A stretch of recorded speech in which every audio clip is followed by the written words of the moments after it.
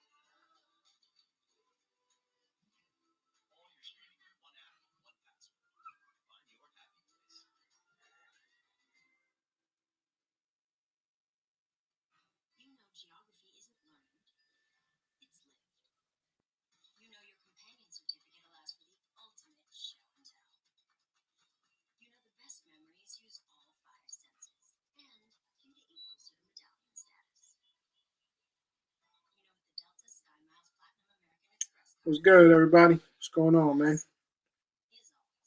Yo, your boy is hungry, bro. I need to go make some food. That's what I really need to do. But I want to see what's good with y'all. Knicks on the comeback trail. Another tough game tonight, but you already know. Always believe in the squad. We gonna make a comeback.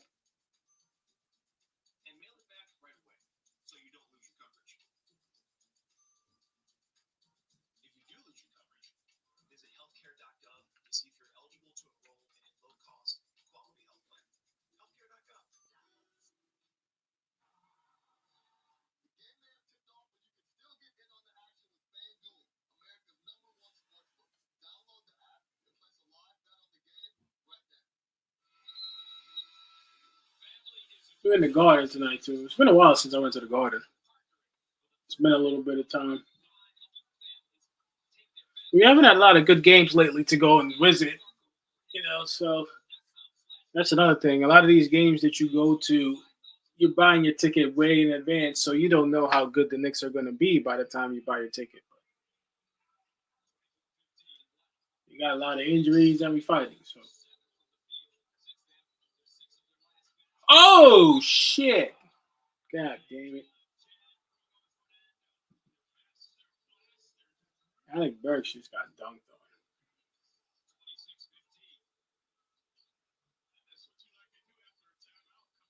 Here we go.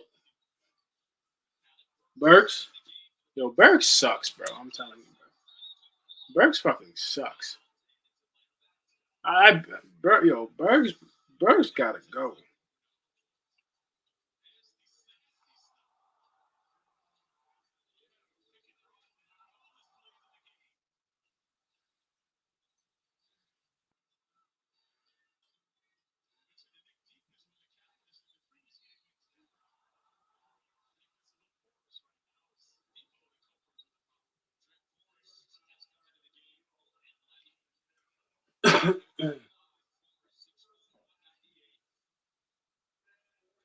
No Trey Young tonight.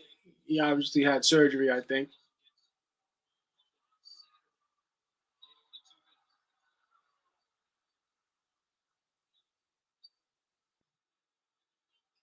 Everybody got that same haircut now. Even I have to copy the hairstyle, bro. I fuck with the hairstyle.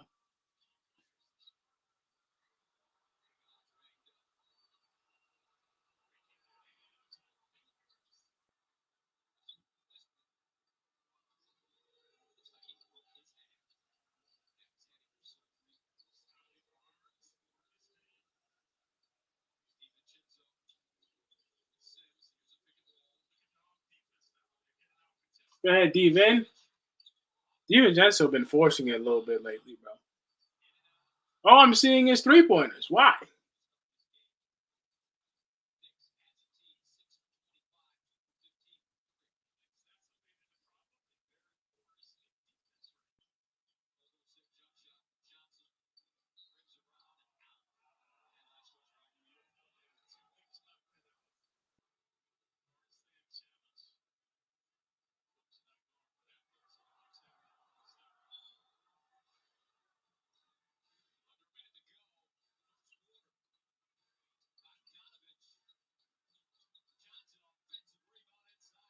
Knicks not rebounding the ball, bro.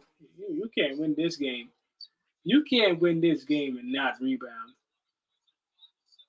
Everything the Knicks throw up right now is so far off. Bogey, there you go. There you go, Bogey. Get back in the game, man. Come on. Let's get back in the game. It's only first quarter. Gotta not only get a stop, get a rebound. No, not this time.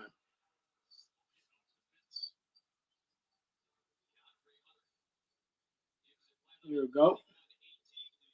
You just get sick every time you see Burks rolling up the ball.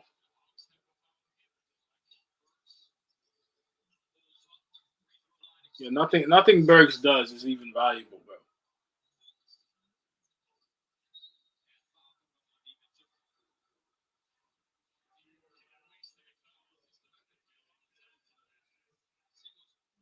Yeah, I didn't think it was smart from DiVincenzo to even try and foul there. No Brunson tonight. You're gonna be in a lot, like Clyde said.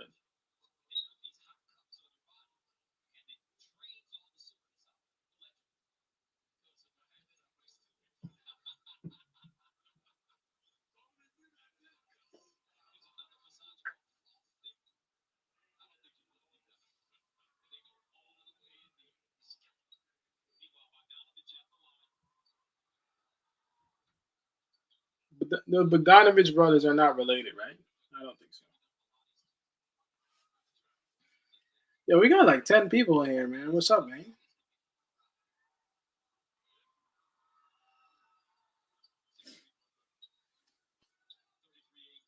There we go. 2 seconds left in the quarter. Nothing's gonna happen, bro. We'll just dribble it out. Fucking Alec Burks. Look at Alec Burks, bro. Look at Alec Burks, bro. Look at Alec Burks, bro.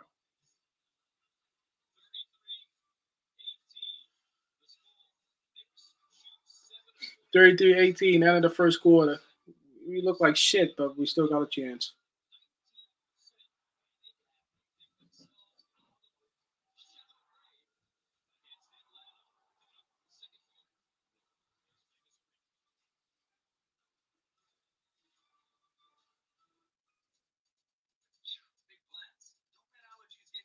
But I told you, bro.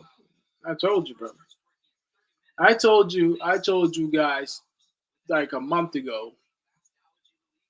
I told you guys a month ago, but I thought Burks was gonna be in. Everybody, oh no, no, no, no. Like, yeah, bro, I seen it already.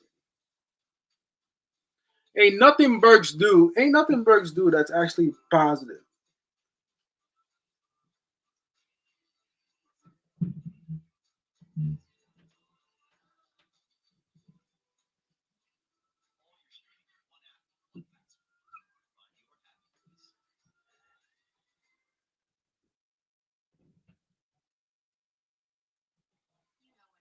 Ain't nothing Alec Burks do that's actually positive for the team. You know what I'm saying?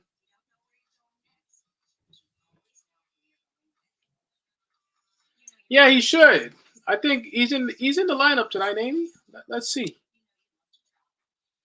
Yeah, Milton is on the bench, bro. I'm playing Milton, bro, over Burks. That motherfucker Burks sucks, boy.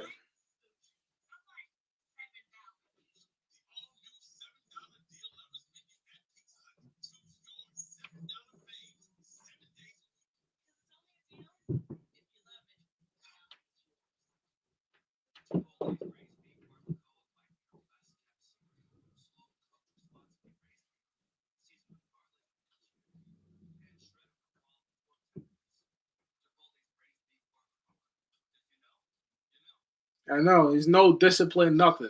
He don't even Burks play. He don't even think about what he doing. He don't even think about that shit. You can tell.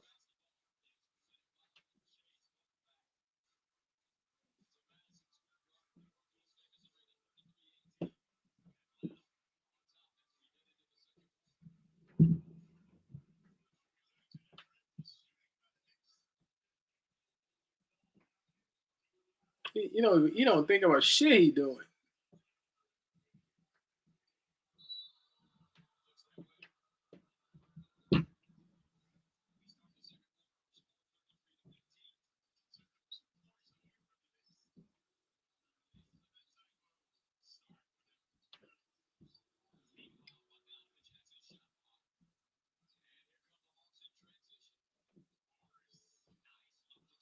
No, we're not stopping anything tonight, bro. Not stopping anything tonight.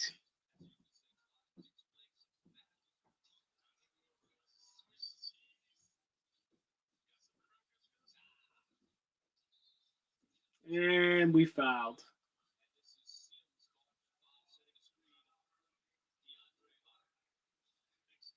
Bro, we look like shit today, Eric. You see this shit? What's up, bro? We look like shit, bro. We really look like shit today. I'm not sure what we're thinking, but it don't look like we want to play basketball today. The Hawks ain't that good. The Hawks are not that good.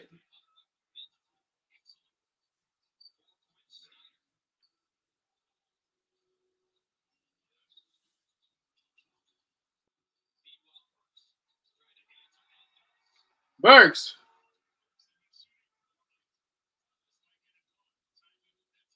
Burks made one.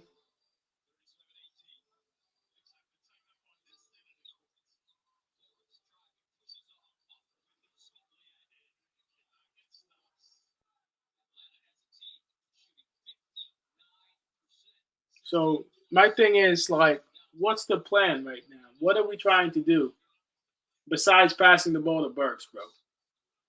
Yo, fucking Burks, get him out of here. Get him out of here. Get him out of here, bro.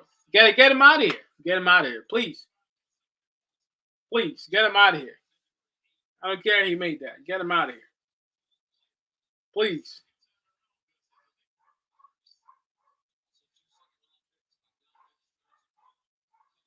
Get him the fuck out of here.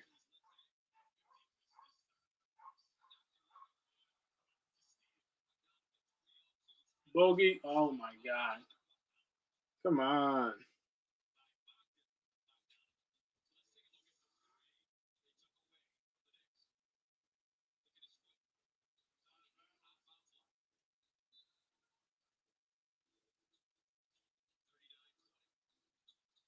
Yeah, Deuce. In fact, that's who should be leading the offense. It should be Deuce that's leading it, bro.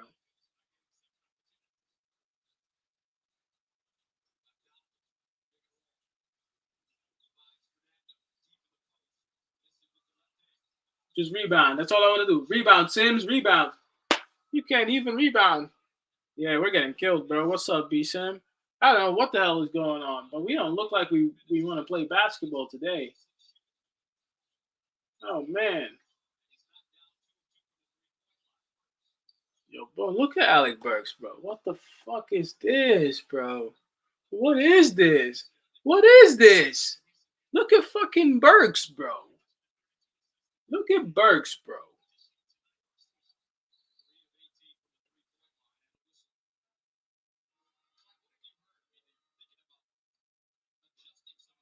Like, I don't think I ever seen this. It's not even halftime, bro. We're already down 20.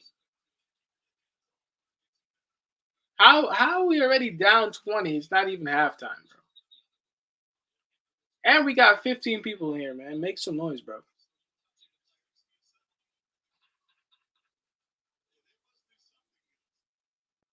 Make some noise, bro. Make sure you subscribe. I got mad videos about the Knicks, man. That's what I do. And we live stream almost every game.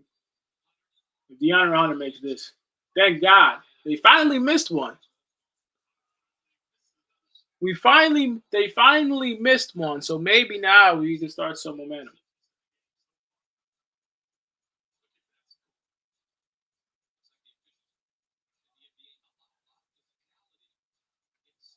Yeah, but that's the thing I was saying earlier, Beeson. Like you don't know what team is going to show up, especially when you have injuries like this. God damn it! Look, Alec Burks, bro. And every time the ball goes back to Burks, why does the ball keep going back to Burks though? Why does it keep going back to Burks? Why? Why does the ball keep going back to him? I don't fucking understand. Look at Alec Burks, bro. There we go. Stop passing the ball to Burks. That should be rule number one tonight. Rule number one: don't pass Burks the ball. That should be a rule.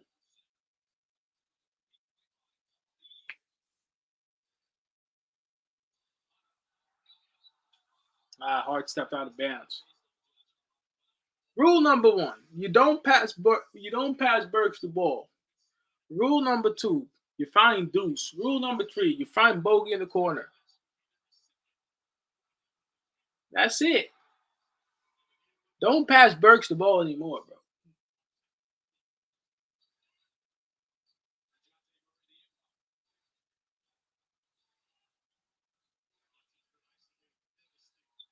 Yo, Isaiah Hartstein didn't do shit on that play just now.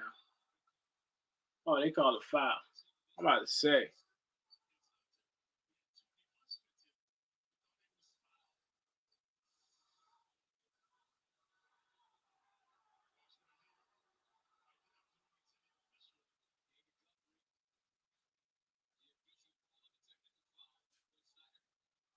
Oh, that's Quinn Snyder with the glasses? I was like, he looked familiar, but I couldn't figure out who the fuck that was for the Hawks. I didn't know who the coach was. There we go.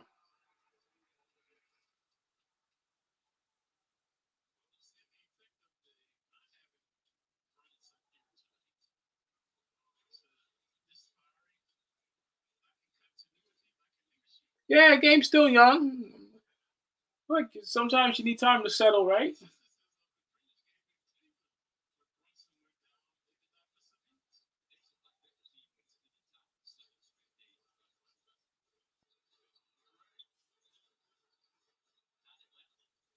All right, man. Burks, please. Thank God he made that because Burks been shit the whole game today, but the Knicks got bigger problems.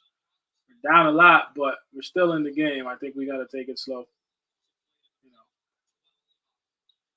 just got to stop here. Got to stop here. Got to stop here. I said get a stop. You see that? That's what I'm saying. Knicks not getting stops. It's one of the reasons why we're in this position. That's why. You see that? That's why we're in that position. We don't get rebounds. We don't get stops. It's hard to come back in a game like this when you don't get the rebounds. But we'll continue to fight.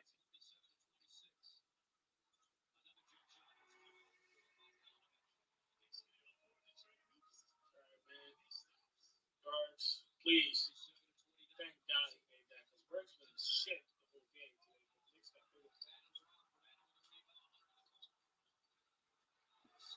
Like we're just we're letting them live by the 3-pointer, which is not a good thing, if you ask me.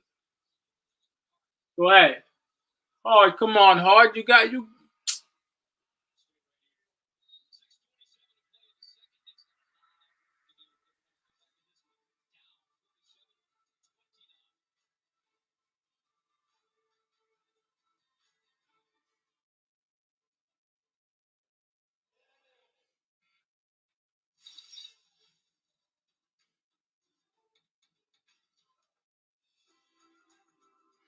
I can live with that. I can live with a 10-point deficit at half.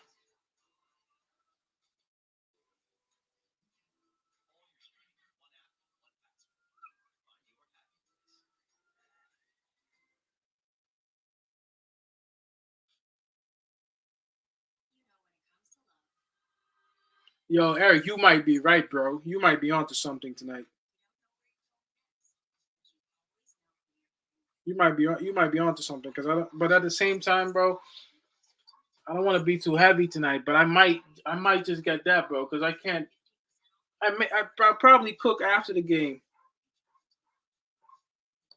I'm gonna get the same. You right, bro. You right. You right. You right.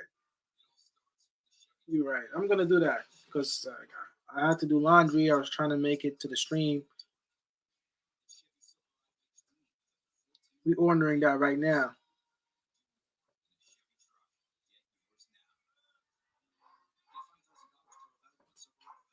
You right, bro.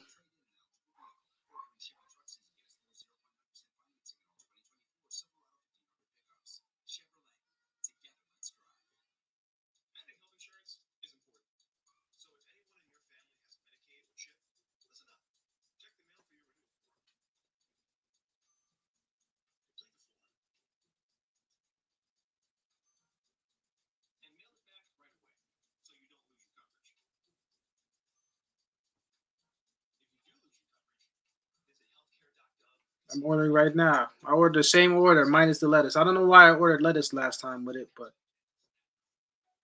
I could live with that. 25 bucks. Yes, sir. Yes, sir. I'm ordering it right now. Just don't have enough time to cook some food right now, bro. In the meantime, you know what I'm gonna do to stay healthy out here? Because we're not eating like shit. I'm gonna eat some fruit. That's what I should do. I'm gonna get some fruit in the meantime. Drink my water. You know. I don't like the lettuce though. Like if you're gonna have a salad, do the salad on the side. I last time I had that shit was mad good, but I didn't like that the salad was in the rice because it made it like a little bit soggy. Like it gave away it took away from the good flavor. I think I ordered that shit just like this. Hell yeah. Let me get some fruit now. That's always a good thing too. Like you can always have some fruit, even if you didn't eat a lot in the day. If you get some fruit, you eat that, you drink your water, you still get your energy going. That's exactly. You see, Eric know what I'm talking about. You put that salad on the exactly. You can't put it in the rice though, because it messed it up. When I put it in the rice, it didn't taste too good. So this time I just took it out altogether.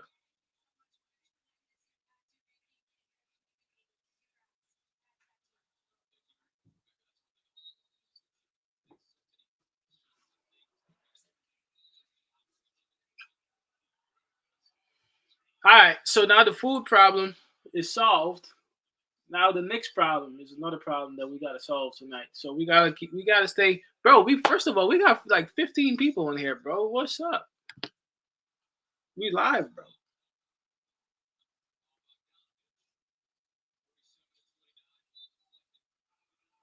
I need people to make some noise, man. We're gonna witness a comeback today. Today we're gonna witness a comeback, bro. Yo, Deuce McBride, by the way, bro. That ankle breaker he had against Mobley, bro. I'll tell you one thing. That shit is nasty. We seen that shit live. I'm unlucky. I didn't. Oh, Bogdanovich did foul him.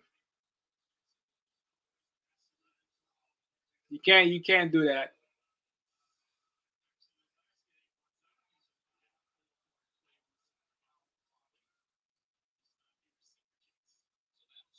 Get it to 37.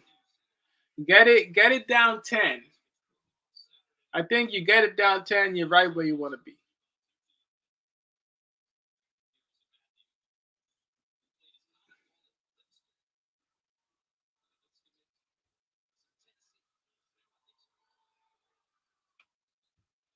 That halal gonna be fire bags, bro. I actually thought about you the other day, Eric, when Manchester United played, but I was gonna text you, bro. I didn't want to get all depressed, bro. I watched that game. We were down 1-0. I said, you know what? They usually ruin my day nowadays, but you know what? I'm gonna try.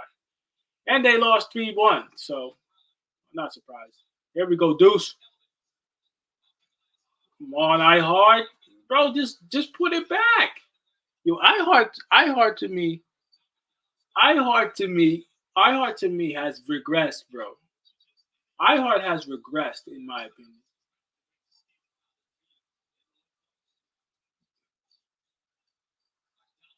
Nice move, Bogdanovich. Here we go.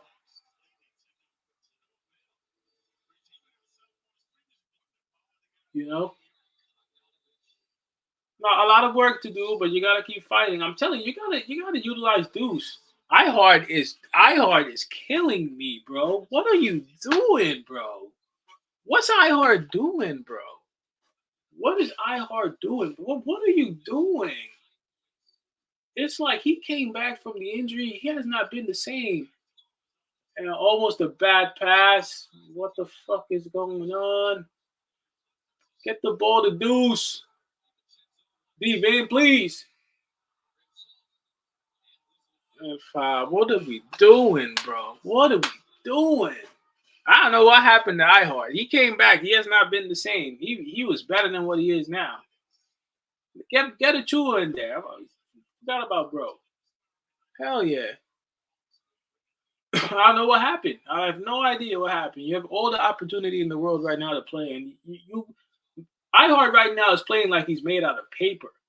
I don't know if he's healthy. I don't know what's going on. Josh Hart, but Josh Hart is not that type of player that is going to consistently play well. He's not that type. He's an energy guy. So him being elevated to a role where you expect him to score some more buckets, I don't know how that's going to go.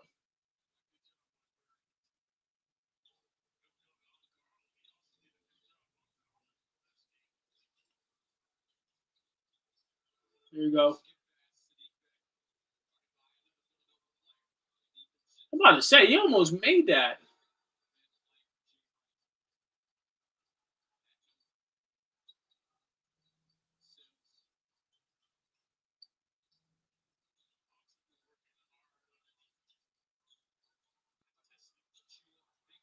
Look at Chua. Hell yeah. There we go. Should have been playing him, though.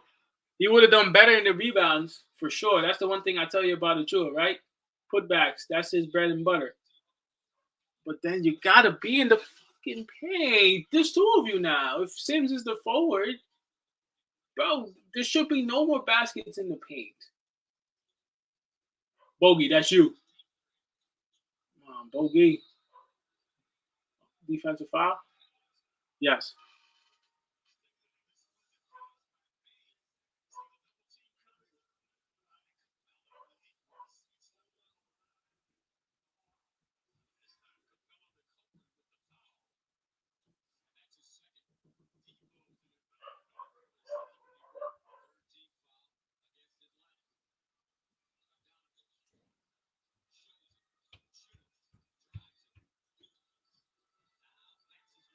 Chua? Look at Chua. iHeart ain't doing that shit. Look at Chua, bro. iHeart is not doing that. iHeart is not doing that. I'm telling you guys. Bro, I'm telling you, if they score one more basket in the paint, rebound. Here we go. Steven, come on. Here we go. See, now we're cooking. Now we're cooking. It's about time. Once the event starts hitting that, you know. You know.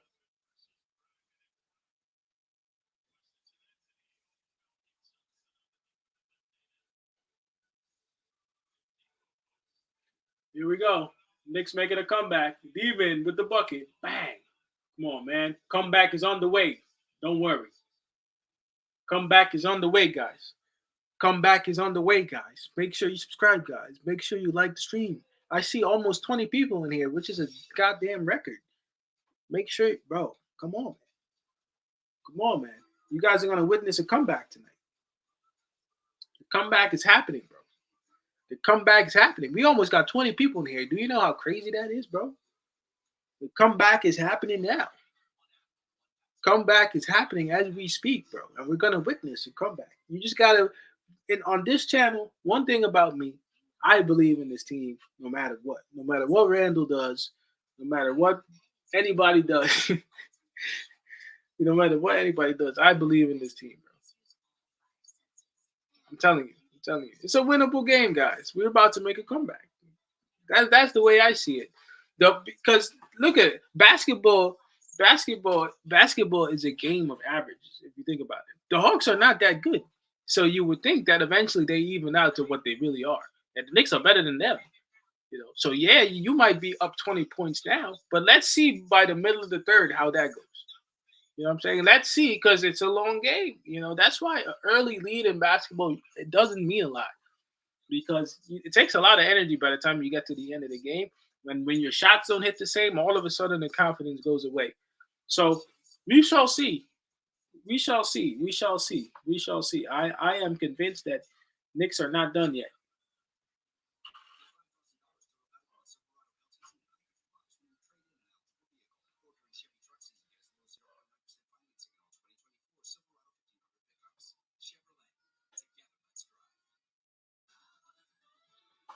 I am convinced. I'm convinced the comeback starts now.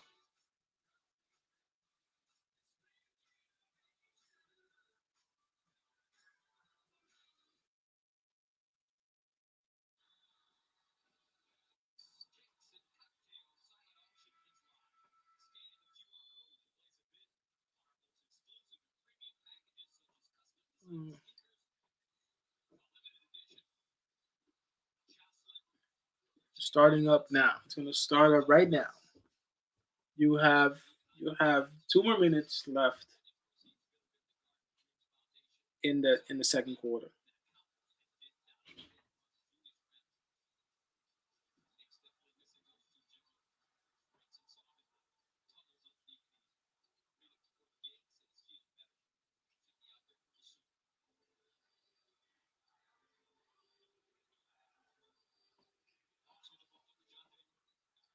All right, crowd getting into it now. Nice contest, Steven. See? You see what I'm saying? Now the shots are starting to miss a little bit. We're getting the rebounds.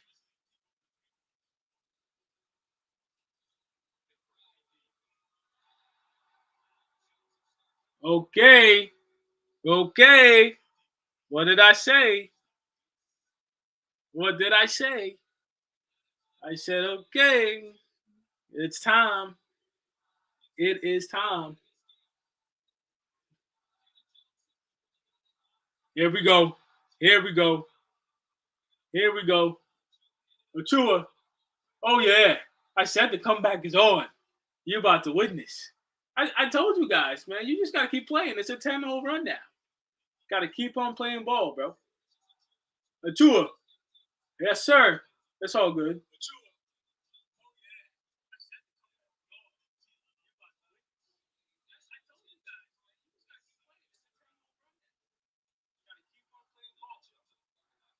Uh-oh.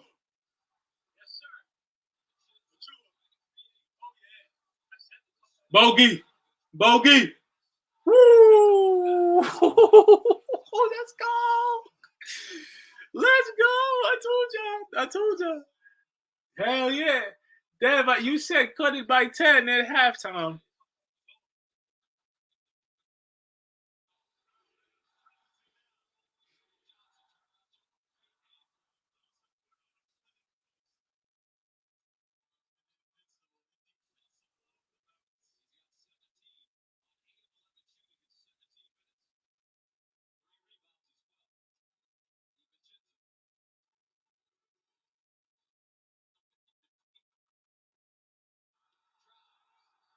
Oh, it's a foul. Where's the foul? Where's the foul? Where's the foul? Hmm.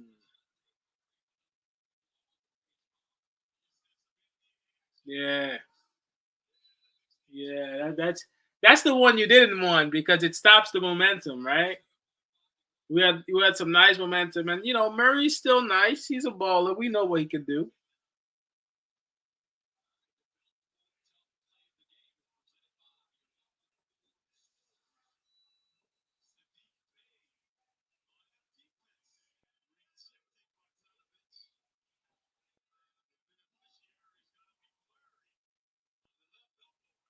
Hmm.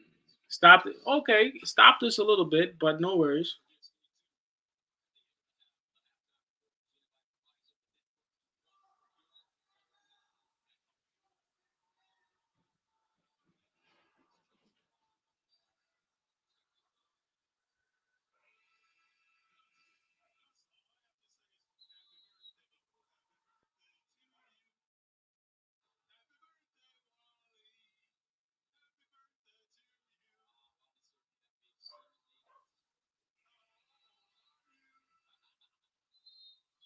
Hmm. 61-46. If it wasn't for that three, I like where it was going.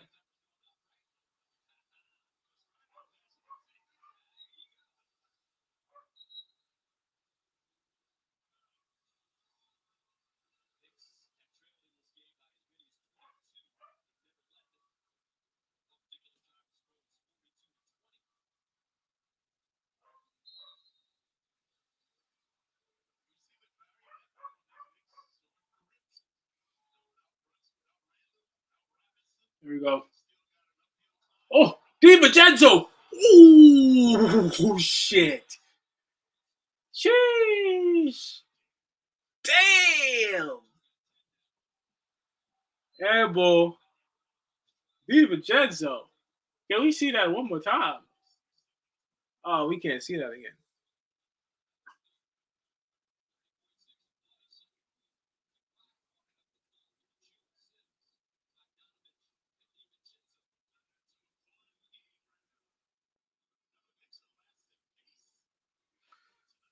All right, Deuce. Here we go, Deuce. What's going on with my TV? Achua. Yes, sir. I know what's going on with the stream, bro.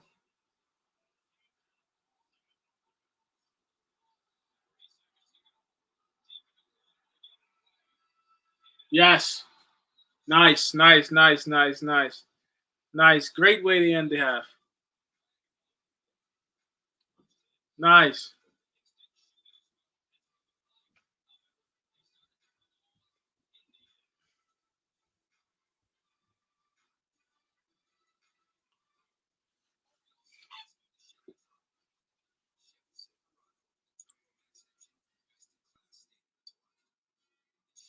All right. Yo, make sure you make some noise in here, man.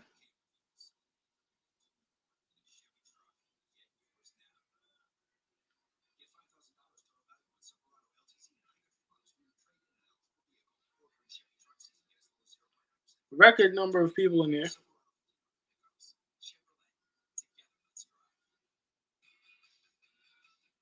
Uh-oh. The courier is heading to the restaurant. You know what that means. Food ain't far away, brothers. Food ain't far. Yeah, I'll be looking at the car. I'll be looking at the car icon.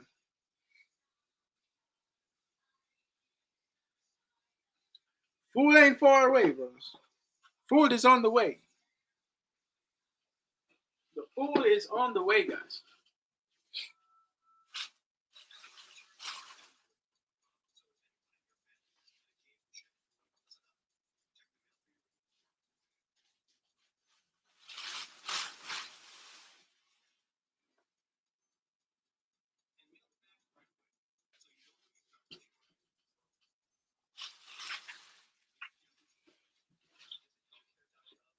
Yo, I gotta fix my stuff in the apartment real quick, bro. I just did laundry. Yo, Eric, you wanna talk about the game real quick, bro? We're gonna do a halftime show. We got too many people in here not to do a halftime show tonight. We got too many people not to do a halftime show. So, my boy, somebody take the lead here. Somebody take the lead here and hop on the stream. It can be anybody, in fact. Hop on the stream. Tell the people about the game. Tell them how you're about to see a great comeback. You're about to witness. How much battery I got? Hop in the halftime show, man. We got too many people in here not to do a halftime show tonight. And I usually don't do it anymore because, like, it's usually the regular guys. But we got a few people in here, so we're gonna be professional. We're gonna be professional tonight. we gonna be professional. This is ESPN, but better.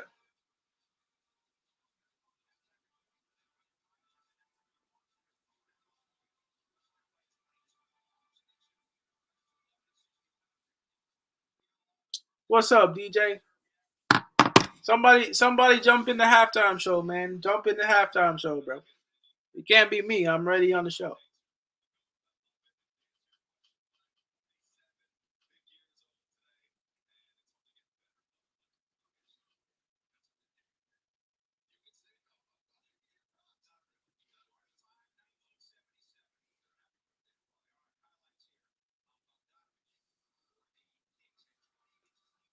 Bogdanovich, bogey.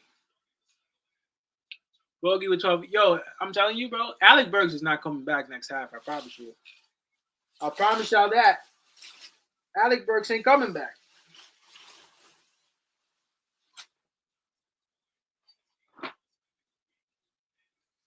Alec Burks ain't coming back. Tibbs said, you know what? You're trash. You suck. And quite frankly, I don't want to see that much of I don't want to see as much of Burks anyway, you know?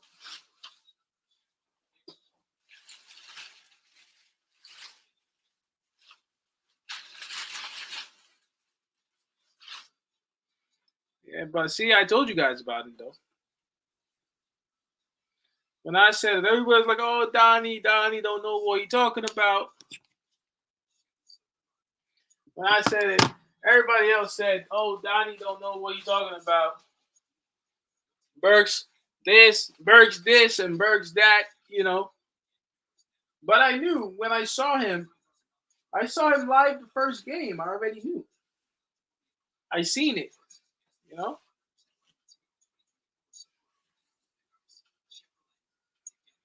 which is crazy because like the way Burks' game is, you would think that it's like the perfect fit on a team like this for Burks. But some guys, some guys are just not good enough, and there's no shame in that. You got an opportunity, it didn't work out. I ain't mad about it.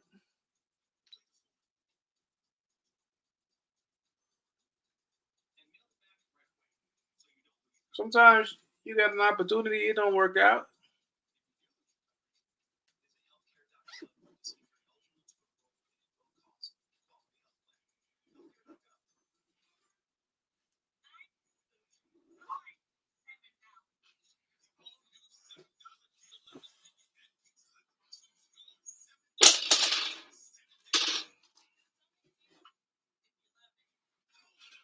16 people in the chat. What up, chat? What up, chat?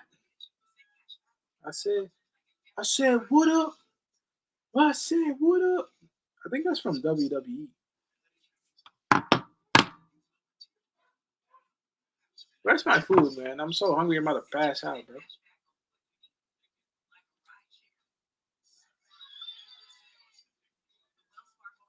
Oh, I should get it in 10 minutes. We eating halal tonight, boy. You can't go wrong with no halal. Halal, la, la, la, la, la. You can't go wrong with halal, bro.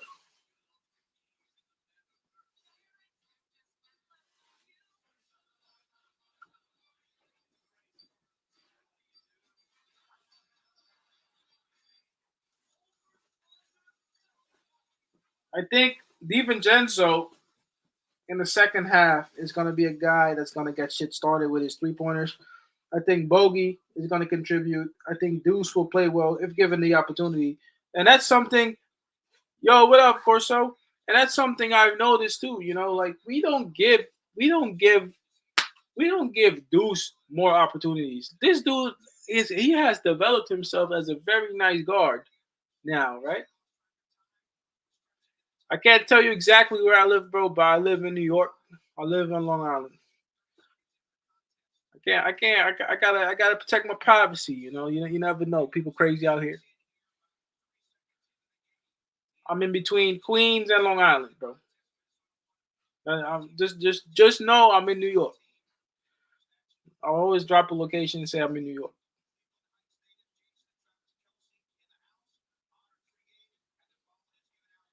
Crazy ass people out here, man. I'm anywhere from Queens to Long Island. That's where I'm at. From Queens to Long Island. Sometimes I'm in Queens.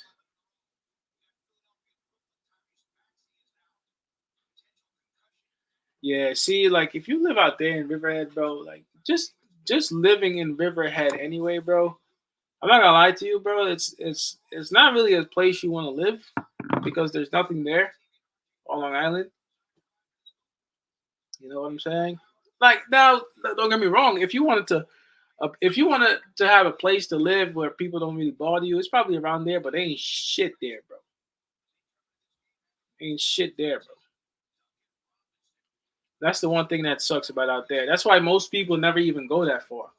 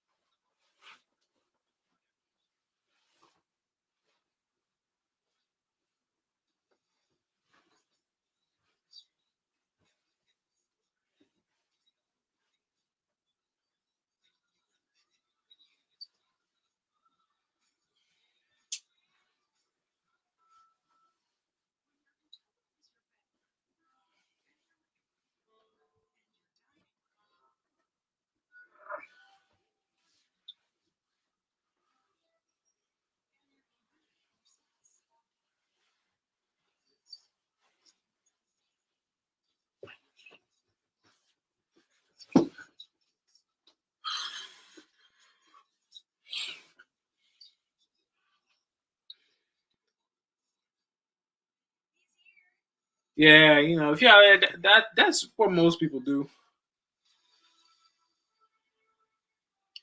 Oh, the food is on the way. Yeah, I mean, there's shit to do on Long Island. You just got to be a little bit mixed here. If I don't know like what your ethnicity is, but if you're Caribbean or there's not much stuff to do out there if you're Caribbean. Like or if you're from more those type of cultures, not in Long Island. There's a lot of good Spanish places like out here. Well, there's some, not a lot. There's some stuff to do, but most of the stuff you do, honestly, it's in the city, and even the city is overrated a little bit. I think nowadays, bro, you got to find your own way about. You got to kind of have your own little things that you like to do.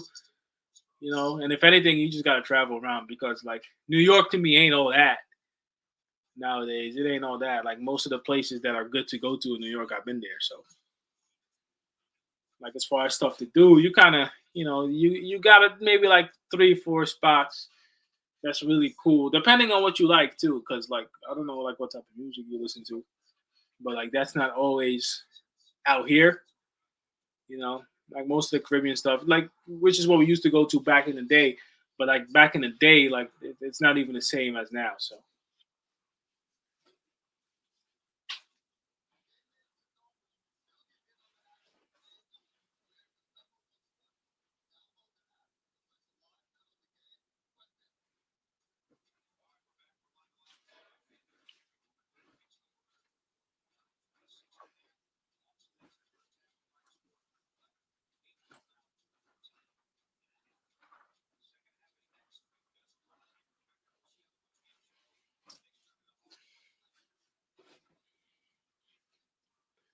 yeah, I heard about Cali. Cali is actually a place that's on my list, B Sim.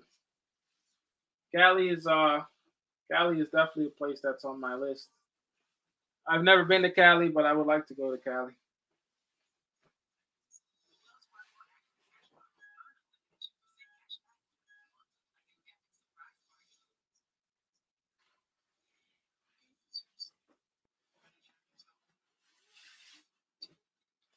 Girl, you wanna be a model on the internet going full time.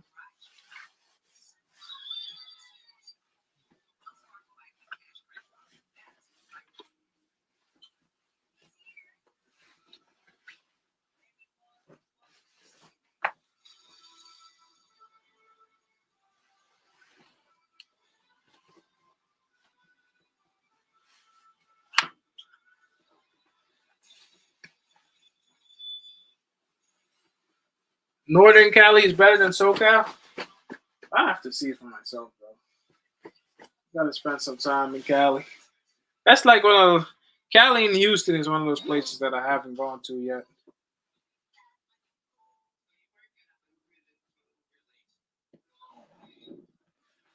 Knicks, baby. 11-point game. We making a comeback. Halftime though. So we just bullshitting.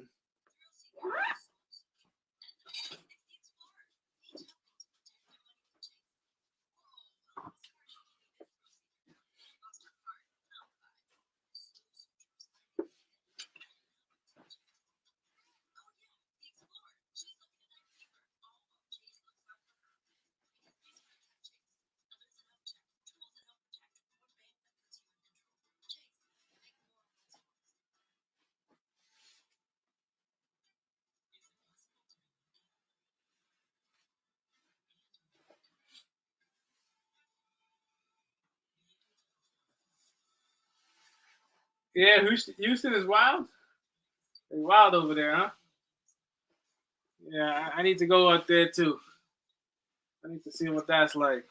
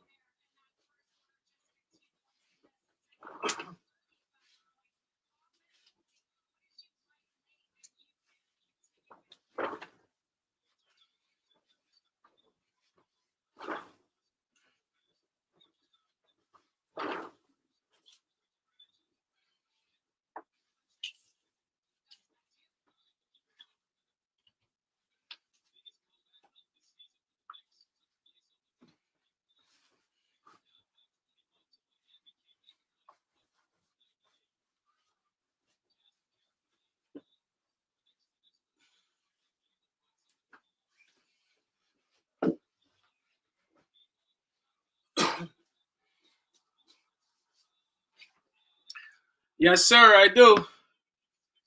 Oh, my food is getting delivered, guys. We made it. Nigga, we made it. Hold on, I gotta get my food. 10-point game, comeback trail is on. The halal is here. The halal has been delivered, guys. The halal is here. Here we go. Nice. Come on, Josh. The halal is here. Hold on. I'll be right back.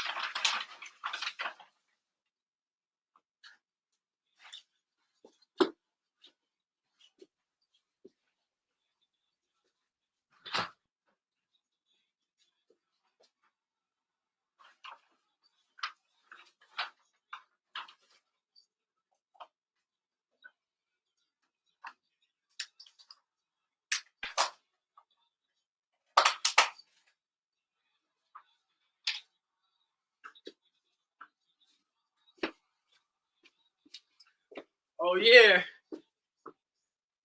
the halal has been secured. The halal has been secured.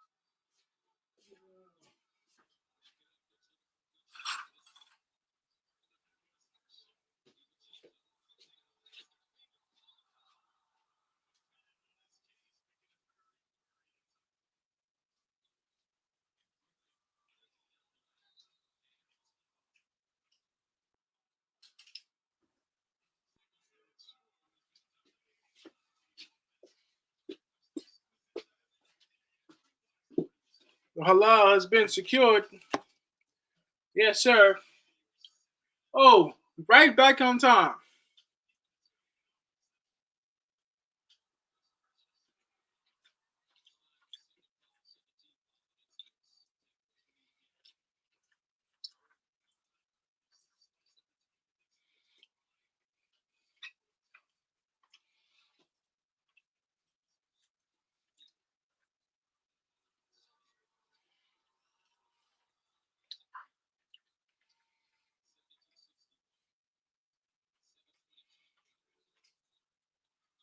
There you go, Deuce. Precious. Damn. Nice defense, Deuce. Here we go.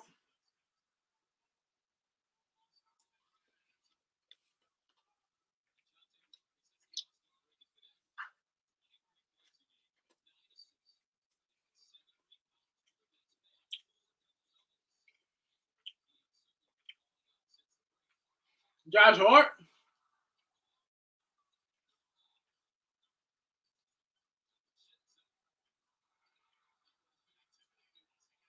Nice, I Hart. Josh Hart. I like the energy. Our energy is there. We just got to finish.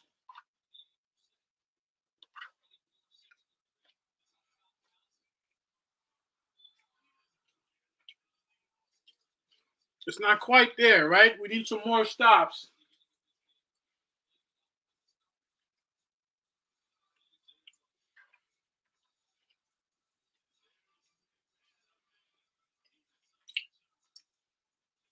Still with a chance, but the Hawks don't want to lose this. Knicks can't. They can't let up though. We're getting the opportunities. We just got to hit our shots. Shout out to everybody in the stream, man. We got 16 today.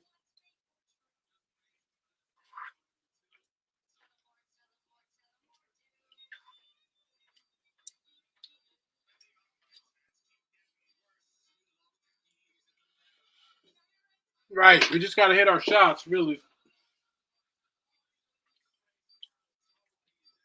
We're getting the opportunities, but we're not taking it.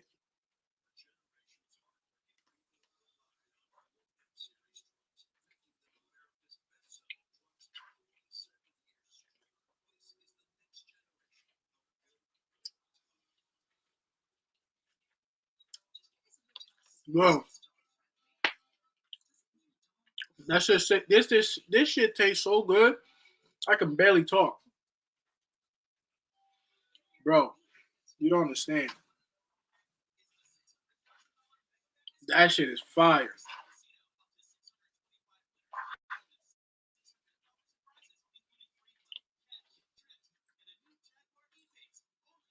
So I did the half chicken, half lamb. I did black beans. I did it's I think it's like tomatoes cut in there, chickpeas, brown rice. I'm about to pass out though.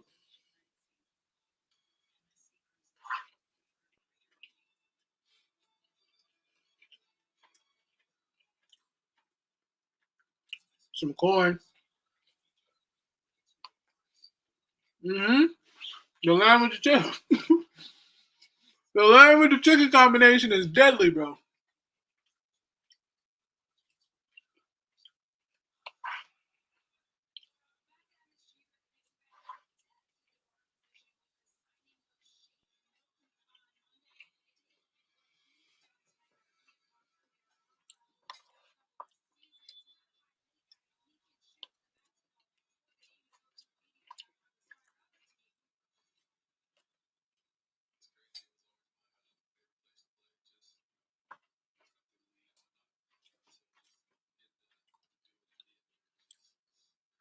Everybody's favorite place to play is always the garden.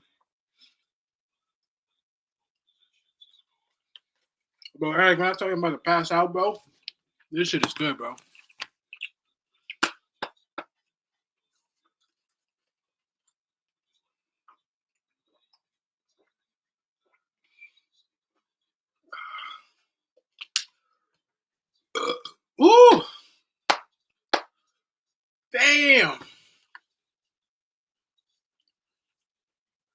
Yo, what? You don't understand. Nigga, 10 years ago, what you doing 10 years? Now, what? 10 years ago? Now, what do you mean?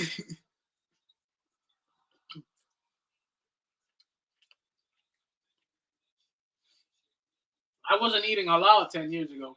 Here we go. All right, so get the rebound, get a bucket, get a stop. We don't got to do it all in one quarter, just little by little. There we go, Hart. I like that. I like that. That nigga was like 10 years ago.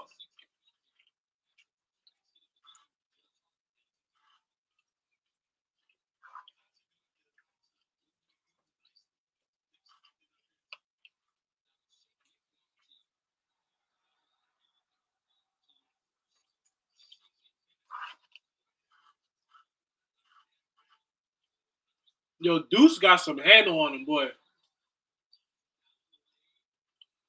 Come on, Josh. I think the ball. Nah, I wasn't eating halal 10 years ago. I know that.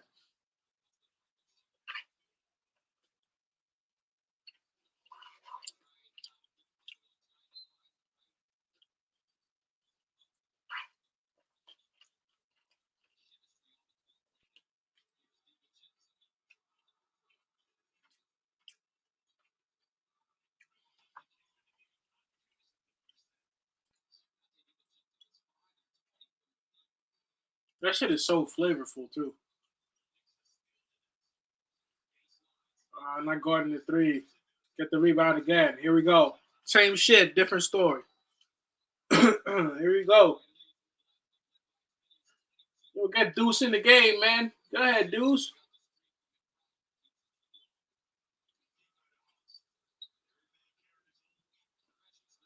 A true hell yeah. Hell yeah. Yeah, I got some halal, bro.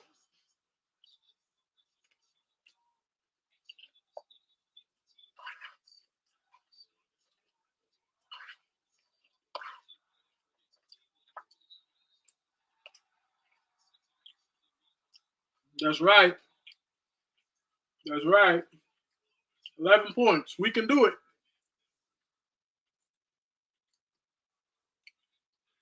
I think I know what gas station you're talking about, too. But you know what it is with those gas stations, bro? There was a spot even in Brentwood, bro. That gas station on Washington Avenue used to have fire chicken, bro. That's probably some of the best chicken and biscuits I ever had in my life. I swear to God, bro. That shit was that good, and they changed it to halal now. I don't know if you ever had, bro. That shit was better than any of the shit that you could, bro. I swear to God, I don't know if you remember, bro. That gas station right there, the gas station across the where you got the by the 7-Eleven, bro. When I tell you that chicken used to be so good, I swear to God, that's some of the best chicken I've ever had, bro. And I never found it again. Like they changed the shit and they never brought it back. I'm telling you, bro. That's the chicken and the biscuits were ridiculous, bro. There you go. There you go, Josh.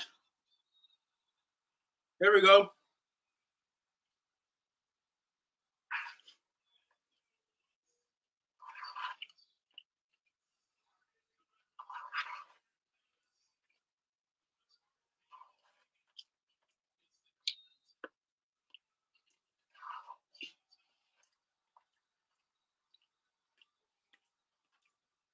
Knicks is cutting it. Knicks is cutting it.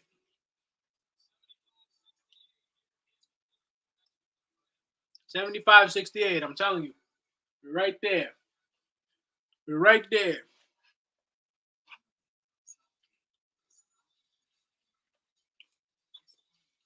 A halal spot in Hop Hog. I don't know if I know that one. Dev might know that one.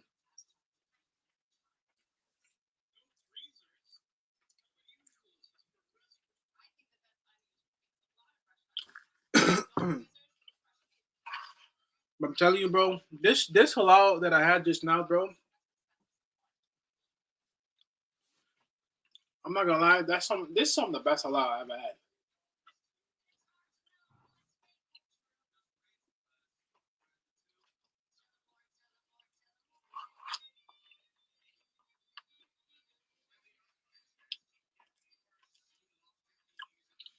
You know good halal from bad halal, bro.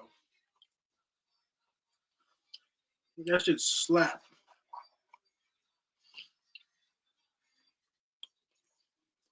You're absolutely right, Brandon. No lead is safe in the NBA.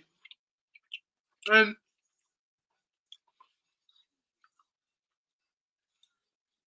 like I told you, sometimes, the way the game goes, it's hard to maintain the lead from the beginning, bro. Unless you're a really good team, that shit ain't happening.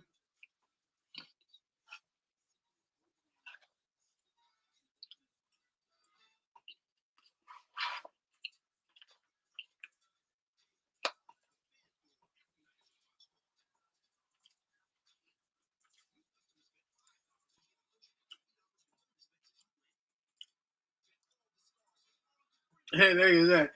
The Milan spot, they have a different corporation. They have a different corporation next to them. It's the littlest spots sometimes, bro, that be doing it, bro.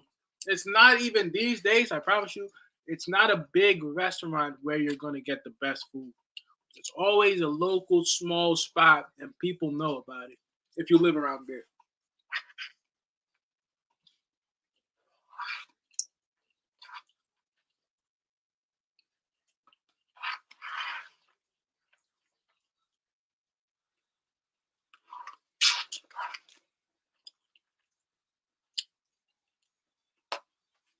Mm-hmm. And that should be packed out too. On the weekend, you're gonna have a hard time ordering.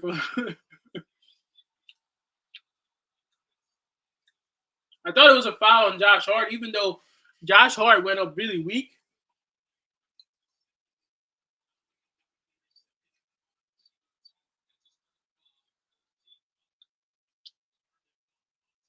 Mm, a lot of game left though.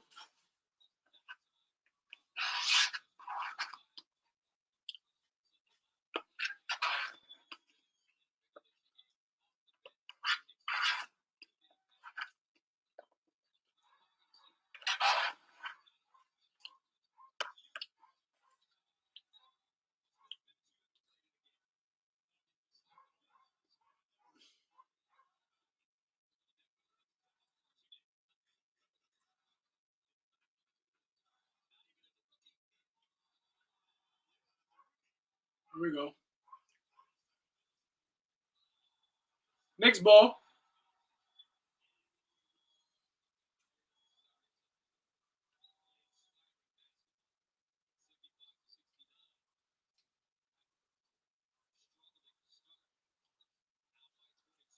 Here we go. Ah, come on, Josh Hart. Yo, that halal food was good, bro. Sheesh. You know, you know, when you finish eating and the flavor is like still there, like woo, good lord. No, we don't need that. Come on, Bruce.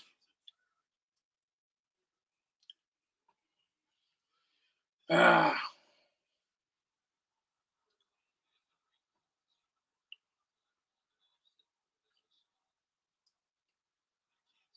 I feel like eventually DeAndre Murray,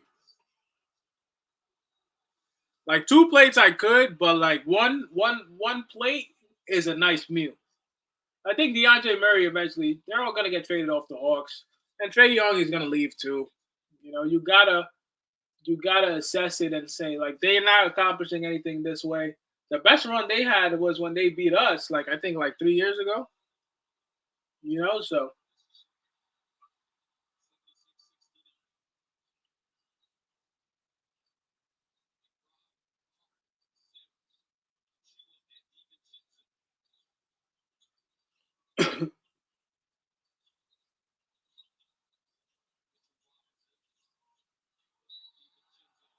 there we go. But right there, guys, Don't worry. Don't worry. Still aggressive. And we got a whole quarter left. I'm telling you, it's going to get interesting in the fourth quarter.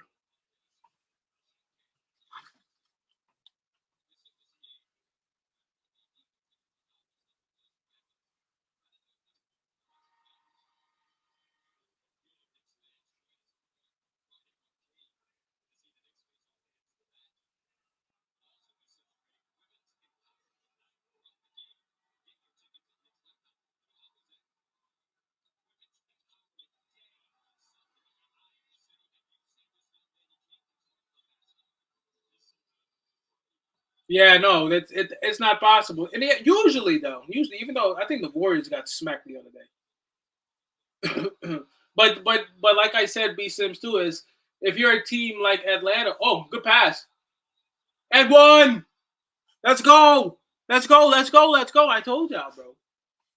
If you're a team like Atlanta, you don't have the talent. I said, comeback is here and one bogey, hard to bogey, hard to bogey. Look at that.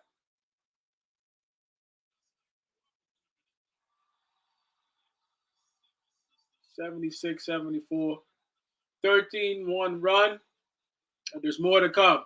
2-point game. I told y'all, comeback is here.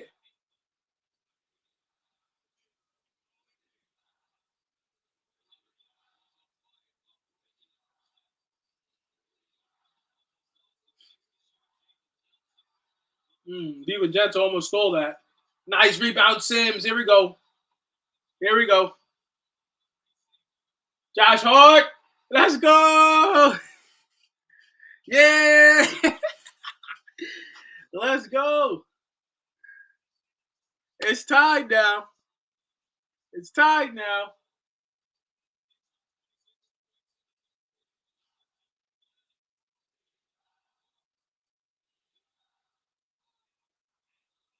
Murray a baller boy, I tell you.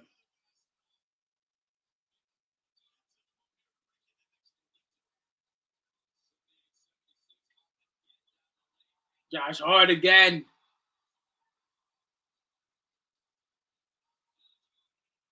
Game is official, man. Scrappy, gritty game. I like it.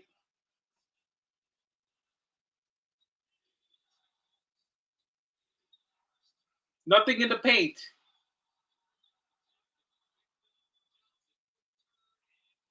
If Bogey was looking the other way, he would have stolen that.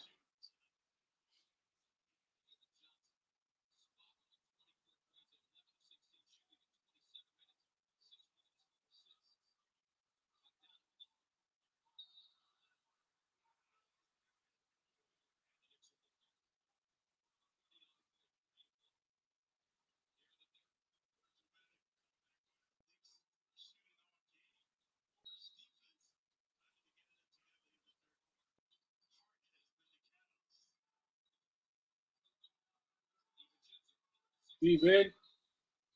Foul.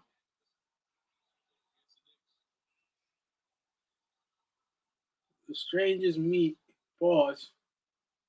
Uh, I don't. I don't really mess like with too many of like wild animals. To be honest, I think I had like horse before or some shit like that. But like I don't like. I know people who go crazy with shit like that. Me, I've never been a fan. Come on, bro. I never been a fan to like go dabble outside of like chicken and like lamb or whatever. I stick to the basic shit, bro. Like I don't be doing too much crazy shit. That's it. You gonna get. All right, we right here.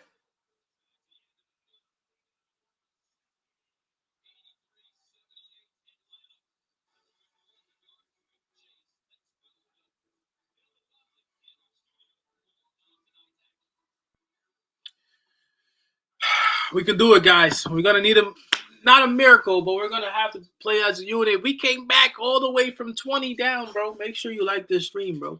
We came back from 20 down, and here we are. Fourth quarter, we'll decide it. That's all you can ask for. You want to be in a position to win the game at the end.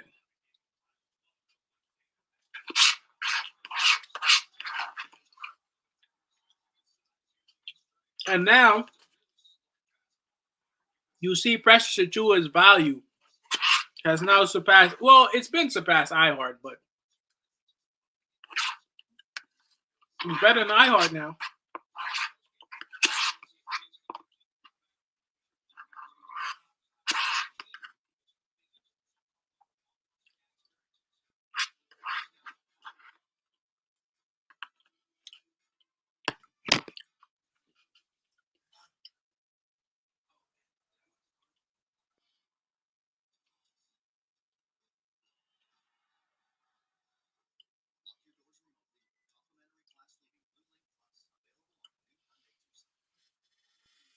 Here we go.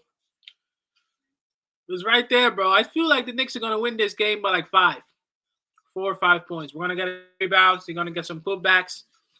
I think Precious Achua is gonna be huge.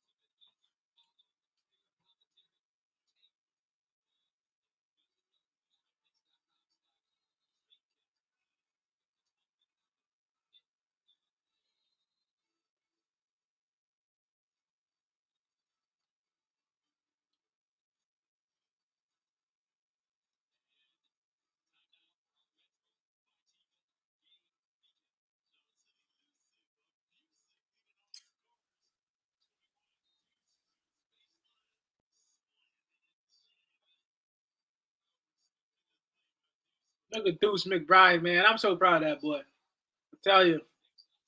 I remember when Deuce came to the team and we said like, oh, he's gonna just give us defense and shit like that, and that's already good. And you see Deuce now developing offense, bro. I think Deuce is my besides Brunson, bro. Deuce is my second favorite player on the team now. I'm dead ass. It's probably Deuce and then it's OG. But I like Deuce, bro. I really like his game. I like the way he plays. He's turning out to be a solid player. See, we can't give that up, bro. It's the paint that's been killing us today, too. Keanu Tibbs is pissed. Can't give that up.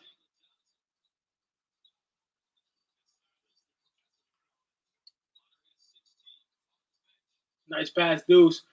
Burks, you should have shot that, bro. But he made that. I'll give you that. Everything Burks do.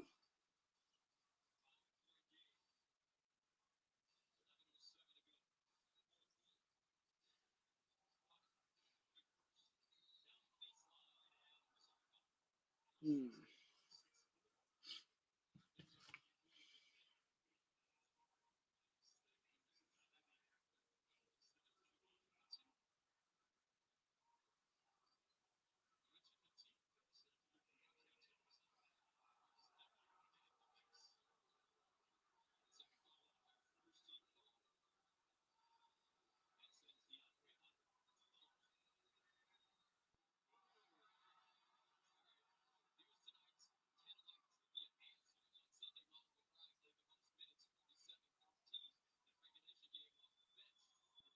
No, pressures don't make Randall expandable. I wouldn't say all that.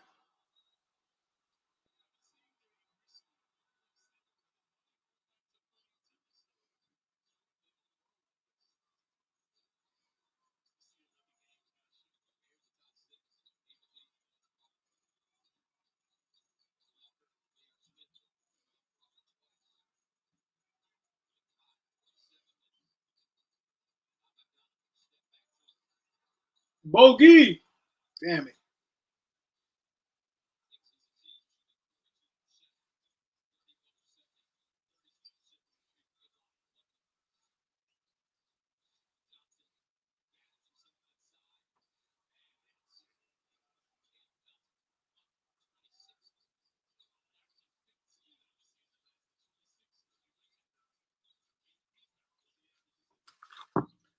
8 points. How are we gonna do it? Josh Hart looked frustrated on the play. And one. Come on. I think you know what? As much shit as I talk about Alec Burks, bro, he's gonna have to do something this quarter, bro. Because I'm not living with Josh Hart taking every shot. I'm just not living with that. I'm not living with that. Burks, you got it. You he came here, to provide backup and depth, right? How you missed that, bro?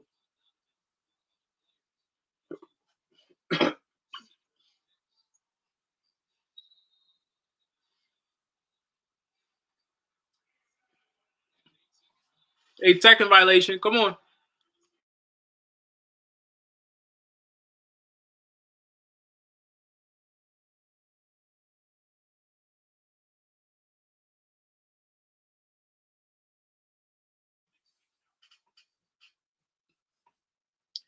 I think Devo used to be better at that in the beginning when he first got to the team than now. But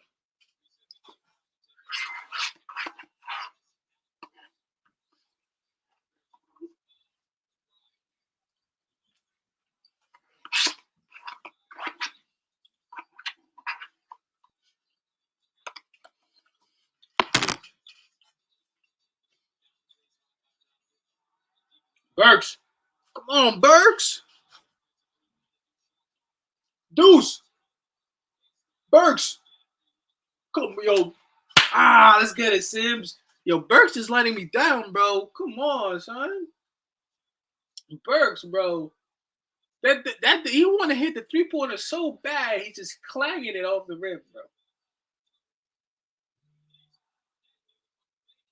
Oh, Sims, you gotta jump, Sims.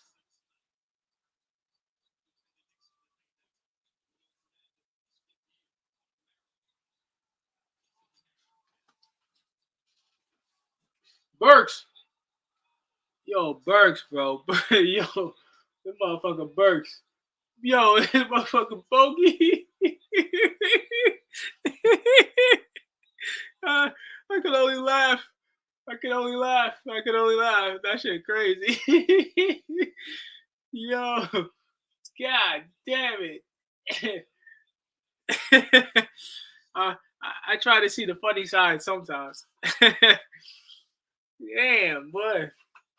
That motherfucker missed he missed the whole rim.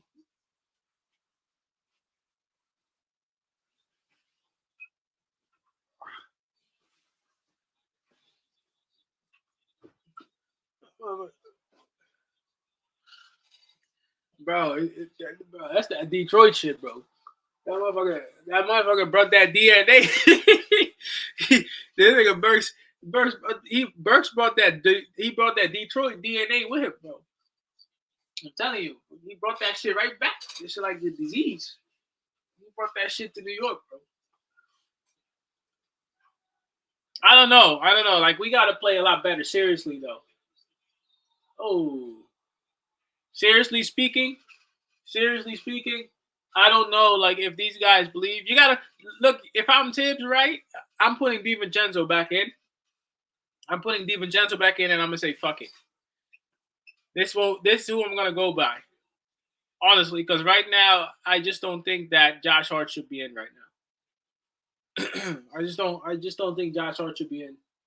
Take Josh Hart out, put DiVincenzo in. You know, or if anything, you take out Burks and put in DiVincenzo.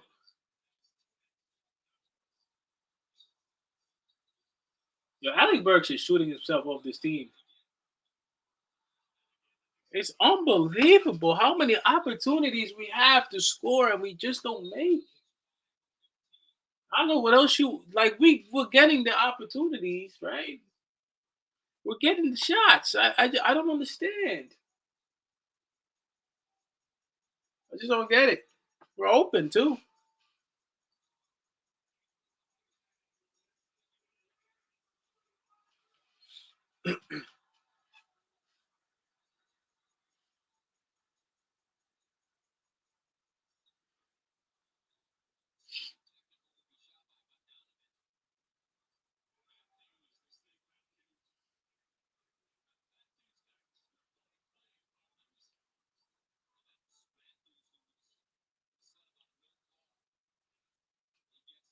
I hope so, Brad. I hope so. I hope so. What's good, brother? I hope so. We've had too many opportunities.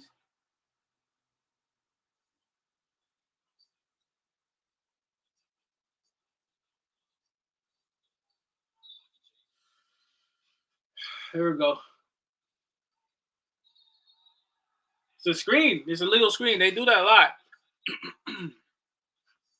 We do that a lot. Well, in the NBA, I should say, they do that a lot. These screens that they set sometimes are fucking illegal as fuck, bro.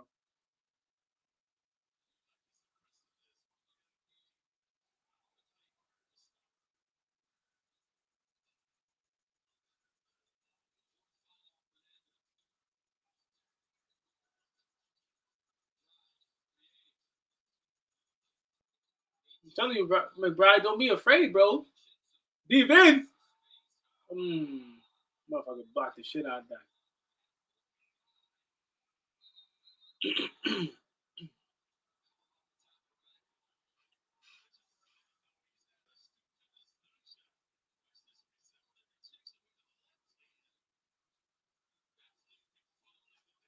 Nah, ain't no goaltending on that.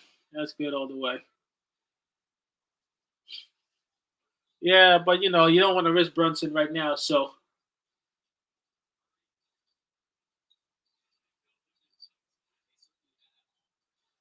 stay with him. Stay with him. Nice bogey, nice. Here we go. No foul here though. No foul. Rebound. Deuce running left. Hart gotta make that. Josh Hart, you're fucking clutch, bro. You're fucking clutch, bro. Josh Hart is clutch, bro, because fucking Alec Burks is not making that right now. You're clutch, bro. That ass. That's a big shot right there. That's a big shot right there. That's a big shot right there. That's one thing with Alec Burks, bro. That's one thing with Alec Burks. That's one thing with Josh Hart, bro. He can hit a big shot.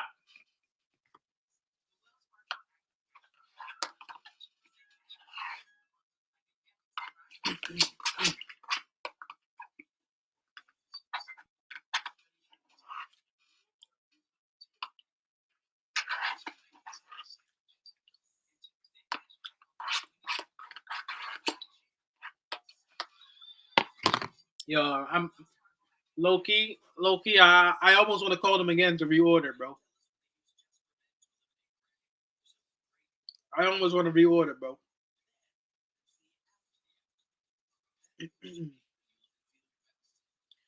I almost want to reorder, bro. Yo, I almost want to reorder the halal, bro. I'm about to reorder, but no, that's crazy.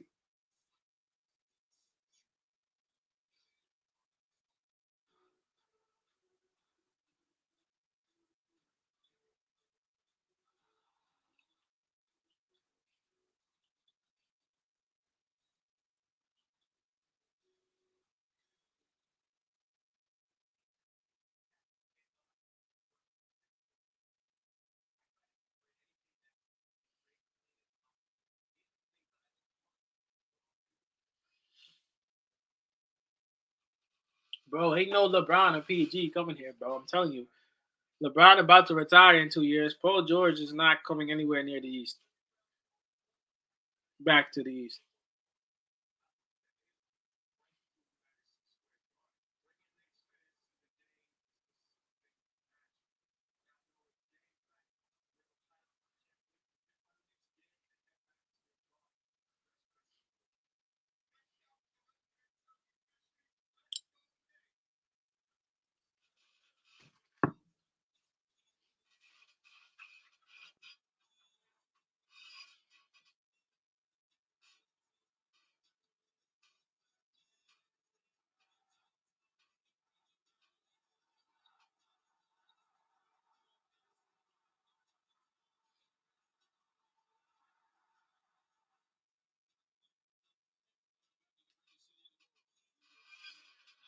93-88, guys. Honestly, bro, I haven't even thought about free agency, bro, because I really believe what we got here is good. Like, Honestly, name some of the free agents. I can't even tell you. I've not thought about it once. I've been so focused on this season. I haven't even thought about free agency, bro. I haven't even thought about free agency, bro. Murray with a clutch bucket.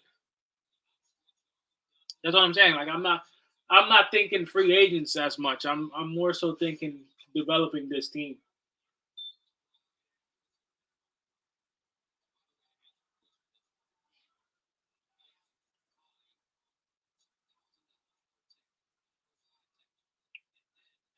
Deuce McBride saying it's a shooting foul. Well, he's not getting that. Deuce is not getting a shooting foul on that.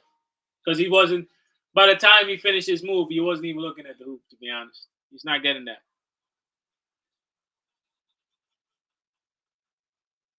I don't know about resigning iHeart though, B Sim. I'll tell you that. I think we should resign OG and Precious. I don't know about iHeart though. I don't know. We went from playing excellent to playing shaky. Nice Sims.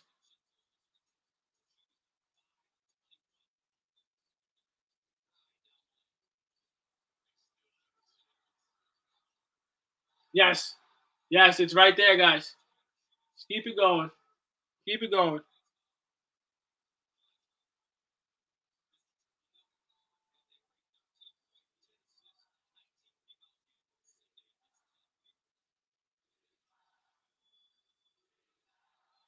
Nice Deuce. Yeah, I'm telling you, Deuce's passing has gotten so much better. Just this whole game, bro. I'm telling you, bro. This dude, Deuce, bro, that motherfucker's gonna be a problem, son. We gotta keep Deuce at all costs. Like keep developing that kid, man. I'm telling you, they're turning into one of my favorite players on the team.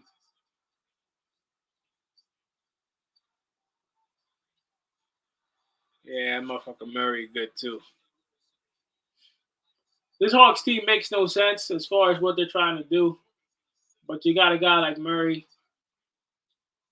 Yeah, Josh Hart can't hit him forever. I'm not mad at that. He was the only one really hitting him though. We need some continuity, some unity.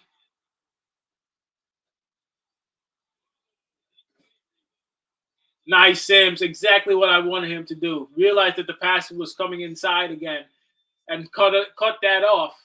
He cut it off not once but twice. Nice. That's because of Sims that we survived this possession. Sims with a smart play. He realized there was going to be another pass inside, right? He realized there was going to be another pass inside, and he made sure to shift his body without fouling to stop that and get in the way. Oh, come on. No. No, come on. Damn. How do you give the ball up? Damn. DiVincenzo? Shit. Sims played really well.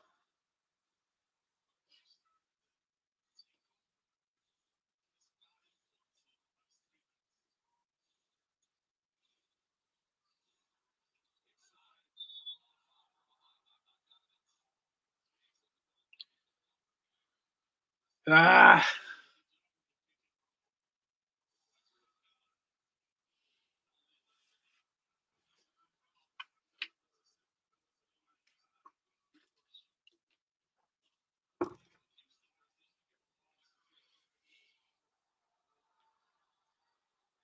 Yeah, Capella not the best shooter. Nice career, I think, for Clint Capella. I think he started with the Rockets, right? I think he's had a nice career so far. He became a really good center.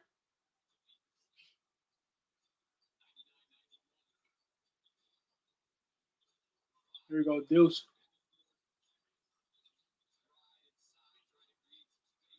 Unlucky. I like the shot though. Like the shot. Be aggressive. One guy I would like to see shoot more anyway is McBride. Now they called it on us. Yeah, they called it offensive.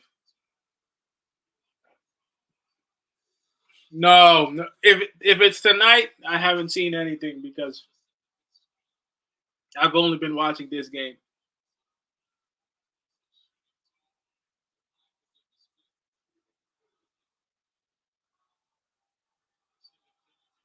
I don't know. Kind of running out of time now. We're running out of time. Running out of time. We gotta get some stops going. It's still possible, but it ain't gonna be easy.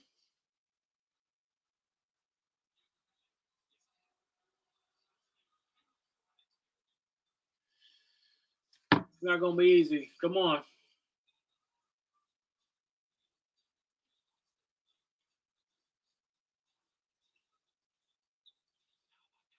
Bogey. Come on, come on, come on. Right there, bro. Just get some stops. That's all we need. That's all we need, bro. You need a couple of stops.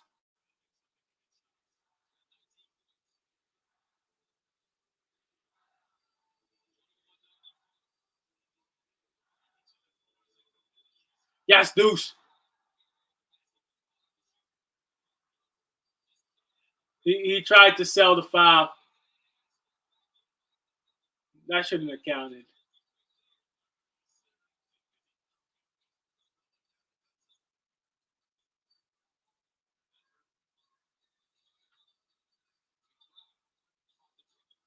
Mm. Nice effort, Josh Hart. Calm down, DiVincenzo. DiVincenzo wants to shoot everything. Better off passing this one. Bogdanovich, where are we passing to?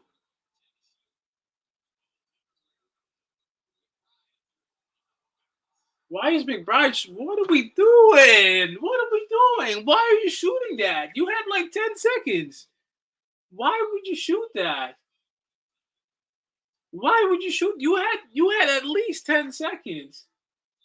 God, that's the one thing for McBride. He's not good off the dribble yet. He can hit a jumper, but off the dribble is where it starts to go downhill for him, bro. Come on. I have no idea why you even shot that. You literally could have gone to the hoop. I don't think he has a floater yet, but you could have gone to the hoop and passed it out for a three.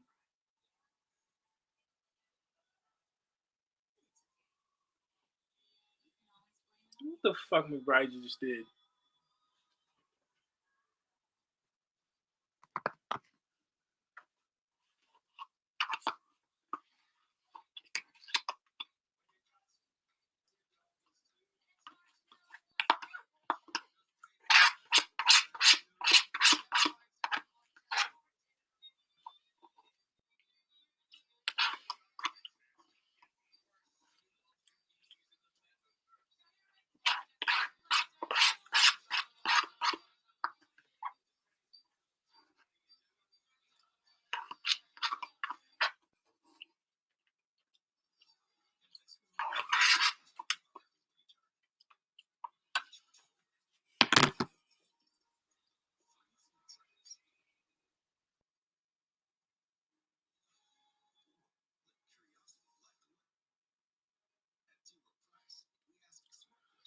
Running out of time.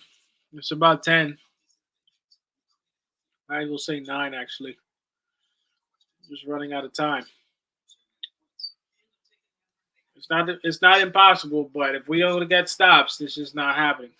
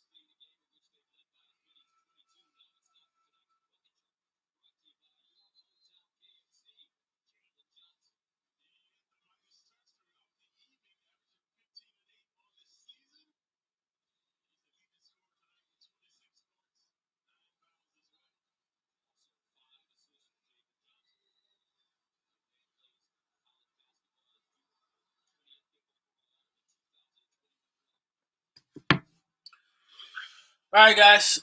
It's been a fun stream, but the stream is not complete without the win. So I think we gotta. I think tonight we hit a record this season of at least 20 viewers, which is good. But I think 20 is about the record. But like, I would like that to be a W.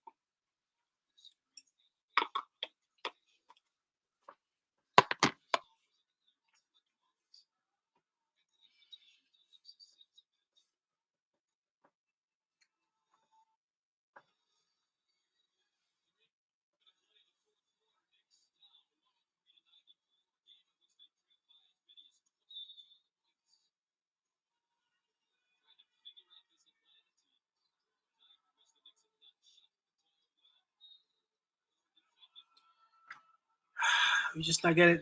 Yo, that's like the main word tonight is getting stops. We're not getting them. You can't win like that. You know what I'm saying? You cannot win if you can't stop them. There's no way because we're not good enough right now to outscore. This is a game we should have been winning. This is not a game you should have been losing. You should have won this game. But maybe one last run. One last run.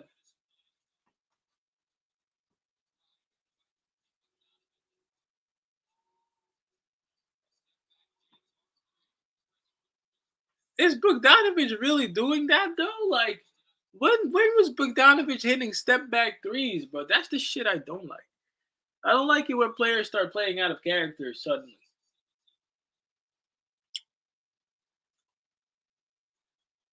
Yeah, Kelsey doing his little Super Bowl tour or whatever. Jesus Christ, bro.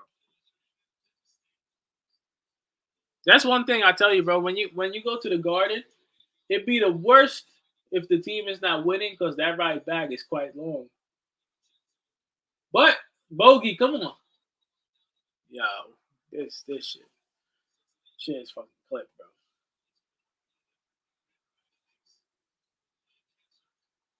Like, you played catch up from like the first minute on. We're down 20, tied it. There's not enough power. If Brunson was here tonight, we win this game. But fuck it. Respect to the Hawks for coming out and balling. They haven't been good this year, but they wanted to come out here, you know, professional performance.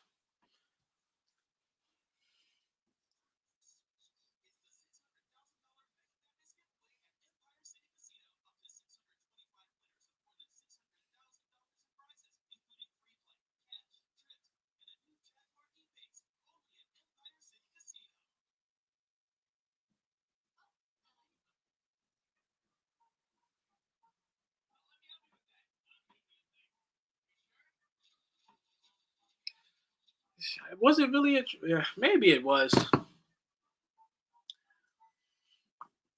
I was expecting the Knicks to win by like 5, 6. I didn't think they'd be down 22. Like we were down like 20 plus, but by the first quarter. Oh god.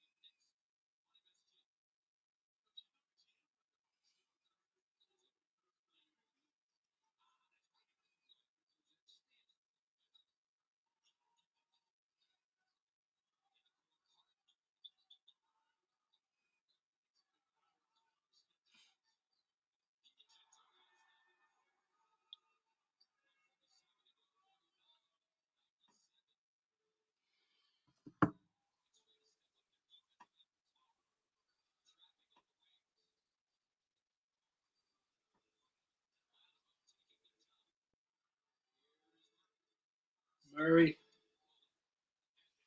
That's over. That's it. That's it. That's the dagger. That one took the air out of the stadium. Everybody got up after Murray made that shit.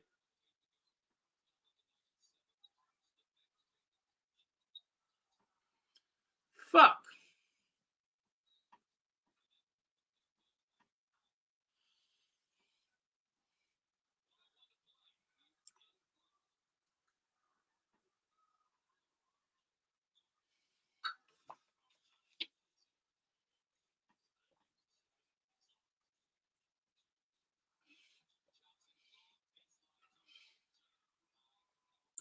And that's it, guys.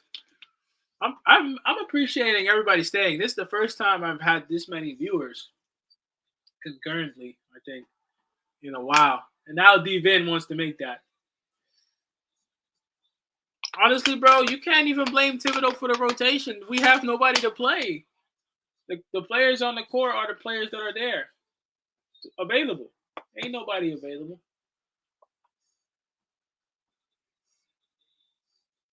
Yeah. What up, Mo Plays? Hey, it is what it is, man. Like, I didn't think we was gonna lose this one tonight, but it happens. Yeah, he should have. I would have. I thought he was way better. He was like twice as good as iHeart. Honestly, Randall got injured on a freak injury. So did Brunson. I think OG Ananobi was the only one that was already hurt before he came over. He just didn't say anything. That's what I read a couple of weeks ago. But it is what it is. Game's over, guys. I appreciate everybody being in here, though. It was a chill ass vibe tonight. And if you're new in here, just make sure you like, you comment, you subscribe. I'm telling you, bro, I do this every game. Every game we do the live streams. I'm telling you, it's a whole vibe, especially when the team is nice. The Knicks didn't play well tonight, and we still vibed out. So, you know what I'm saying? I'm telling you, this is definitely a place to be if you are interested, you know, just in watch along streams. I can't show the game, of course, but I can stream it while I watch it. And that's it. Fucking. Yeah, they should have won, JD. It's a disappointing game. You know, this is not one you expected to lose. Like, and you also didn't expect to be down 20. I don't understand how you could be down 20 points against this team, right? And then the whole game, you're pretty much chasing the game. Then you come back around the third quarter, you tie it, and then when you tie it, you just don't. We had chances, bro. We had chances tonight. We had plenty of chances, you know, plenty of chances tonight, but we didn't deserve to win. You know what I'm saying? 160, 100 the final. We definitely didn't deserve to win tonight. It is what it is, man. We didn't deserve it. We didn't deserve this game, and that's what happens sometimes. I don't know if we overlooked Atlanta. I don't know if we mentally just weren't focused, but these are the type of games you're gonna lose if you come in here thinking you're just gonna walk over and win. You know what I'm saying? That's just what's gonna happen. Yeah, that first quarter, bro. That first quarter, I don't think I've seen us. That had to have been our biggest deficit all season, like in the first quarter. I've never seen them being down that much. So I don't know. I don't know. This one sucks. And now I want to see who we play next because if this is one that I thought we should have won, I know there's a game against Philly in here somewhere. I know we're playing Philly. Oh, we're playing Philly on Sunday. We're playing the Magic on Friday. I might not stream on Friday. Actually, yeah, I'll probably stream on Friday and then later on. Yeah,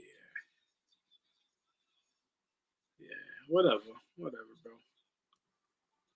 What the fuck can you do? This ain't shit you can do. Well, the Magic is the same type of game.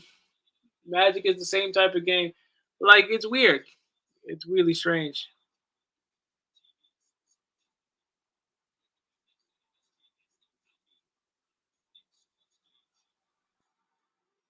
We need Randall back. We need Brunson back. We need OG back. We need Mitch back. Tell you guys, we need our whole starting lineup back.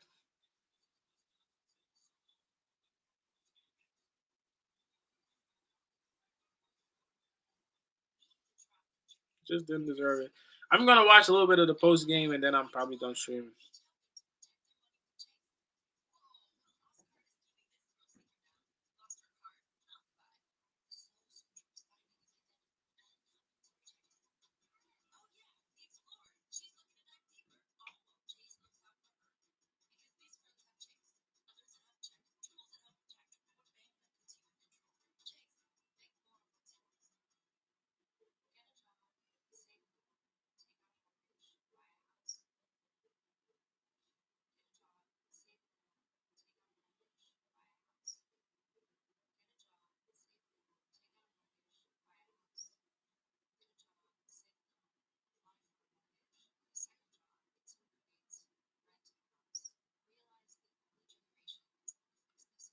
All right, you too, JD. I appreciate you, man. I'll see you next time.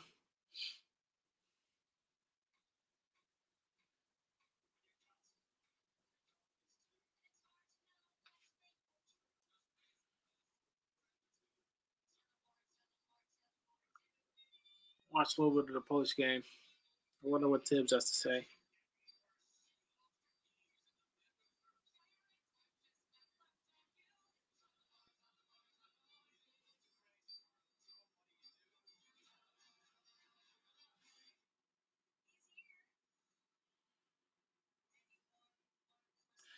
Isn't that crazy? So I'm reading the Celtics lose against the Cavaliers after they were up over 20 points, bros.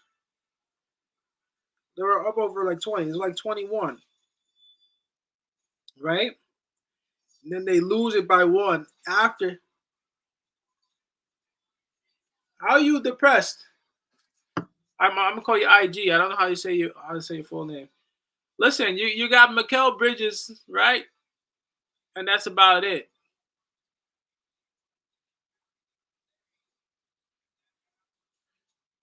It's just for me, the Knicks right now are just injured. That's all we are. We're just injured. So all these wins that people are getting over us, bro. Like how many times have you seen a team in the NBA, right, that has their entire starting unit injured? And we won a gritty game last game against Detroit. And tonight we should have won. We didn't win.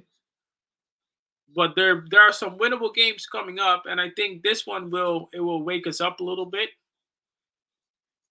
You don't expect to be down that early in the game. Like, when do you ever see it that you're down by 20 in the first quarter? What's up, Mike? I mean, fine. I said the same thing though. I wouldn't be mad. Let's say we are the sixth seed. Let's say we are the sixth seed. Okay, if by that time we're healthy again, I'm not that worried if I have to play Cleveland. I'm not that worried if I have to play.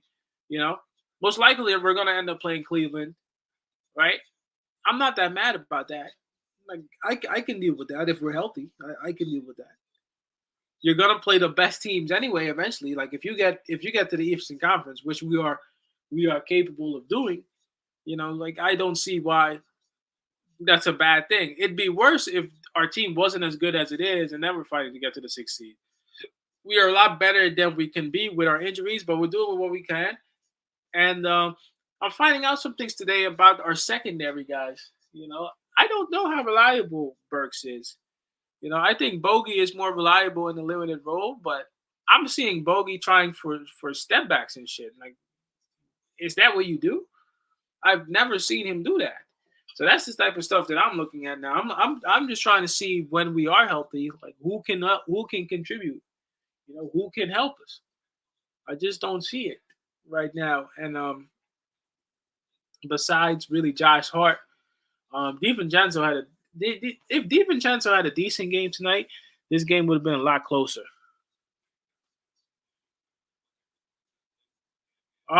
If the Knicks lose in the first round, does Thibodeau keep his job?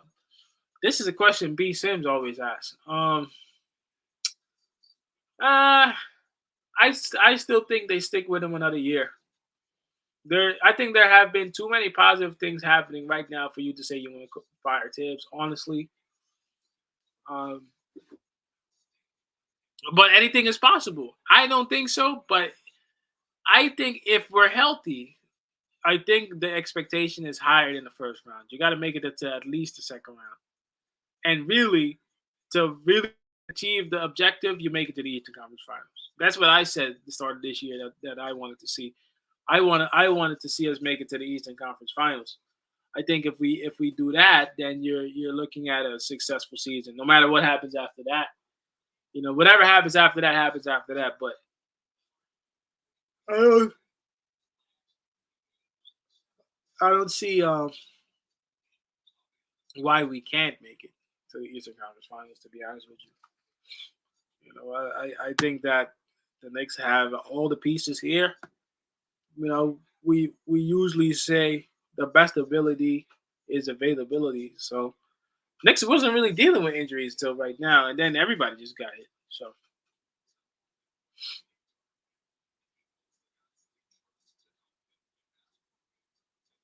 yeah, but I'm willing to move on from Mitchell after this year because you can't be waiting a whole season for your center to come back, bro. It just makes no sense to me. I don't see the value in that. He's never healthy, and we're really in need of a solid center, and I just don't think that Mitchell Robinson is going to be able to stay healthy.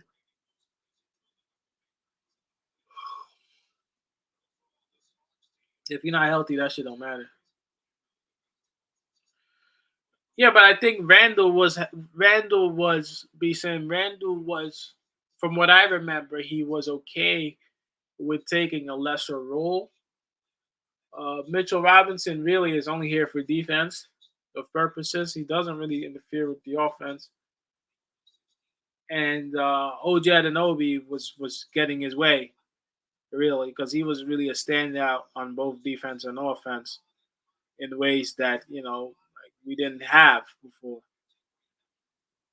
Dante impressed me earlier in the year, but I'm a little bit disappointed with Dante now because our starters are out, and he's really, I consider him a starter also. He's a starter level, and he has not impressed now. Like Dante now should be a guy that is stepping it up, and Dante should be leading the charge, and he hasn't.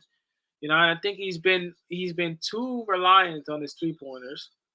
The shit was hitting when everybody was playing, and now when you really need it, then the pressure's on. He's missing them, and I think he has more of a bag than he shows, but he's settling for 3 pointers, which is it's bringing him down now a little bit, which is crazy to say because I think he's good enough to lead the team, but like his decision making right now on his shots is not good, and I'm a little bit disappointed with him because I expected better based on what I saw before when he came in here.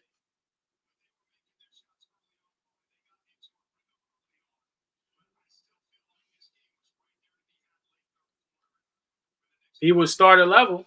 He was starter level. Like right now, it's gonna be between Dante really, because look, our starting lineup is what? You got Brunson, right? You got probably Dante, right? You got OG, you got Randall, and then you got Mitch. Is that not the starting lineup? Like who starts in front of him? Like nobody. I don't think anybody is starting in front of him. And remember, like you can't have every guard on the floor. Deuce is not starting. Um, Burks is not starting. I don't know.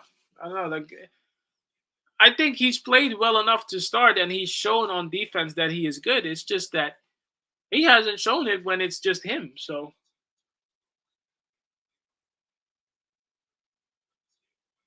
yeah, no, I get that he's okay, but like I'm just saying, in a situation now where you need him more than usual. No, I don't think Dante is the issue either. I think that Dante honestly played fine like before the injuries. He played fine. He played fine. I'm not looking for Dante to lead the team when the starters are here. I was just looking for him to do more since there's really nobody else starter caliber. You know,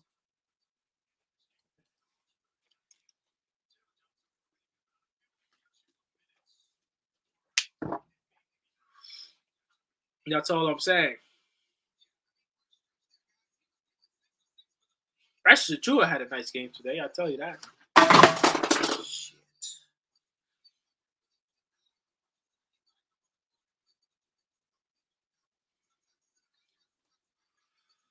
Disappointing game. Great game for Precious Achua though. You know, Precious Achua was there. Knicks lose 116, 100. I mean, what can you say? We didn't show up when we needed it most. I think you've seen a lot of good stuff from Precious today. You didn't see a lot of good stuff from iHeart. I thought that another guy that was disappointed today was unfortunately DiVincenzo. Was disappointing in my opinion. I just thought I needed more from him. He's a starter level player. You know, needed more on his end. Even guys like Burks again didn't really perform for me, and neither did Bogey. Bogey's out here taking step back threes and shit. I don't know what that's about, but Knicks playing the Magic on Friday, so we're gonna have to figure it out. You shouldn't have lost this one, and we did. We really shouldn't have lost this one. But what are you gonna do when you're down 20 in the first quarter? You know, that's on us. But we'll come back, and hopefully we pick it back up. Brunson back, hopefully next game.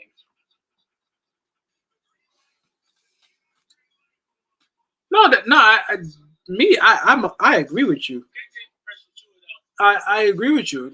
This team is a lottery team without the starters, and it's fucking crazy how shit. Look, like there's no team in the NBA. There's no team right now in the NBA that has that many guys out. This just doesn't happen.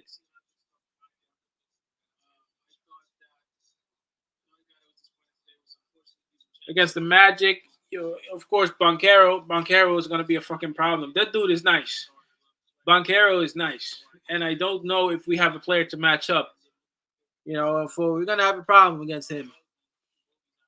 We're gonna have a problem. We're gonna have a problem against Boncaro. And the other dude is nice too. The guard, what's his name?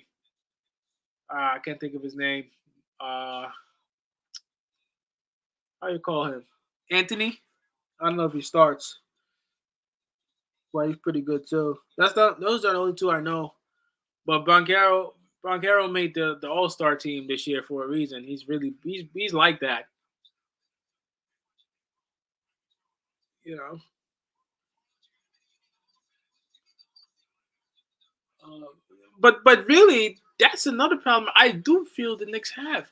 At forward after Randall, there's not a solid guy on there on the bench that you say, yo, he can play forward. You know, he can be a backup four. You know, I still don't think we have a true backup four. You know, we don't have that. And because you don't have that in games like this, where sometimes you need to get the ball inside, you know?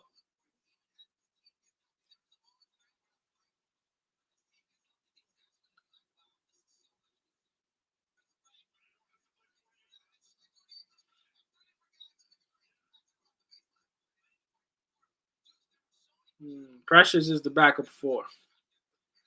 Yeah, but I don't like the idea of Precious being the backup four this way when his strength is really rebounding and putbacks. But you know what? You're right. We can go with that. We can go with that because he's showing his value that way. And if he's the backup four, you can't expect him to shine as the starter, even though he didn't start, but he's getting a lot more minutes. Okay, I respect that. I respect that. No, that's a respectable backup four. Thanks, bro. I've been watching Knicks basketball for years. I've been. You could ask these guys. Like most of us, we've been watching these games since like 2000, like 2021. No, no, that's for sure. That's for sure. Honestly, like I thought about it, and you're right. You know, he's not. Precious is not. Precious is not. Precious is not the starter, but for what he's bringing, I think he's very good. I think Precious is better than Ihart, really, and Ihart should be the one that's sitting down, and Precious should be the one that really takes that role. Whether we win or lose, I don't care, but I think he's better than him Now I don't know what happened, but I hard went down with the injury. I don't know what happened. I don't know he took like 2 steps back now. Like I hard now is not even defending anymore in the paint.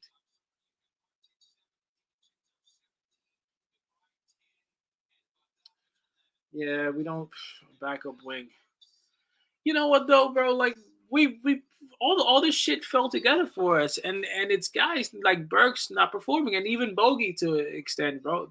If I'm honest with you, you got the guys here, bro. The team is here. We should have won today. We should not have lost today. That's not acceptable to be down 20 in the first quarter. Like you can't be. How do you win that? We was lucky that we even tied it by the time the third quarter was ending. But I think by next game, Brunson will probably be back if he's good to go. If he's not, that's another thing. If Brunson ain't good, bro, I swear to God, if Tom Thibodeau plays Jalen Brunson,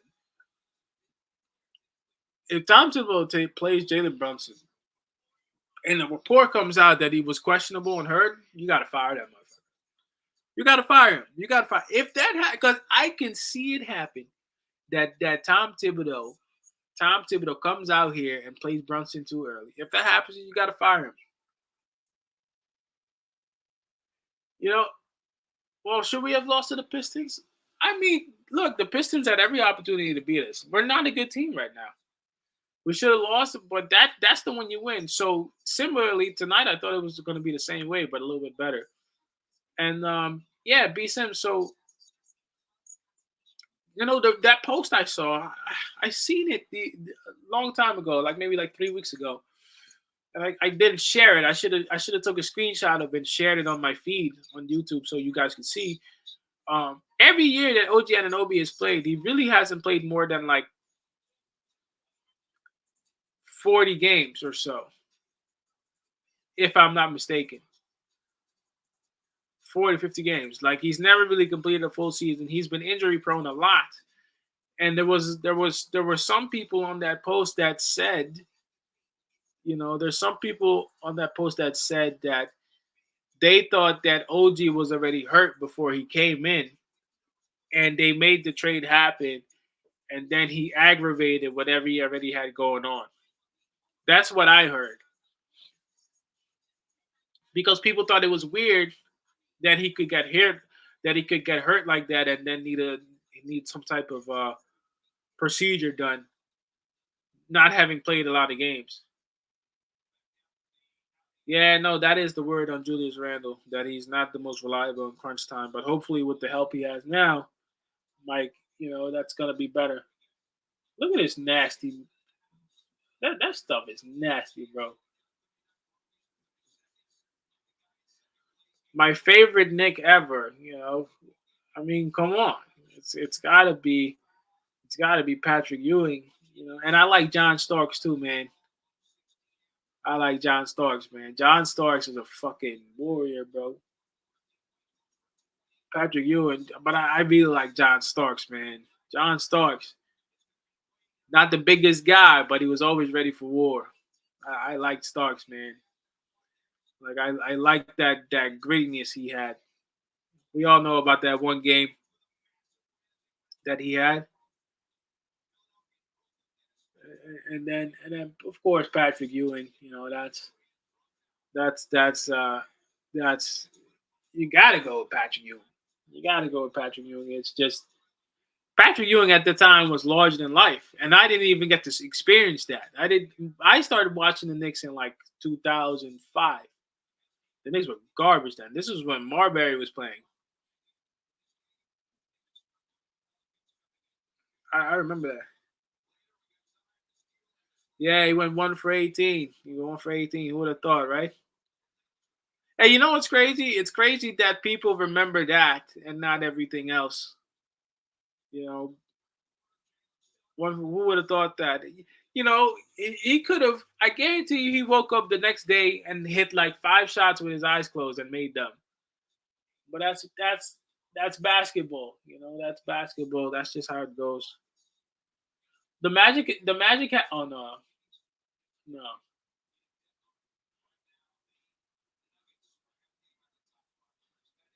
They did from the 8th seed that year.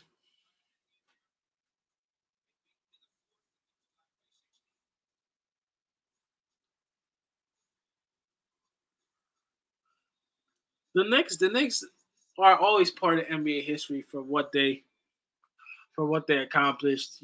Like they were really a team that could. They were battling the Bulls and all that. It was a different time. It was a different time.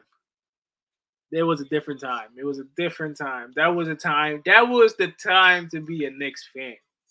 That was the time to be a Knicks fan. Like now is too. Honestly, we're coming back, but there was a time, bro. If you lived in New York, ain't no way you weren't a Knicks fan. That time, around that time, there's no way you weren't a Knicks fan.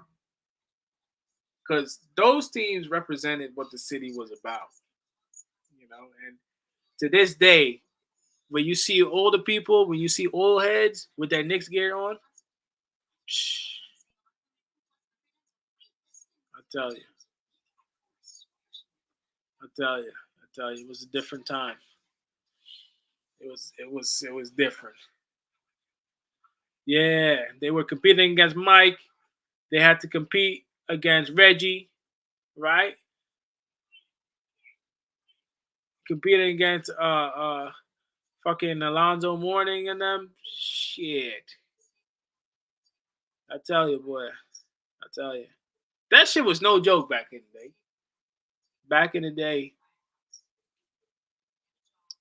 Alonzo Mourning, like you talking teams that were ready to kill you, bro. And the Knicks were right there with them. The Knicks at that time, they weren't letting up, bro. Like we built a whole team ready for battle, bro. That's kind of what you feel now when healthy. That's why a lot of people now like this Knicks team because it has an identity that's similar to that, like toughness, grittiness. And the older guys, they still come back and watch, because it just never leaves you once you play for a Knicks team like that. So I think I think in our lifetime, I think in my lifetime the Knicks will win a championship in my lifetime. I believe the Knicks will win one in my lifetime, at least one championship in my lifetime. I'm 30 years now, 30 years old.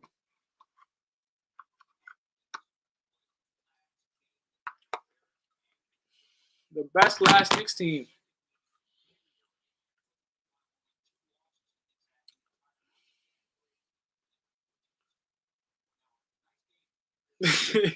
Yo, B Sims remembers that shit better than I do. That's that shit. You don't forget. You don't forget that shit, bro. That's the shit you don't forget, bro. I tell you.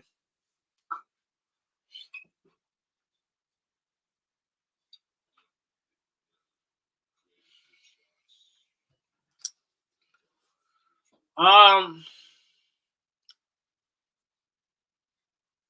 I don't know if I'll go that far. I'll probably say the team in 1994, around then when we played against MJ. I think that's the best team. Of course, you can go back to when Clyde won it, but I just think that era was different. Are you saying when? What year? Oh, the last chip. That's he couldn't fucking sleep. 73.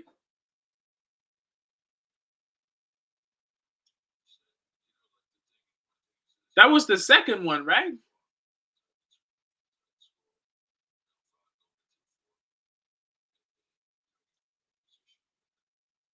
That's the one Clyde won. Bro, to this day, everybody, a lot of people still remember that. A lot of people still remember that.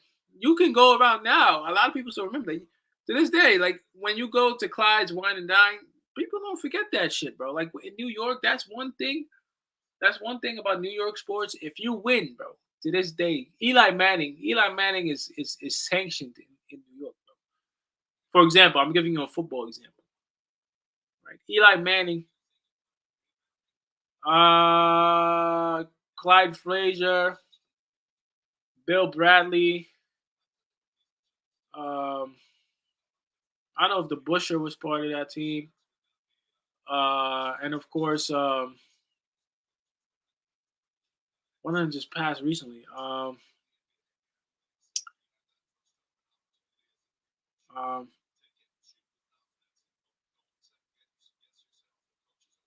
what's his name? Let's name. He was just at the Garden the other day.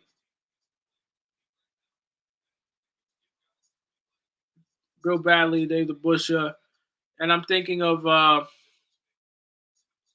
yo, I can't think. Wow, his name escapes me right now. Uh, who was the forward? Who was what the fuck? Yes, yes. I don't know why I couldn't say his name. I don't know why I couldn't say his name. Willis Reed. I don't know why I couldn't say his name. Yes, Willis Reed was good. He was good. He was good. That's kind of, believe it or not, a lot of what. Right, right. A lot of the stuff that Vandal is doing now is kind of similar to that, even though it's a little bit more clunky. It's a little bit more clunky, but it's similar. B Sims will tell you, bro.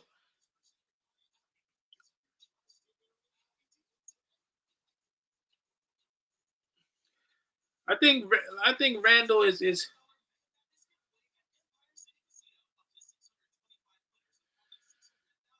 yeah, but you know what it is. For example, B Sims is older than me, and I'm 30. Like it's about time that the Knicks make some new history too, man. Seriously, it's about fucking time. We gotta make some new history.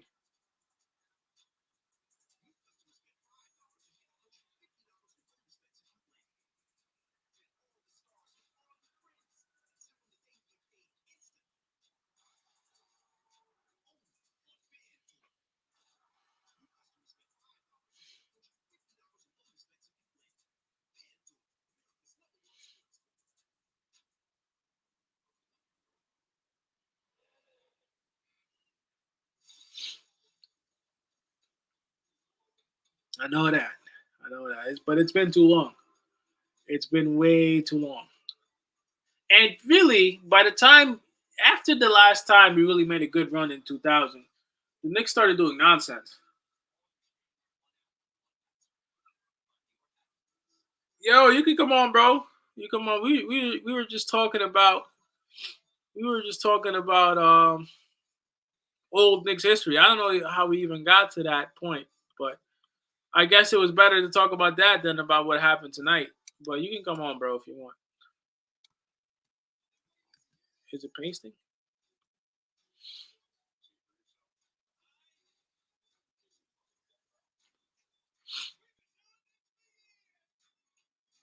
It's not a game we should have lost tonight.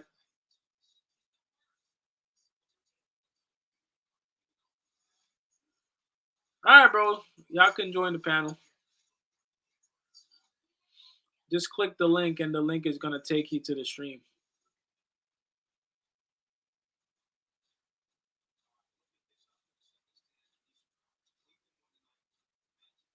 All right. Remember, no cussing. Try not to cuss. We're not trying to get banned over here. We're just growing this channel. Try not to cuss. And other than that, you're good. And don't say no wild shit. The Knicks are the fifth seed now. I should take a picture of that. I couldn't take a picture of that. Noah.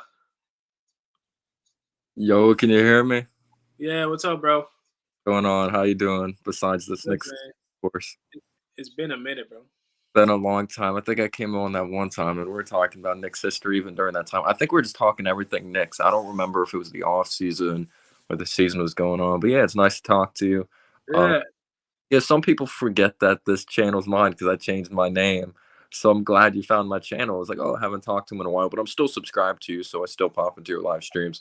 I So appreciate that, Brody. oh yeah, tonight. Oh my gosh, I understand we had starters out, but we had a chance, man. We had Yeah, a chance. This game was so frustrating, dude. Oh my gosh.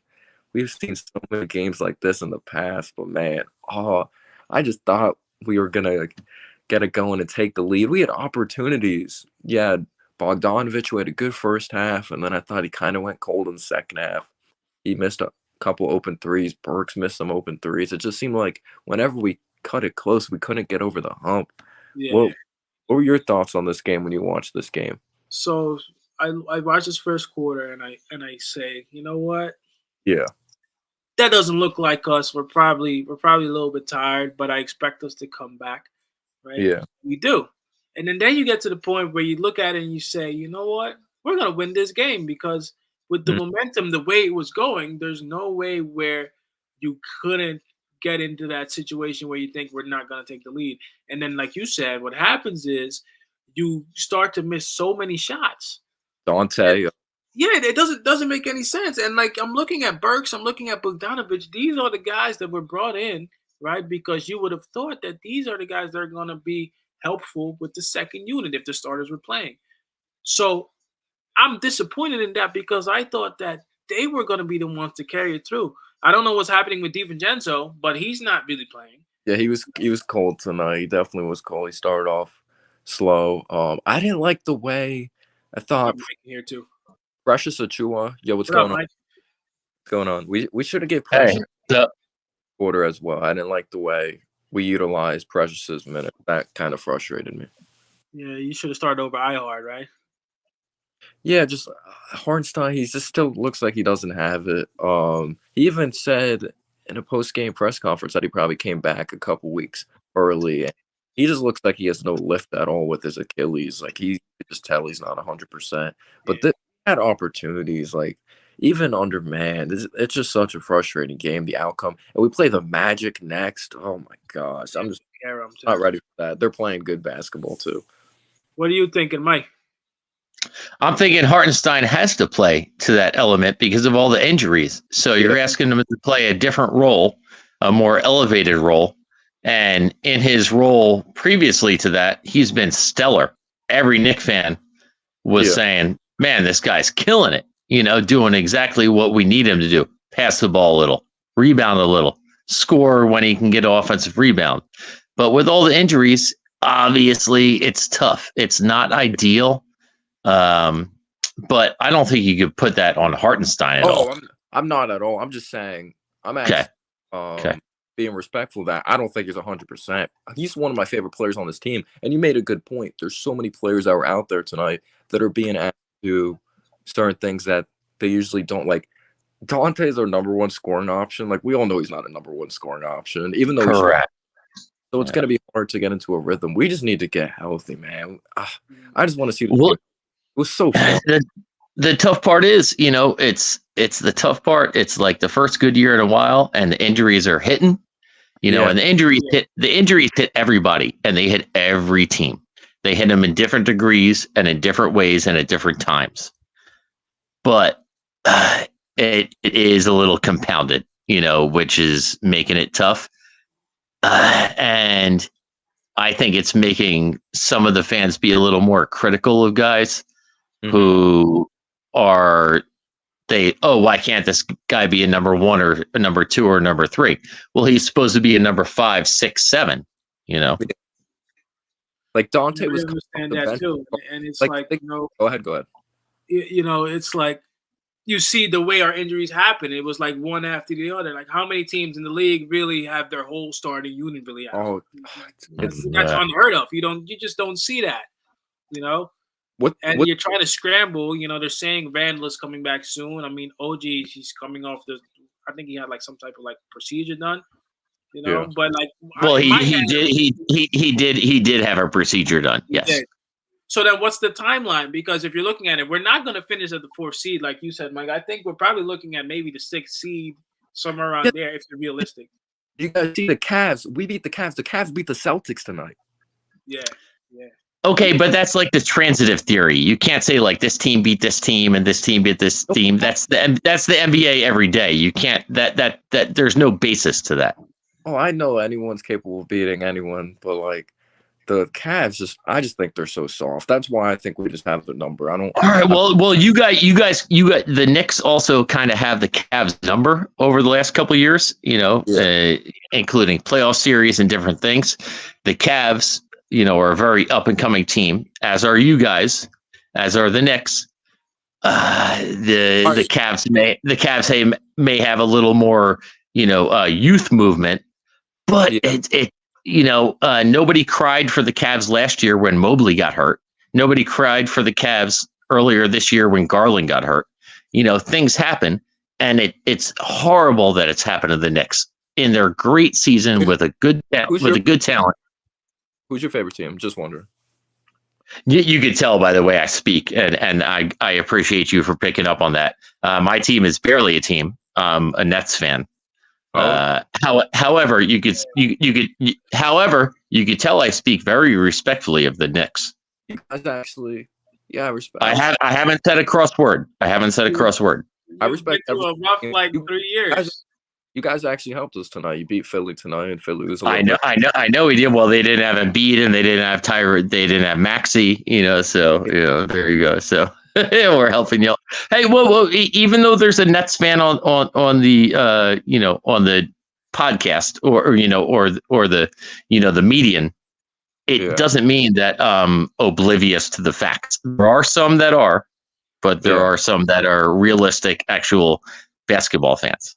Oh, yeah, I feel like that's how it is with every fan base. It's just everyone looks at the Lakers and the Knicks more because we're the big market, when in reality, every team has stupid fans and smart fans. Yeah. And I think at the end of the day, we can't get too down. Every game is a winnable game. I think on most games we win 60%, if you look at who we're playing. I mean, in a perfect world, really, in my head, the way this would have worked out, I could have sworn that Bogdanović and Burks were going to be a huge boost to this team, and they haven't been. And I think Tibbs is responsible for figuring out, especially that lineup when Deuce is playing. When Deuce is playing, Hart is playing. You gotta find a way to have a solid scorer somewhere if Brunson is not in. He didn't play the whole game tonight, but it's very crumble. You're without Brunson and Randall. You're without your two best players. If there was any other NBA team, if the Clippers were playing without Kawhi Leonard and Paul George, would you expect anything? You're playing without your two best players. A win is not a given. And one of the best defenders in the league, OG Anunoby. And OG, yeah, but you got. I mean, he's as soon as you got him, God, I thought it was a bad trade at first. And then once I saw how he fit in with the Knicks and under Thibodeau, it was like, wow, that's actually a good trade. And then he got injured immediately after. Yeah, he has injury history, unfortunately. Yeah, I liked it when it came to a fit standpoint because RJ will have more high upside games, but I feel like OG's more of a steady player on both ends of the floor. That's why I didn't like about RJ. Didn't play much defense, but now you see with the Raptors, they're utilizing it.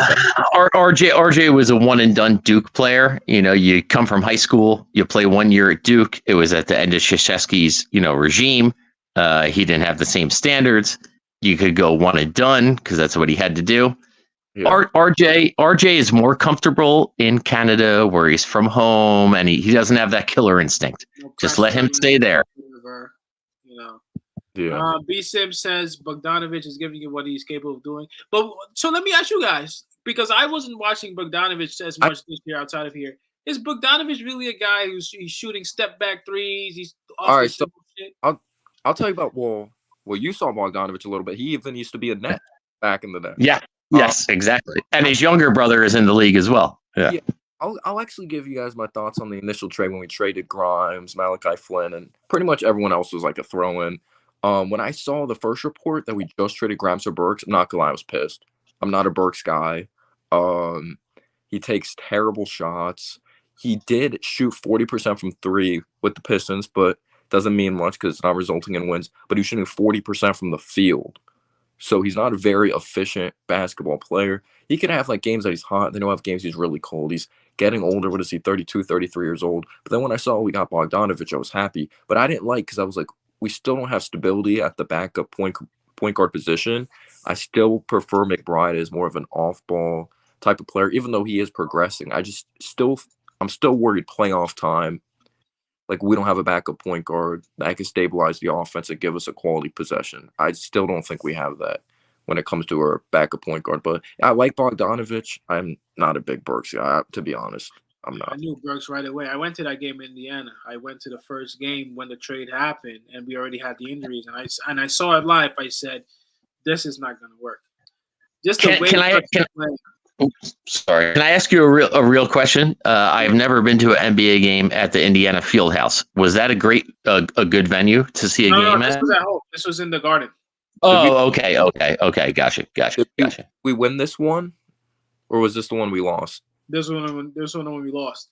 Oh, was this okay? So this was the game I think Obi was trying to embarrass us. He missed the between. Yeah, I said he missed the dunk. Yes, everybody laughed. No, you were at that game. Yeah. That was the game. Yeah, everybody laughed at him. I wish you were at the other game. And I don't know if you saw, but the Pacers, they've been struggling since All-Star break. I don't think Halliburton's 100% healthy. He's been bad. He doesn't look like his normal self. No, he doesn't. Yes. No. But once again, as far as tonight's game goes, and I know you're trying to backtrack to that, and not in a bad way, backtrack, but get back to that. The Knicks are fighting for their life to stay out of the play-in series. That's where I come from. Yeah. That's where I see it from as an outside observer, an independent basketball observer, and I have nothing against them. However, it's going to be a far climb up the hill. It's going to be a far climb up the hill. Yeah, I think that you're in the danger zone when you start saying, "Oh, wait till our players get healthy." I don't think you want to do that. Yeah, we got hurt at the worst possible time because now the Bucks are starting to play good again. But we got hurt during the time that the Bucks were playing bad. It was when Doc Rivers was first hired. They lost to the Trailblazers and they lost to someone else. That was really bad. And of course, just everyone starts dropping like flies because Randall gets hurt Miami, and we won that game. Obviously, our winning streak ended versus the Lakers. The Lakers just always show up on national television, and then I'm like, okay, OG was starting to take some like mid-range shots. I'm excited to see how he's going to look versus the Hornets, and we never see the injury happen. We just see the report that his elbow fucked up during shoot around. So I'm like, okay, now we have no OG as well. Like we found a way to win a couple games in a row, but they were versus not very good teams, and then we started playing legit teams. It's like we're in deep shit. We can't ask Brunson to do everything. I remember in the Lakers game, they threw up a stat that the Lakers double teamed Brunson a total of 30 times in the fourth quarter. And I'm like, we just can't win like that. We need someone else. Well, without Randall and OG's not really offensive threat, except maybe if it's from the corner three where he's very adept. But without Randall, and then you just have Brunson, of course you're not a one trick pony. But it's very delicate. It's very delicate. Yeah, Donnie, go ahead. That too. I said today, look. So, Mike, were you the one that you asked me? You said, "Is Tibbs staying next year if we get eliminated?" I'm sorry, I didn't hear that one. Could you say it one more time? Were you the one that asked me if Tibbs is staying with the team next year if we get eliminated? Like, let's. I'm down with Tibbs. I think Tibbs is a great coach. I just don't think the modern NBA player responds to him as well. But I think what Tibbs has done for the Knicks and make them like defense oriented when they are at full strength, which is obviously ideal. They were playing very well, very well. What's up, White Falcon?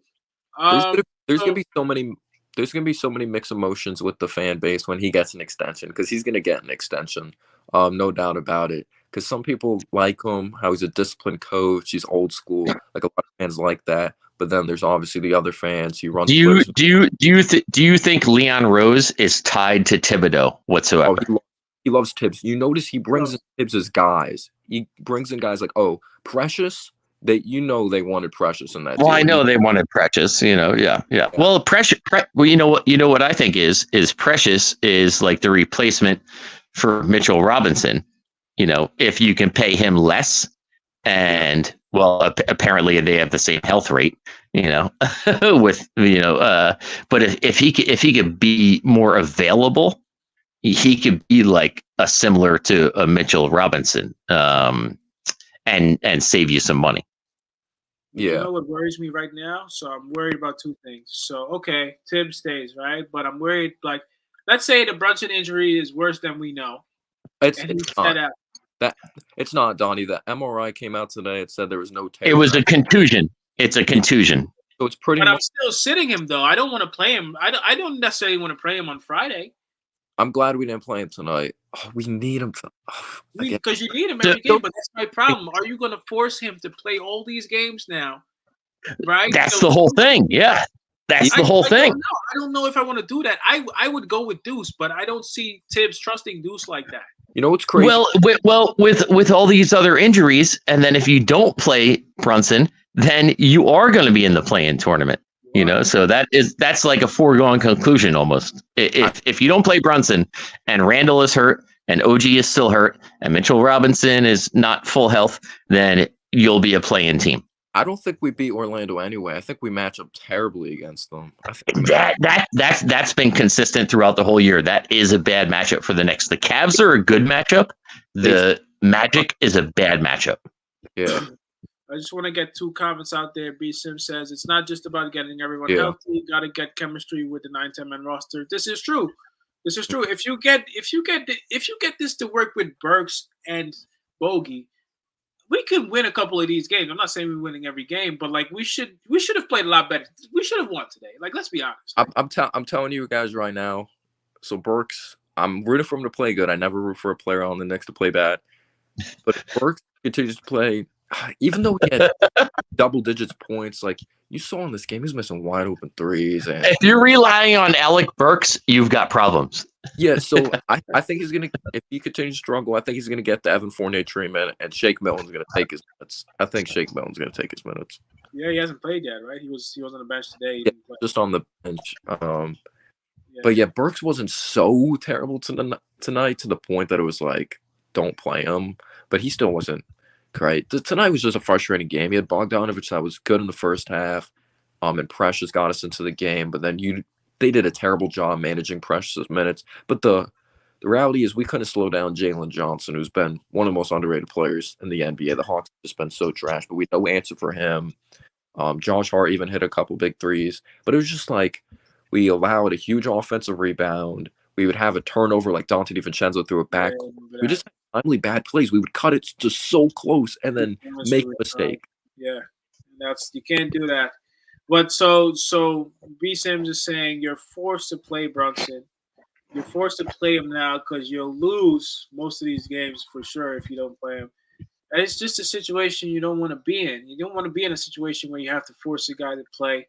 But I always say, hey, we have this next man up mentality. But like now, you have to help Brunson. It cannot just be him, like you said. No, like you gotta find a way to make this work for right now. And I think Randall will come back eventually. I think Randall will be back for OG. And I'm not relying on Mitchell Robinson because I don't think Mitchell Robinson's coming back.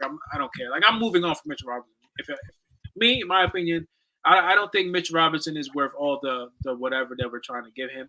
You know, if he's not healthy, I think you need to move on. You need to just get a solid center in there. If that's Precious Achiuwa, then let it be him, and then move on. But I think Randall will be back with Brunson, and then maybe OG comes back playoff time, and then after that, you see what you got. I would keep Precious at the 4 because he doesn't. I don't like him at the 5. He's only 6'8". Like he has athleticism, but you can't trust him with bigs. But yeah, I understand what you're saying with Mitchell Robinson. I love him when he's healthy. He's the best offensive rebounder in the league, one of the best shot blockers, always top 5. But it comes down to his health. Like he was healthy last year. We were a healthy team last year, but it's just like, what was it? Even the first time we went to the playoffs, first time in 8 years, he didn't play in that Hawks series. He got hurt. That's the exception to the rule. He's always hurt. The exception to the rule is him being healthy. So you can't count on the exception to the rule. And this was before Tibbs. Even when he had like Fizdale, other coaches, he got hurt during that. So I don't want to hear the narrative, fucking Tibbs and all that. But I understand Tibbs' management with minutes is really bad. But I remember someone talking about Brunson's minutes, and he's not even top 10 when it comes to guards in the NBA. When it comes to raw minutes, I've seen a few average more minutes per game than him. Like Tyrese Maxey averages 37 minutes a game. Nick Nurse plays his guys. I don't think people maybe that's why Maxey had to take a break tonight. Well, it's also because he was playing the Nets. So if you're gonna take a break from my Nets. And I think that's true. Concussion protocol. I know.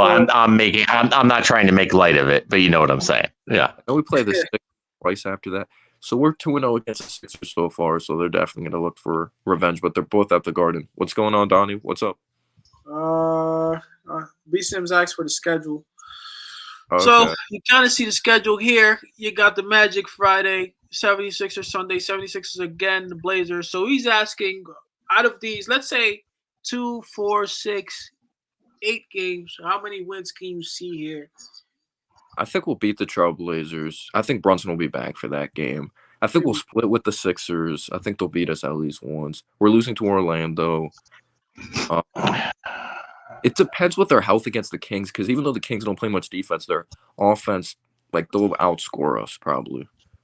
Okay, so speaking of the Kings, just for one moment, the biggest All-Star snub of this year was Domantas Sabonis. Yeah, he's good. He's good. He's a good player. He's not just good. He's very good. He's very, very good. The guy almost averages a triple double a night. Yeah, he's like Jokic light. Yeah, I get that.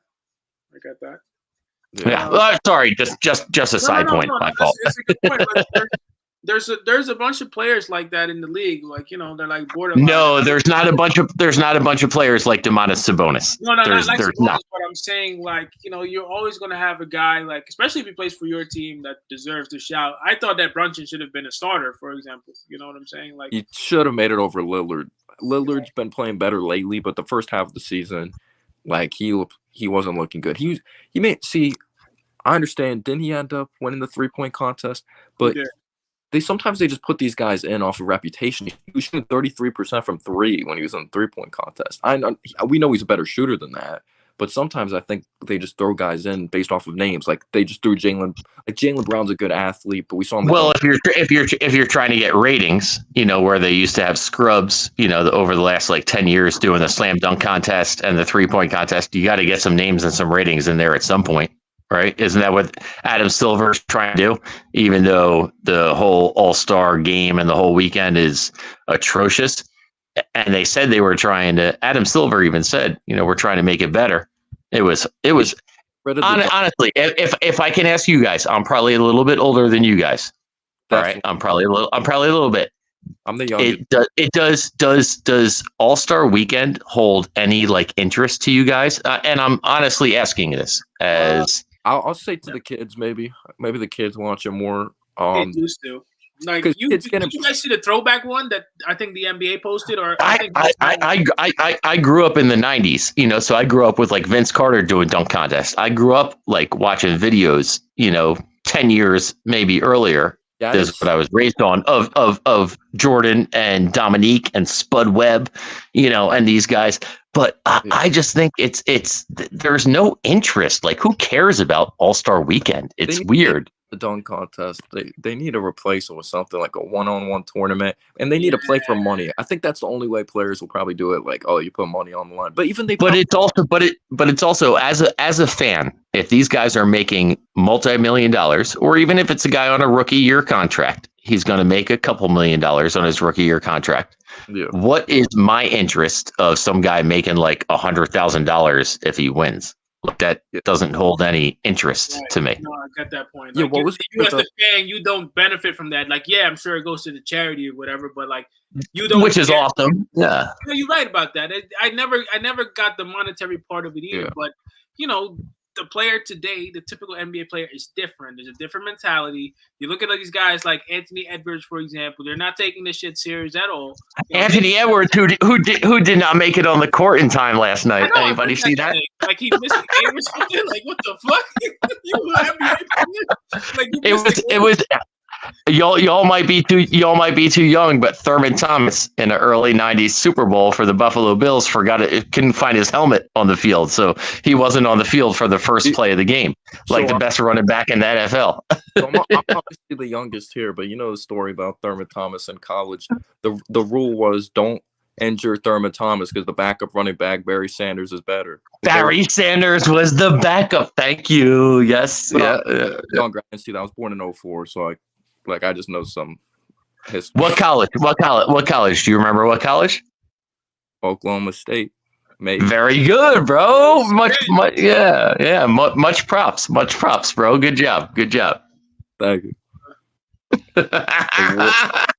Okay. Real quick. If I can interrupt you guys, and I'm sorry, I know I keep doing this, bro, but here, man, this is a good podcast. Yeah. And like I said, I'm not a Knicks fan, but I'm not a Knicks hater. You know what I mean? Like I respect that. you know, you all know where I come from. I'm a coach. I'm a former college player. You know, like that's just where I come from. I just love the game. What sport You did know, you play? Basketball or you played football? What was uh, it? baseball and basketball. Tell me you didn't say water polo. Tell me you didn't say water polo. Did you say what?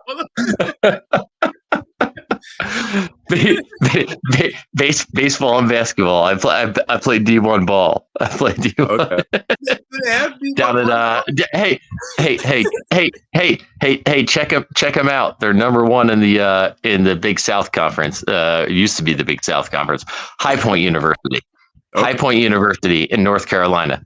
They're predicted to go to win their conference, and we'll see what happens, you know. But I just wanted to get your guys' honest opinion on you know, and I don't think many Knicks fans knew him coming in, but I would hope that they're excited about him, even though he's, you know, more of a role player. Jake Miller? iHeart, you know, iHeart. Okay. Yeah, he does his job. He's like Mason Plumlee on steroids. You know, like he's a good player. I really like him. He's just not 100% healthy. When he is out there and he's healthy, he actually helps out the offense. He's kind of a playmaker because he's a very good passer. He's a facilitator. You know, he gets guys to cut. That's why I want to see us healthy, because the second unit, Josh Hart, like Hartenstein, like those guys bring so much movement to the offense, and I feel like they have good chemistry. But yeah, Hartenstein plays very hard. He snags offensive rebounds. But yeah, it just sucks. It just seems like he doesn't have much lift right now because he has a sore Achilles. So, but yeah, I like Hartenstein. But that's my thing with one of the you know, my man up top. You know, he's had some great points, and he's like, oh, DiVincenzo hasn't been playing like great, you know, these last couple of games. Well, yeah, because DiVincenzo's had to be on the court more. He's had more of the scoring load on his shoulders. That's not his job. When DiVincenzo was on fire like 3 weeks ago, 4 weeks ago, and he was scoring like 20, 25 points a game when everybody was healthy, everybody loved DiVincenzo. Now people are like, oh, DiVincenzo, he's not holding up his weight. Well, that's because nobody's healthy, and you're asking him to do something that's not his job. He's playing like 43 minutes a night, and people don't realize this. Yeah, that's not his job. And this is a point no one brings up. To start the season, who are we talking about breaking out starting? Maybe you weren't, like, as a Nets fan, and maybe not breaking out to 20 points per game, but 14. Grimes was somebody people were talking. Yeah, that's okay. Yeah, Grimes went from starting to now we're at the point of the season. Dante's our number one option. And now where is Grimes? He gone. He's on. On the Pistons. He gone. And like with the Pistons. You know what though? Like, you got to remember that sometimes the game does change for you, like Mike said. You know, like if you're not a starter, you know, for you to come into the game and then be used to having these type of minutes. Remember, the game is totally different. There's a reason why, for example, when Quickly was with us, Quickly was able to energize us all the time when he came off the bench, because the game is different. You know, when you're asked to bring energy. Like, you know, you're not going to play the whole game, but for the periods that you play, you can do whatever you want. You're coming fresh off the bench. Now, let's say you start the game and, like, the pace of the game is totally different because everybody's basically at the same level. So can you keep that up for 40 minutes? That's not possible. So maybe you're right in that. You shouldn't expect DiVincenzo to be like that. But I do think that DiVincenzo needs to be able to adjust his game accordingly, knowing that, okay, I'm going to have more minutes. Maybe instead of trying to shoot threes all the time, let me try and get inside. Let me try and get the floater go. He got blocked ugly today, but that's besides the point. You know, let's try and get something. No, that's true. You know? Shit like that. Like, I feel like we need to adjust. Like, obviously, we don't have all of our guys, but that means that you can't play the same way either. You know, there has to be a balance. Could I get your guys' thoughts on McBride tonight? Mike, I don't know if did you watch the Knicks game or you went back and forth? I listened on video, so I didn't get to see it. Yeah. So I didn't get to see it. I was driving home from work, bro, so I didn't get to see it. Okay, I'm not sure how much you've seen of McBride, but Donnie, what were your thoughts on McBride tonight? His stats weren't amazing, what do you have, like 12 points, 8 assists? McBride now is the guy that you see his development. It's right there. And now you're starting to say, like, okay, like, what do you want him to be? Remember when Quickly was coming up the same way? We're starting to say, hey, this guy's got something, right? Like, now you see his passing. He's a very good passer of the ball. He has very good handles. He's not a good mid-range shooter. That's not his strength. Yeah. So now you have to figure out what you want him to be. He can't be a point guard if you can't shoot. You can pass. Okay, so my one question is, and I actually do like McBride. I have watched him play, even though it wasn't tonight on TV a lot of times, and I think he is a very capable backup point guard. Very capable. Mm-hmm. However, Quickly lacked an elite skill.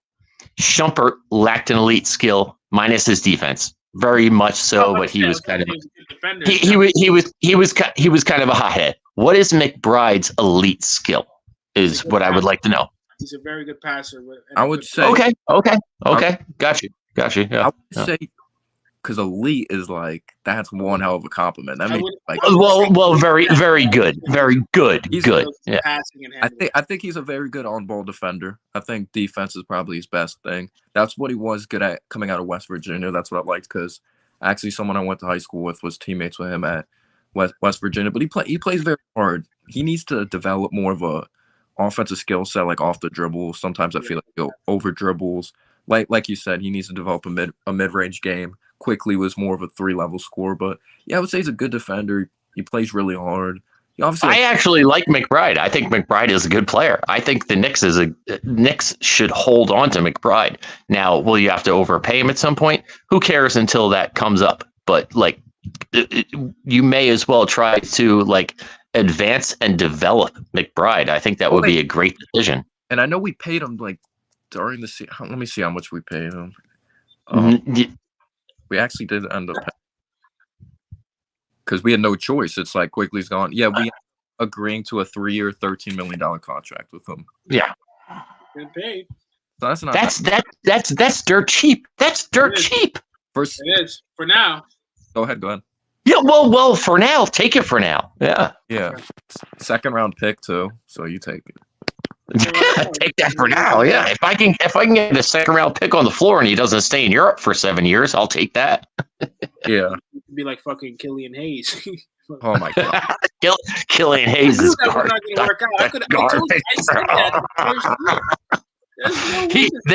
This Killian Hayes can't even get time on the Pistons court. Dude, he's not even on it. Dude, he was the 7th overall pick and he was waived. Dude, he might as well be like the next Andre Bargnani or something. Oh, worse than that. Respectful to Bargnani, honestly. Well, I had to make a Knicks reference out of it. Oh yeah, but I didn't like Bargnani. Even though it was through a trade from Toronto, I still had to make a reference to it. He had like one decent year with the Raptors. He averaged like 20 a game, but obviously for the first he did. For the first pick, though, it's different. See what I like talking to you guys about is you guys are obviously knowledgeable about tonight's game and you're knowledgeable about the Knicks, and that's awesome. But you guys have knowledge of the entire NBA, and it seems like knowledge of the recent history NBA, and maybe a little bit of old school. But it's really enjoyable when it's like a mix of all. I don't know if that's just me or not. Oh yeah, you gotta be a fan of all of this. Like I don't know, me and Noah, man, of the game, a fan of the game. Yeah, you're a fan of the game. Like, you tend to find people who are like you if you're enjoying watching basketball, and especially as a Knicks fan, you gotta love basketball if you're a Knicks fan because it's so hard to be just a well, Knicks if you fan. didn't love basketball, you'd never be a Knicks fan because you could barely watch it. Hey, I'm a Nets fan. So I've been to the fucking Barclays a couple times. It's dead in there, bro. I'm sorry, bro. Well, yeah. The stadium is nicer than the players. You know what are you gonna do? Been to the Barclays Center, but that game was crazy. The last time we played the Nets, because even it was when Mikal Bridges was on Josh Hart and Brunson's podcast. They were talking about how all the Nova boys, bro. when Brunson hit the big three, it was like the crowd was louder in Barclays Center than when Mikal Bridges hit a big three or something. And Mikal Bridges, like, why were attacking Mikal Bridges? They were like, why didn't you defend the fan base? Why didn't you defend the organization and stuff like that? Like you're so like some people were saying that in comments or whatever. But hey, everybody has a podcast now, huh? Like every player, I swear, has a podcast. Hey! You know what? Us two and me should do. What? Y'all and me, we should get some podcasts going. Yeah, Why? bro. Just let me know. I'll hop on here because obviously I have my own YouTube channel. Yeah, he has his own. See, all right. Can I catch your names right quick? Yeah, bro. I'll just comment in the. No. Like just saying face to face because I'm not like a big technology guy. We have two people, one on top, one on bottom. One's my brother. That's my channel. It's Donnie. Yeah, Donnie. Donnie, Mike, formal introduction. Donnie, you've been very polite, and that's one of my best friend's names, so that's awesome. And the gentleman below? I'm just Noah. You're Noah. All right, there you go, man. Well, you drive the arc, bro. You know what I'm saying? And that's how we do it. but I like that energy. Hey, you know each other for a couple years already, so like when you can hop on here. I know he has his, so I don't know when I'm subscribed to you, but ever since you changed your channel, bro, it was really hard to find you, bro. For a long time, I couldn't find where. Well, you could just the Knicks realist, but yeah, YouTube is terrible when it comes to post notifications and all that. Yeah. Just keep. Okay, so Knicks realist, which is an awesome, which is a great platform, right? Yep. Great platform, Noah. Would you ever have, you got to have not the villain. I'm not trying to be the villain, but you have the other voice on there. That's never a bad thing. Well, I'll let you know how I am as a fan. I'm obviously a huge Knicks fan because of my dad. But I'm very unbiased because I'm a Knicks fan first, but I'm an overall NBA fan. So I acknowledge when same here. Yeah, same here. I'm never like, oh, the Knicks lost because this guy had a bad shooting night. No, you have to give credit to the other team. Like Jalen Johnson freaking killed us tonight. We had no answer for him.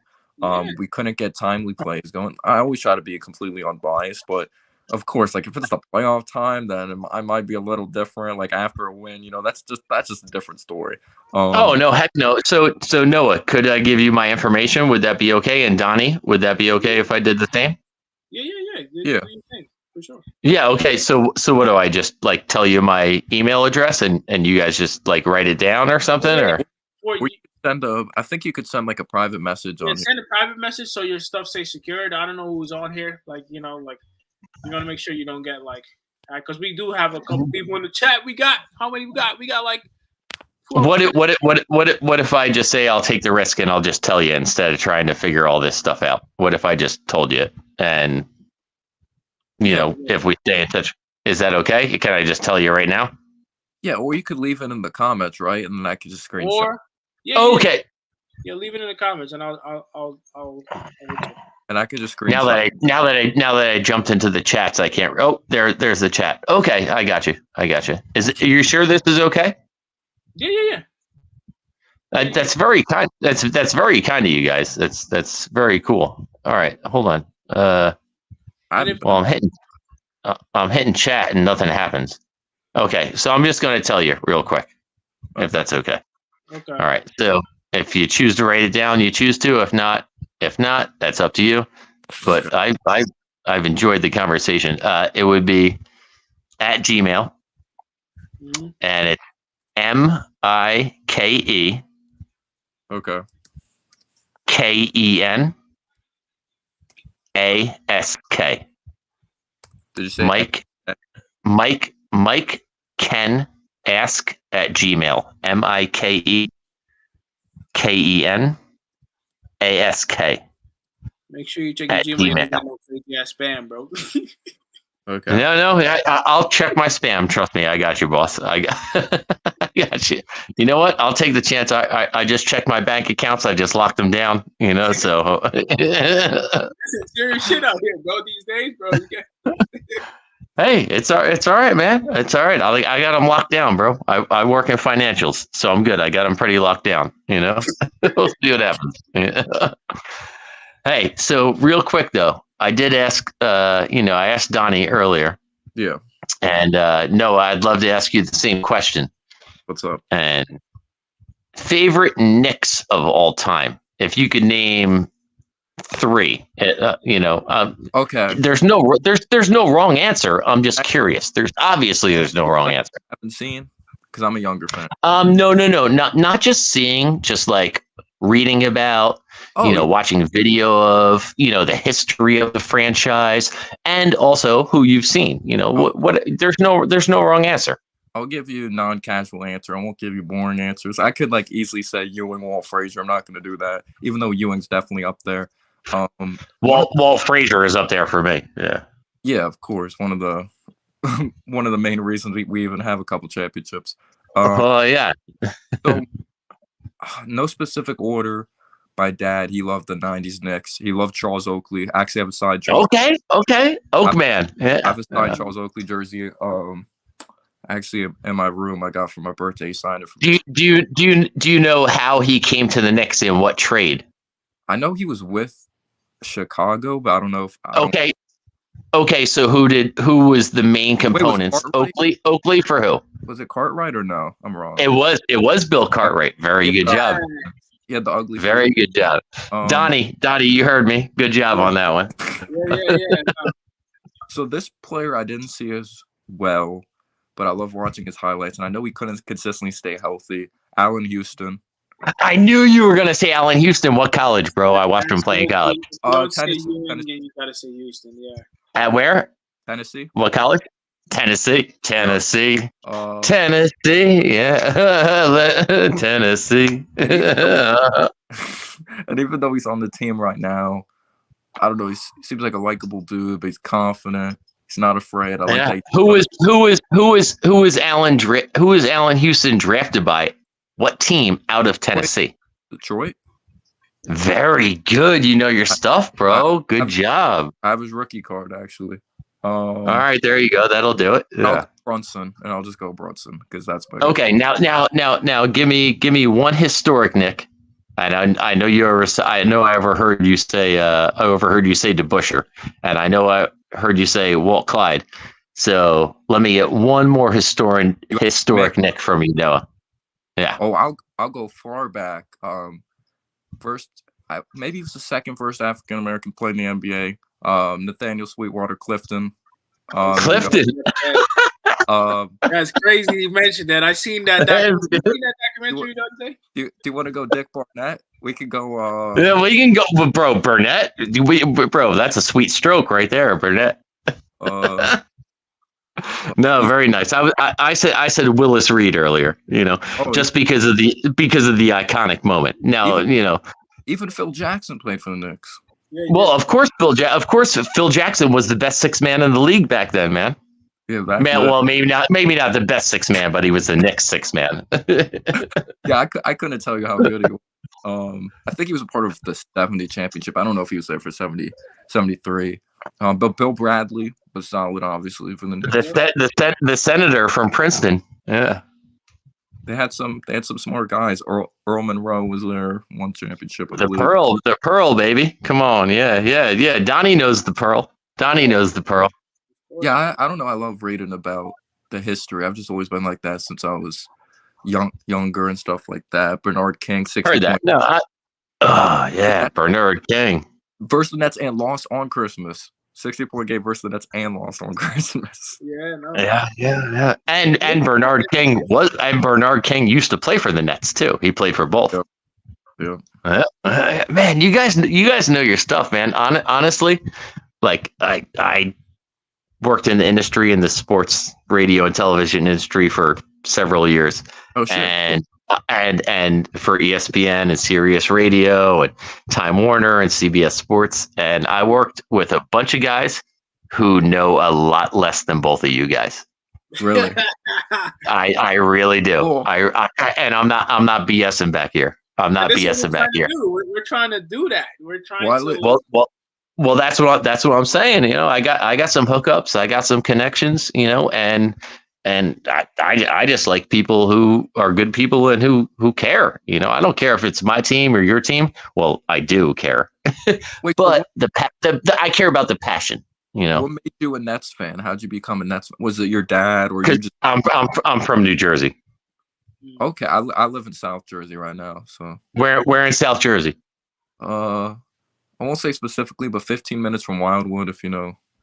Okay, so I got family in like Absecon, Northfield, Pomona, right around Atlantic City. So what you are you right by like Stone Harbor? Yeah, that's not too far. Maybe that's like 20 That's minutes. not too far. Yeah, so I'm up by like Tom's River, Point Pleasant, Belmar, Manasquan.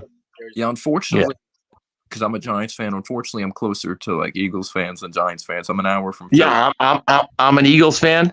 My dad is a Giant. My dad is a Giants fan. My dad is a Giants fan.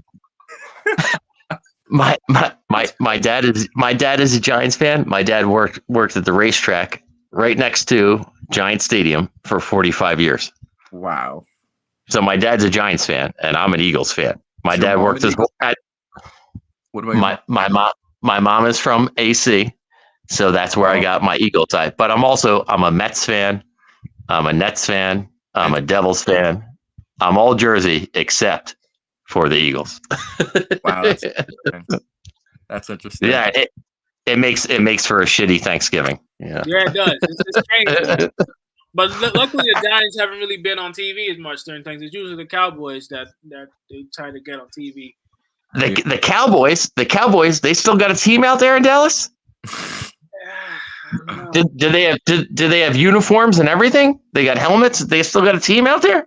I don't know. It's unfortunate. Football's a tough game. Like I'm a Giants fan, and speaking of Giants, fucking Saquon, right? He's gonna test free agents. Yeah, he's gonna go some pros. Well, they did not tag him today. They didn't tag him today, so he's a free agent. All the speculation is him going to Houston. That'll be pretty cool if he goes to Texans with CJ Stroud. That'd be pretty nice. Yeah, that would be nice. Because I look at it as this: I love Saquon, but the Giants are so shit. Like what? He's too loyal. Giants are garbage.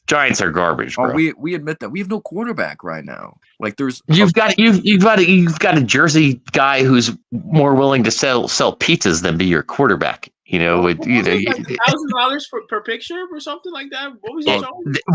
Well, at first they made it $10,000 for the pizza place. Said we'll pay you $10,000 to come here, and then the pizza place doubled it after he won the game the week before. They said now you got to pay. Now that Danny DeVito said we'll pay you got to pay us $20,000 because I won the game last weekend. And now the whole thing got like blown off, and then he just did it for free. Can you believe that Tommy DeVito was a really cool story, but I was getting pissed off when people were comparing it to Linsanity. I was like, do not disrespect my boy Jeremy Lin like that. But this dude ruined our chance of getting a fucking quarterback because we dropped out of the top 3. We're gonna get a wide receiver with no quarterback, even though we heard the rumors. Rich Eisen said that Joe Shane, he's just being fake. He's acting like he likes Daniel Jones because you're just not going to say you don't like someone. I want us to be done with them, but it's like, who do we replace them with? I don't want to get into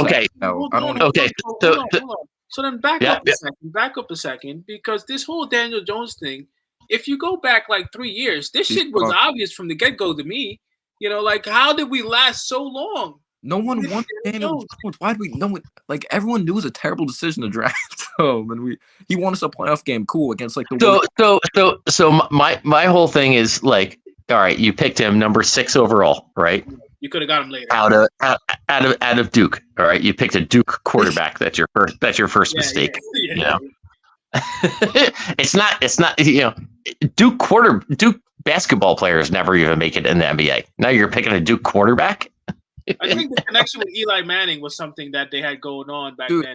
It was because his head coach was like the trainer with Eli when he was home. Yeah.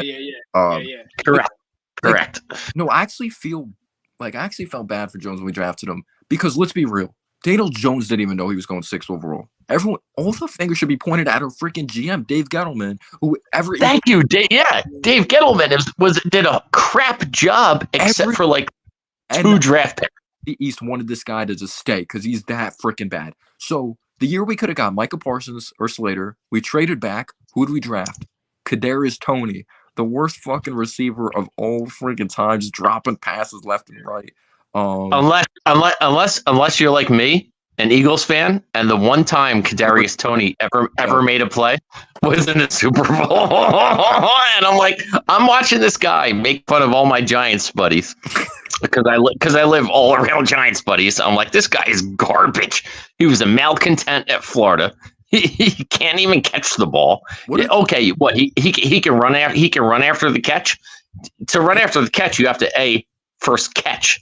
And he can't do that. The pros, and then he kills my team in the Super Bowl with a punt return and a reception. Oh my God! And Donnie, and you noticed this because I'm not saying it should have been called a hold, but Kadarius Toney, huge touchdown, huge return, and James punt return. Yeah. Former Giant James Bradbury as well. I'm not saying it should have been a hold. Like you could say it was, but it was just like it was one of those things. Like too fucking. It's questionable. It's questionable. But you know what? Speaking of stuff like that, you see the NFL now, the NBA. Strange calls, right, at the end of the games now, where you just look at it, it's like it's obvious to me that there's something on. Like I don't like to go that route, and I was never a guy that says the referee's this, the referee's that. But sometimes there's no consistency anymore at the end of games, and we've had it this year, right? We had it against Houston, I think it was, right? Yeah. So even it's weird to me. I don't know. It's just what it seems like to me is like in the playoffs this year. The announcers, whether it was Romo or Nance or whoever, Olsen or whoever it was, saying, oh, there haven't been a lot of penalties called this games, during the game. Well, now in the last 2 to 3 minutes or 4 minutes of the game, there's like hyper vigilant penalties being called. So you're changing the pattern of penalties throughout the game, not throughout the game, at the very end of the game. And did you see the stat that was crazy? Maybe I'm wrong. I don't think it was the whole playoffs, but I think it was in every Super Bowl. Oh, maybe it wasn't every Super Bowl that Mahomes was in. Maybe it was just his playoff run. It was some stat like the Chiefs never got called for holding like at all in the playoffs or something. They did not. But also there was a call that the Chiefs never got a roughing the passer call like earlier in this year. They had none.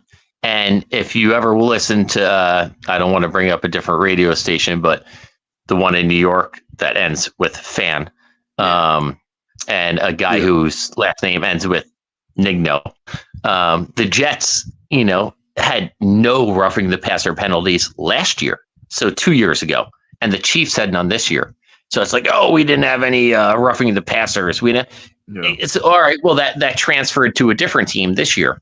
However, it still boggles my mind that there are all these penalties called in the last 2 to 3 minutes of a playoff game when there's been barely any penalties called during the game. Yeah. It's a weird transition that they have, and I watched almost all the games. For a lot of football, I'm always watching it because the game flows faster. Like the game of football now is still more interesting than maybe some parts of certain basketball games. I don't know what it is. I think I had a guy in here one day who was trying to convince me that rugby, the sport that he watches, is gaining traction. I told him there's no way that a sport like rugby will ever be as big as the NFL because the game in America, no way, no, it's just the game no. You know what I'm saying? No.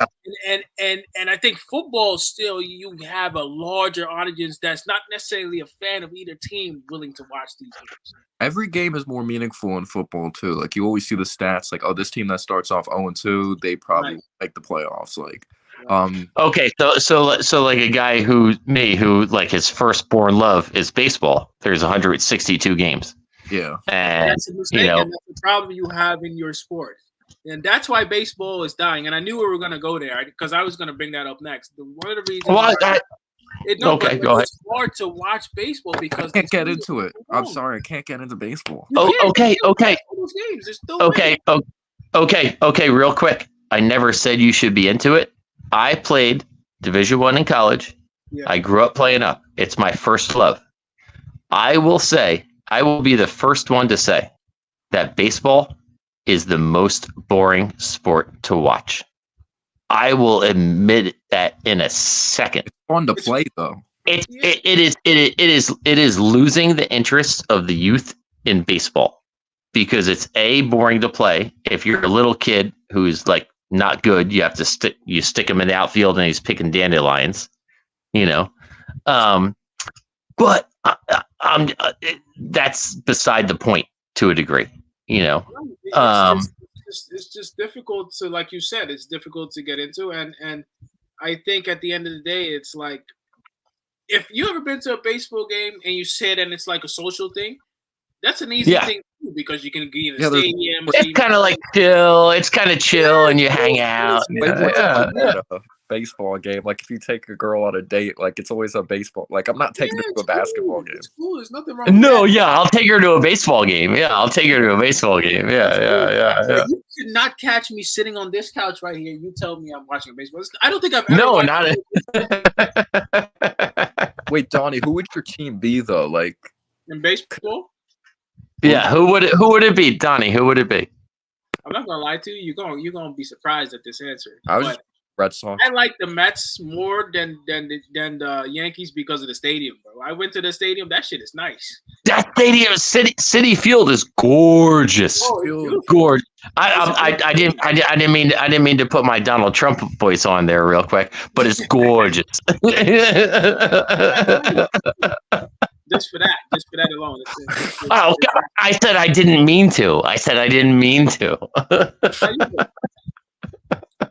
I'm telling you, I'm really enjoying this podcast. I'm not gonna lie, bro. I feel like we definitely got something going here. I know Noah's busy, but you know, I think we. You know, like I'm definitely gonna hit you up in the email. We should definitely do some more of these, and we can just have an everything podcast going on. You know. Yeah.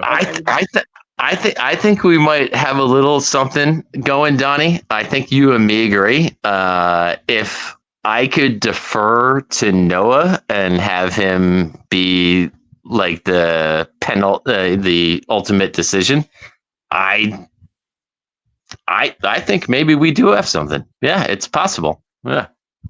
Yeah, just email me or I'll email you since I wrote. I'll email you that. Yeah.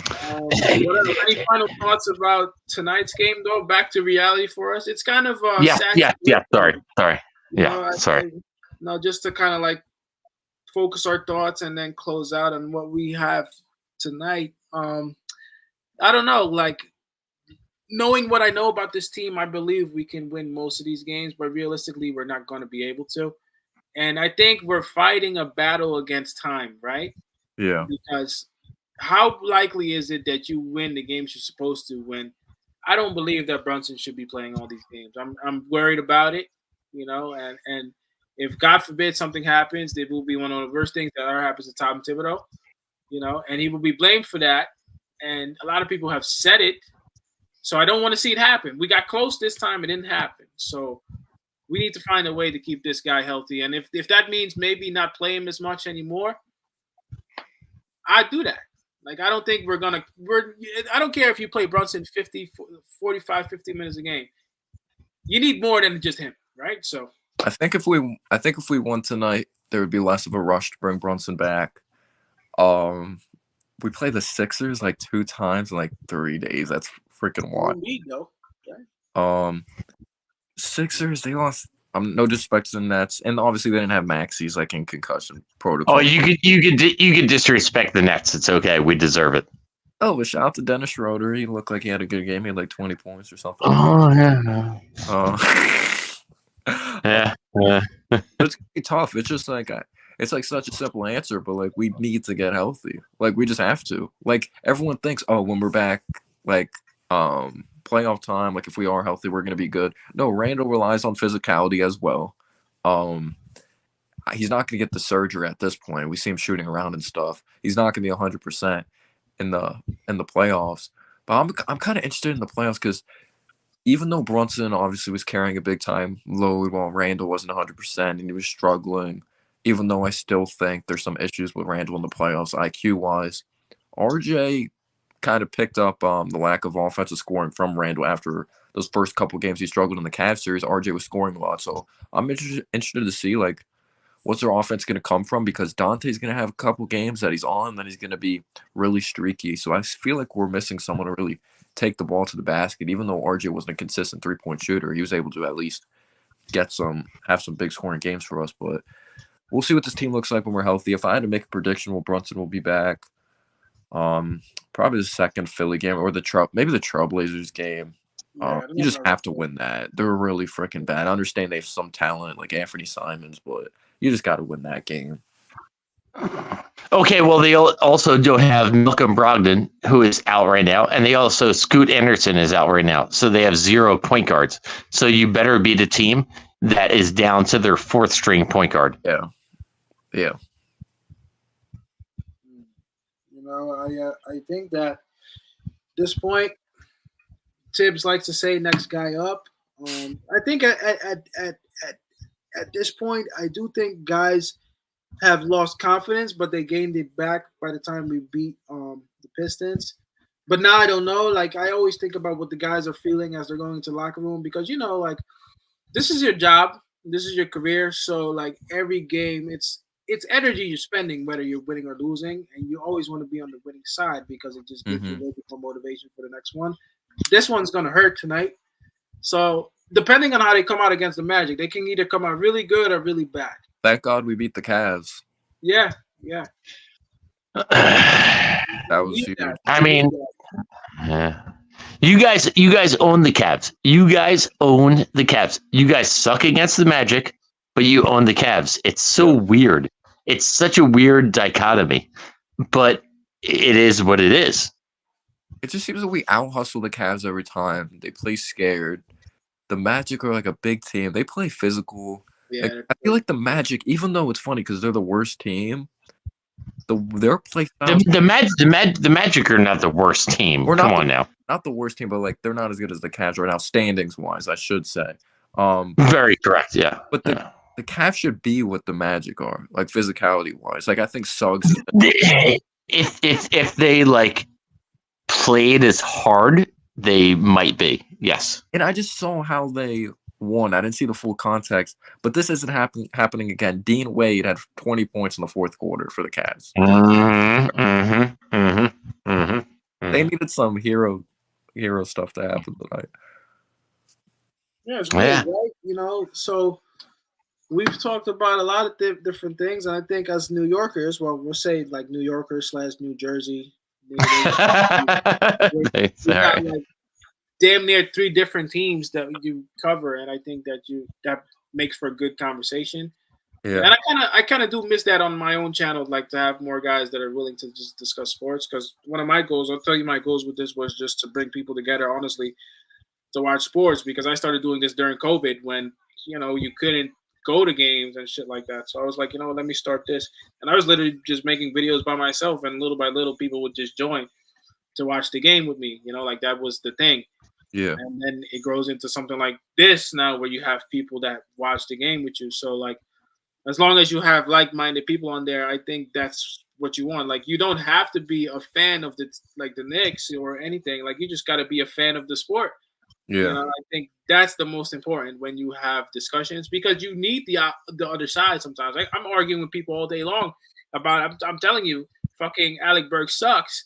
And then everybody else is telling me, I told you so. Look at him, I think a lot of Alec Burks, though. Yes, he helped us win a playoff game 2 versus Atlanta. That was cool, but like, because Tom Thibodeau loves Alec Burks. Thibodeau loves Alec Burks. I think he's falling out of love with him a little bit, though. He's getting pissed. Well, he might be falling out of love. He was in love at some point. Yeah. He's bringing that. That's why he brought him back. Him and Taj. Taj keeps coming back no matter what that motherfucker do. Taj Gibson been around since like Chicago in like 1972. Yeah. I don't know if you guys saw, but they had a Taj Gibson Day every February 18th. Part of New York, it's Taj Gibson Day. No, it's not. Don't even tell me that. I know, like his number represents like the school district, right, that he went to or something. It's just, I understand he's from New York. He's done a lot for like charity and stuff, but that's just so funny. It's just like Taj Gibson. Like what a random day to have, a Taj Gibson Day. That's such a random day to have. I might The show one up to thing- New York on February 8th. Cool. I'm like, why don't we have Eddie Curry Day?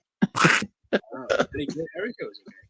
I mean, the one thing about New York, if you accomplish something, people will never forget. Like this whole like DeVito thing, for example, it was like the next big thing, and like like you mentioned, Jeremy Lin, and like let's say like players that were successful but didn't win. Like Melo is probably one of the biggest on like that list, and you still talk about Melo in like the highest regard to this day, Yeah. because No, that would be Patrick Ewing, sir. Well, I was going up the list. I was going like higher and higher. It's sad that. Well, the Knicks I'm going to the highest Nick who never won a championship. It's the most painful one. It's the most. Carmelo Anthony won one playoff series with the Knicks in his career. Yeah, you could say Brunson's gonna do more than Melo did already, like in his Knicks But career. at the same time, different players, different situations. Like the Knicks. Yeah, that was a weird built. They're managed.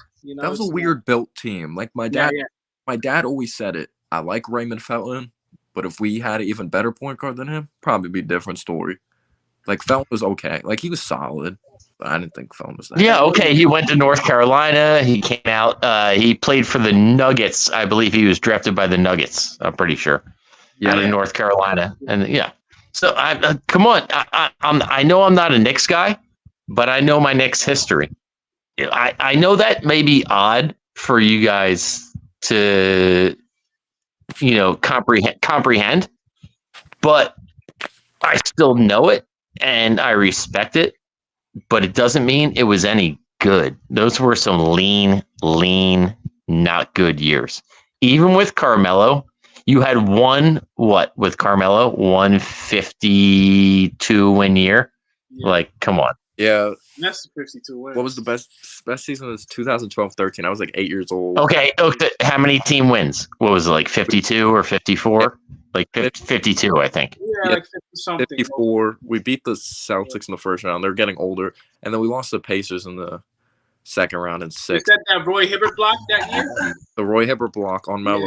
Yeah. Roy Hibbert block. Yeah. Oh, all right. I got one for you real quick. Give me a 3-2-1. Roy Hibbert went to college where? I couldn't tell you. Fuck. Georgetown. I knew that. I knew that. Just like Patrick Ewing. Just like Alonzo Mourning. Just like Dikembe Mutombo. Just like that strain of centers that went through that college. Allen Iverson went to Georgetown. Yeah, but he wasn't a center. I'm talking the strain of centers. I'm talking the center just under John Thompson. There was a lineage of centers under John Thompson. People hated that Patrick Ewing went to Georgetown too because he went to high school in Boston. He was supposed to go to Boston. Correct. Because he hated Boston because he said everybody in Boston was racist. Yes. Which I'm not going to deny. Imagine being Patrick Ewing going to high school in Boston. He probably did face some stuff. He probably faced some stuff. Yeah.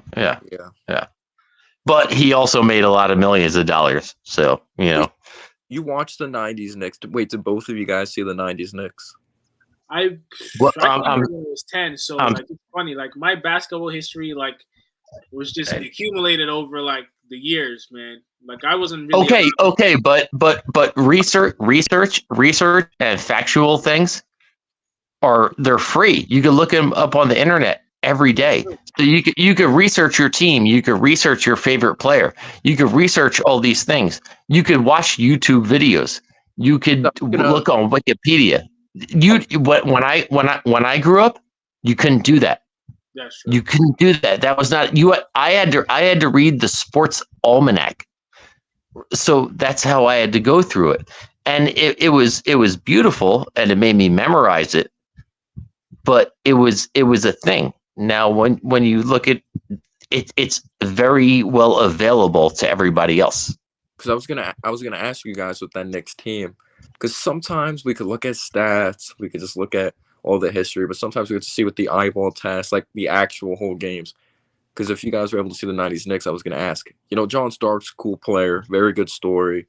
Obviously, The Houston series could have been a lot different if he actually showed up. What was it in Game 7? He shot absolutely awful, and Pat Riley didn't. Like one of 13 or something like that. One of 14, I think. Even Xavier McDaniel brought up that he loved Oakley, but The Oakley X-Man. had wide open layups. Was Ewing's supporting cast overrated? Ewing barely had a supporting cast. Like, they were gritty, tough players, but were they overrated? That's what they probably were a little bit, even though they were good players.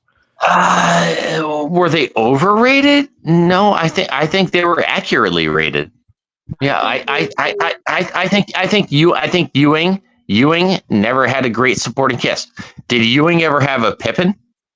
No. Did okay, let's say when Olajuwon won, did he ever have, like a Vernon Maxwell and his later, a Clyde Drexler or somebody like that? Did he ever have? Was there ever a Malone to a Stockton? No. Ewing never had that second player. Ewing never had. Charles Oakley, defense. John Starks, a chucker. Okay, Derek Harper, a decent point guard. Ewing never had a second star. Never. He didn't have that other like consistent pop offensive guy. Even if he did, then name his name. Yeah, rest in peace, Anthony Mason, but he wasn't a big time. Anthony Mason was a bruiser and a rebounder and a quality. No, I'll tell you. Sorry, messed up, and I didn't even watch the '90s Knicks. They should have kept Xavier McDaniel, and they got Charles Smith from the Clippers. That was a mistake. That was Smith. Just getting blocked. Number 54. Yeah, number 54. The guy who couldn't hit 3 layups in a row to send the Knicks to another round of the playoffs. The Charles Smith Memorial. They call it the Charles Smith Memorial for a reason, because Charles Smith died not making 3 layups in a row. And you know what's like crazy? I think I was looking at it the other day. So Charles Smith, the Clippers were probably bad then, right? Clippers were like bad back in the day. Oh, they were atrocious. They were a joke. Yeah, they were a joke. So when we got him, he was averaging like nearly 20 points, but it was on such a bad team that like when he came over. Yeah, which is like 12 points on a good team. Yeah. So yeah, he averaged like 21 points per game for his career with the Clippers, but he played 36 minutes a game with the Clippers. Right. Cool. He missed 3 layups in a row to send the Knicks beating the Bulls. Yeah. The Knicks would have beat the Bulls. It's called the Charles Smith Memorial. Memorial, not in a good way. Memorial in like a death way, because he missed 3 layups in a row off of offensive rebounds, and that's what failed to propel them to the next round of the playoffs against their team, their opposition. No, I get it, man. I get it. I think I even watched some shit on the Orlando Magic. Nick Anderson, right? Nick Anderson missing the free throws. Nick Anderson missing the free throws. But that shit will scar you for life. Some shit it scarred Nick Anderson's life. It scarred his life. He didn't want to shoot free throws anymore. That's a real thing. No. It's not a joke, bro. It's a lot. Man, I'm telling you, with your guys' knowledge, which you obviously have, and with my history a little bit, it's a good combination. It's actually fascinating, and it's entertaining. It's actually, I'm entertained right now. It is very entertaining. I just like talking about basketball. I think it's and you know, it's crazy because basketball isn't even my first sport. I was actually a soccer player in school, in high school. Really? To college, yeah, that's what I was doing. And basketball grew on me because my dad was watching. He would always come home and he would watch the Knicks. He'd be watching the Knicks, and the Knicks were terrible. And they were because if he's watching the game, you're going to watch the game. Was he watching Mike Whitney or something? He was watching like 2000. He was watching the Marbury Knicks. That's who he was.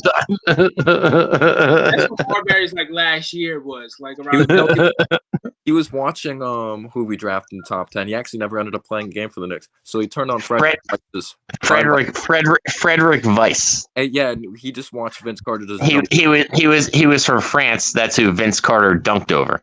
Yeah, and have you ever seen that video? Oh, no, wait. Okay. I know you got me, boss. Has Noah ever seen the Frederick Weiss video? Yeah, in the Olympics, right? Okay, yes, yeah. I got you. That's a classic. I wasn't trying to doubt you. I must have misinferred. I apologize. No, actually, I made a video on like the biggest Knicks draft bust, and he was up there. Yeah. Biggest Knicks draft bust. I'll tell you right now. Frank Ntilikina and Obi Toppin. Frank Ntilikina and Obi Toppin. That's garbage.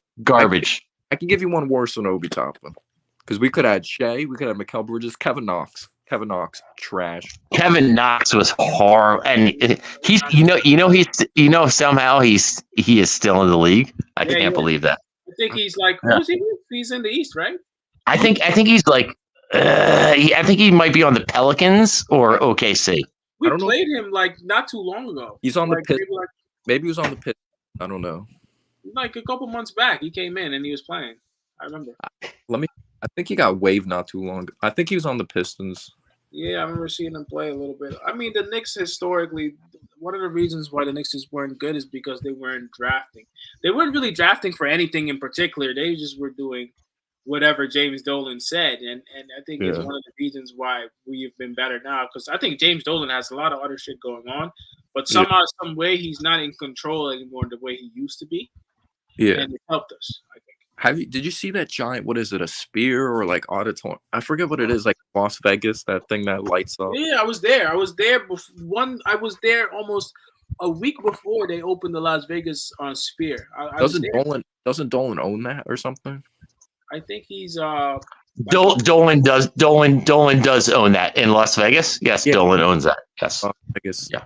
It's a pretty cool thing. At first, I was like, what the fuck? I was like, it looks pretty cool. Just when you're driving, just don't look up at the thing. I'd rather own that than Franklin Ntilikina. Yeah. But that's Phil Jackson's fault, though. Like, Phil Jackson. Oh, yeah, that was his last draft pick. Like, Phil Jackson at that time, I swear to God, he came to the Knicks to sabotage the whole team. And I think, was that also the year? There was a year where Joakim Noah came back, and we paid Joakim Noah like 3-4 years after. Oh, my God. That was the worst contract ever. Oh, my God. He got fired. So I'll tell you this offseason. This is where Knicks fans, I don't know if you remember, Derrick Rose said we had a super team. So we had Melo. Yeah. Porzingis. We got Derrick Rose through a trade. We signed Joakim Noah. We had Courtney Lee. I remember our bench was just so bad, but it's like, oh, this team would be good if they were like a million years old younger. Like they were just like all out of the prime. Okay, so you got Courtney Lee. The last time he was good was when he played for, I think, Virginia is where he went to college. Well, he wasn't right. And Joakim Noah, the last time he was dominant was for the Bulls or the University of Florida. You know, pardon me. Go ahead. Joakim Noah couldn't hit the outside of a barn with a jump shot. You know, it was like a shot. And he played like 2 games with the Knicks. That was the thing as well. He like barely played, and it wasn't injuries. And they paid him tens of millions of dollars. They paid him at least 3-4 years after I think he was gone. That's what I'm saying. Yeah, that's what I'm saying. Yeah, that's horrible. And the thing that was embarrassing with him, it wasn't just injuries. You would see these random photos online of him like half butt naked, getting out of his car randomly in the middle of the street. Like he was like the weirdest dude ever, Joakim Noah. But Courtney, you know what? I don't care. I don't care if you're weird. You could be Dennis Rodman. I don't care if you're weird as long as you could play and you could rebound. Yeah, you could only get away with that if you're. He wasn't. Well, just get me some rebounds. Yeah. Obviously he was washed. He won Defensive Player of the Year. I liked Courtney Lee, but like years ago when he was with the Magic and they went to the finals, that was about it. Yeah, I liked Evan Fournier like 6 years ago when he could actually hit a jump shot. I think Evan Fournier. How many dollars are the Knicks paying Evan Fournier? what was it, like 4 years, 72 million? It was something. Oh my God, that was the worst contract ever. I think he could have done more, but it's the thing with Tibbs. Him and Tibbs didn't get along, and he talked a lot of shit about the team in the offseason. He doesn't play defense too, so. No, well, he's a gimmick player. All he can do is shoot threes, and that's not up Tibbs. That's not up his alley. That's not up his alley. When I went to Philly for a Knicks game, and I'm watching them warm up, and I'm watching Evan Fournier. Evan Fournier didn't miss a shot. You know what I'm saying? No NBA player misses a shot in warm-ups. It's crazy when the game starts. That's why you're in the NBA.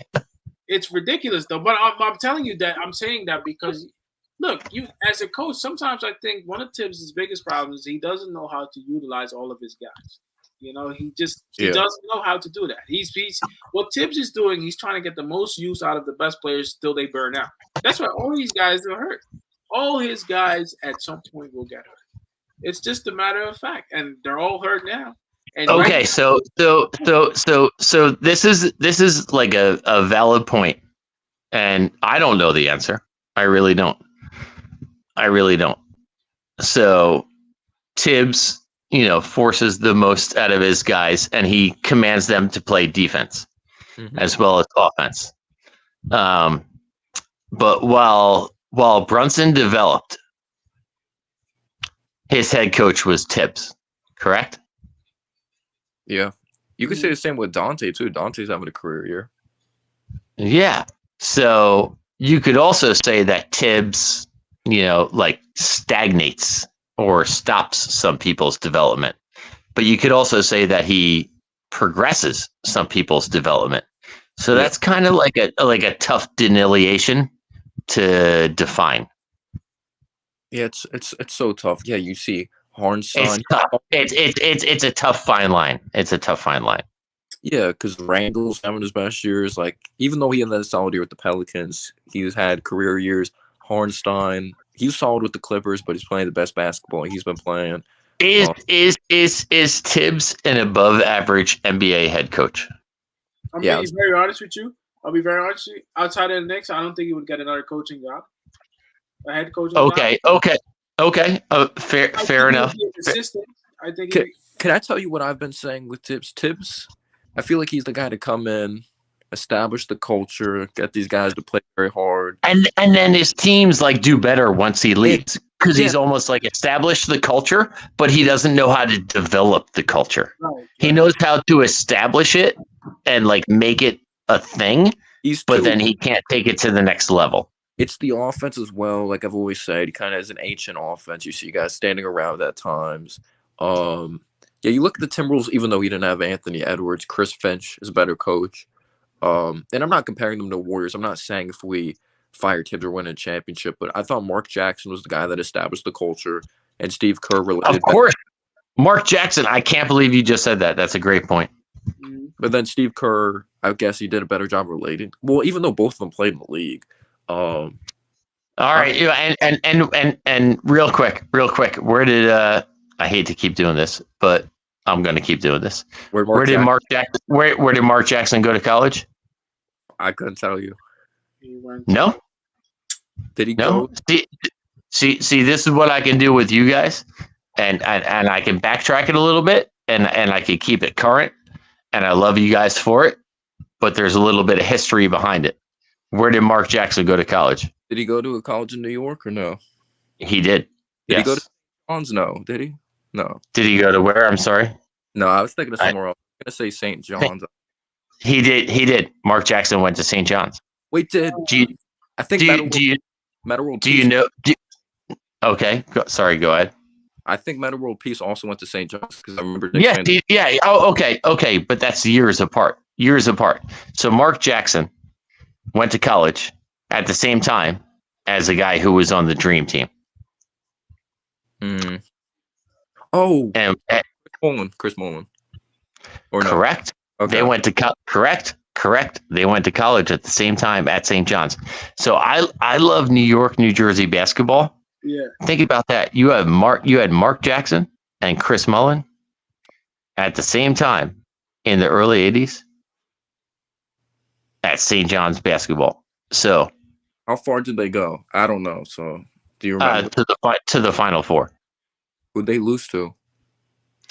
That I could not tell you. That you got to give me. I know. Well, you got to get me on one. You got me on. Yeah. You got to get me on one, bro. All right. You got me on one follow up. All right, I'll give you that.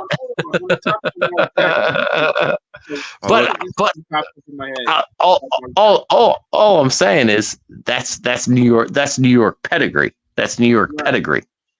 But hold on, we said that okay, Mark Jackson establishes the culture right for the Warriors. Would it have been different, you think, if he would have stayed, or you think he would have gone the same way? I personally think if Mark Jackson was this head coach instead of Steve Kerr, I personally think that they would have been just as successful. That's just my personal opinion. Wait, you know whose role changed when I'm thinking about it? I think they gave a lot of credit to Steve Kerr, and I think if they would have gave Mark Jackson one more year, just give him one more year, I think he would have done what Steve Kerr did. I wonder what Mark Jackson would have done with. I'm not sure how much playing time but Draymond. Sorry, go ahead. Draymond Green with Mark Jackson. I think they could have. I really do. I don't know because I think Mark Jackson was a good coach. I think Mark Jackson was a great coach. I think he could have done it. I think they fired him too young and too early, and I think Mark Jackson could be Steve Kerr, but he never got the opportunity. No, but the word on Mark Jackson was that he was very set in his ways and he was particular. And yeah, and apparently he said something bad in the locker room. Yeah, he did. Well, there was also, I think, like a sexual nature, like with him and somebody else's wife. I think that was like a thing. Dude, I'll never these situations where you're saying Draymond Green, for example, with Mark Jackson. Look, I think Steve Kerr, one thing that a lot of people don't realize on championship teams, it's hard to keep these guys motivated and kind of on the same playing field where it's not like, well, I'm the star, I'm the superstar. He could have easily made Curry like the golden child of everything and then come Clay and then come Draymond, but he figured it out with them together. And then they won championships, right? And I think that's a testament to him because he played on the Chicago Bulls, it had a big impact on how he, became as a coach. Because you getting to play with Michael Jordan and going through the shit he went through. I'm sure you guys saw the documentary, The Last Dance. It gave him a lot of foresight and Hall of Fame type players and how to handle those type of situations, which is one thing I don't think they talk about a lot because I don't even think Mark Jackson would have been prepared for that because you mentioned Draymond Green. I think him and Draymond Green would have probably been fighting at some point. Because I don't even like Draymond Green a lot of the times, but then I can see why he's so important to the team at the same time. I used to love Draymond Green. I used to be a defender. People would always make fun of oh, he only gets a triple-double with when he has 10 points. But I always talk about the screens he sets, the way he communicates, his versatility on defense. But there's some stuff I just can't defend. He intentionally tries to hurt people sometimes. I just can't defend it. Yeah. I get it. And it's tough. It's tough because at the end of the day. Real quick before we guys, because I'm sure you all got shit to do. But the most iconic moment in Knicks history. Can I ask y'all for your personal opinions? There's no wrong, there's no right. The most iconic moment. You're both Knicks fans. I'll go first. What? Yeah. Okay. I didn't see it. And even though he only had 4 points this night, Willis Reed walked out of the tunnel, and that was a big time moment in Game 7. And I was watching not a documentary, but someone made a video on Walt Frazier, that he was actually pretty silent in that late in the finals. And Walt Frazier like 30. Have you ever watched that full game? Not the full game, but I think Frazier had like 38 points in Game 7 or something like that. Okay, so the individual performance, would you go Walt Frazier or Willis Reed in that Game 7? Oh, Walt Frazier. Willis Reed only had 4 points that game. He hit the first couple shots, but I know he had hard to walk out of the tunnel playing the game. But it also inspired. Yeah, you could also say like it got the garden going and stuff like that. But I'd still give it to Walt Frazier. So I think the shot that Patrick Ewing hit, what was it, it was almost like a floater or some shit like that. Trying to remember. You have to remember, I didn't see all these games. So neither did I. Okay, so wouldn't a shot or a game or the performance in a game that resulted in a championship, wouldn't that supersede any individual You know what though? It depends on who you ask, because the periods of time were so different at the time. Like, you're not going to be able to convince everybody of that. Okay. Was it Allen Houston that made that big shot when he had like the big fucking... Dude, that Allen Houston shot was so awesome. A lot of people.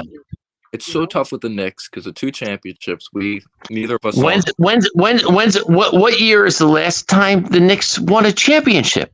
1973. 73. Okay, so isn't that the best? Most people cannot relate to that now. That's why I brought it up. No, okay. So Patrick Ewing made it. Patrick Ewing made a shot in like a conference semifinals or a conference. Okay, what about somebody walking out when he could barely walk out on a leg? Willis Reed. I've seen the documentary. There's a lot of interesting documentaries on MSG, by the way, all the time on all the former Knicks players. I trust me. I know every single historical aspect of it. Zerbiak was from freaking Spain. I had no fucking idea. Wally Zerbiak was not from Spain. Pardon me. Wasn't that where he was from? Wasn't he like playing in like Spain and shit? Who? What player? Wally Zerbiak. Wally Zerbiak went to the University of Miami of Ohio, and went to the Elite Eight. I could recite it like off my head, bro. That has nothing to do with the Knicks. That's a white guy who got that's a white guy who got drafted by the Timberwolves. I could do that. When he was a kid, though. When he was a kid, I don't think he was. He wasn't like a fucking American. Like, I'm just saying, because he was a broadcaster like for all these years. Like, I thought like he was just an NBA guy. But doesn't the last time your franchise actually won a championship, doesn't that count for something? Yeah, it just doesn't. It's a big deal, but it just doesn't really hit home with me because I didn't see it. No, it can't. Heard that. No, yeah, I heard that. I heard that. It's way too long ago. Because like, what happens is you're looking at different generations of those that have witnessed, those have heard, and then those who come after that. I can tell you this. When I was a little kid growing up and rooting for the Nets, I wish I had Patrick Ewing on my team. Oh boy, I wish I did. And I think Patrick Ewing was so good with his little kickback, knee jumper. Oh my goodness, he was so good. Were you a Nets fan when they had I'm not sure when he played. So obviously passed away in a car accident. Drazen Petrovic. Were you a Nets fan when they had that? Okay. So my grandmother is my grandmother is born and raised in the Ukraine and came over here. So I still have a Petrovic jersey in my locker. That's cool. And Derek Coleman and Kenny Anderson and Drazen Petrovic. They had 3 All-Stars on one team. And Drazen Petrovic was my... sorry, I'm not trying to get emotional. My grandmother was a Holocaust survivor. So that's why Drazen Petrovic was my favorite player growing up. Mm. Yeah. You can relate Gotcha. to that, like something like that. Yeah. I think my favorite player was Allen Iverson, and then of course Kobe. But I think I was watching just Iverson the other day. To this day, people don't realize how good he really was at that fucking time, bro. Like, Dude, you are so awesome. When I'm a Nets fan, and even while I'm a Nets fan, I had an Allen Iverson jersey in high school.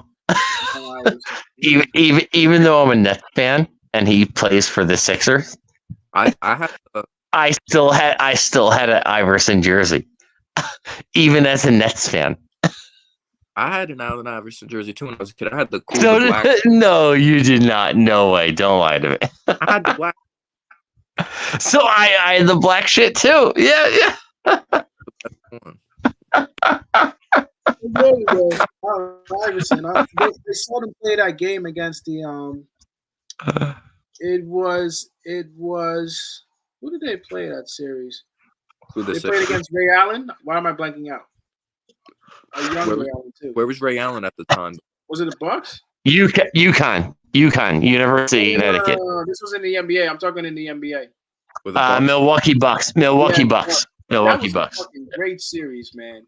Like that was Well, that was like yeah. really good. Come on, you know I got you, bro. You know I got you. Yeah. The Bucks used to be such poverty. Like Giannis winning them a championship. Obviously other factors, but man, they were just in the gutter. Bro, when he retired, when he retired, who had the most threes ever at the time of his retirement? Ooh, Ray Allen? Correct. Yeah. Yeah. Yeah. Yeah. Well, that makes Yeah. sense. That makes sense because when Curry broke the record at MSG, he took a picture with like Ray Allen, and yeah, I think it was Ray Allen. And you know what's scary? Thank you. Every year now, these records. I remember if you watch the old games and guys were setting records for, I think around that time for most points in the game, and I think that day in the Yeah. playoffs, Iverson was like maybe like 5th, right? And that was like what, like 20 years ago? Now think about it now. You got fucking Jason Tatum just breaking the record the other day, not Yeah. too long ago, and it keeps getting more and more and more and more. It keeps on going higher and higher and higher. So part of it is the NBA just defense is not there, like we know, but like the skill level is very high now in basketball, higher than it's ever been. Yeah. All right. I'll give you one question. What college did Tatum go to? Oh, Duke, easy. Yeah. No, but that's not supposed to be your answer. It's supposed to be the other guy. No, that I know. I mean, it's Tatum. Tatum comes from Duke with Coach. All right. What college did Pistol Pete go to? I don't know. Oh, I know this. Can I go? I don't know. That. Have you ever watched the Pistol Pete stuff? Yeah, I watched the. Specifically him, I've heard of him and seen him in games, but I haven't watched like a specific documentary on him. Well, Caitlin Clark just broke his record in most points in college. He went to LSU. Okay. Caitlin Clark, good for her. University of Iowa. Yeah, 4 years. Good for her. She's amazing. Very amazing. But have you ever watched a documentary on Pistol Pete? I've seen the one that it wasn't just like there was like actors, like someone playing him. Maybe I have. I've seen like I don't remember the titles of them, but no, I haven't seen like a full one. No, I've never really Can out to me. Like I need to watch this documentary, or like it came on. I was like, I'm gonna watch. can you put on Pistol Pete real quick? Yeah, I mean, I can But you Not do on here because they'll ban my shit. But I know you can, but would you? On here, not on the stream. he'll get copyright. He'll get taken down, unfortunately. I know, I was trying to but do that like years ago, and then my like somebody came into the stream and they shut it down. Yeah, it sucks. Yeah.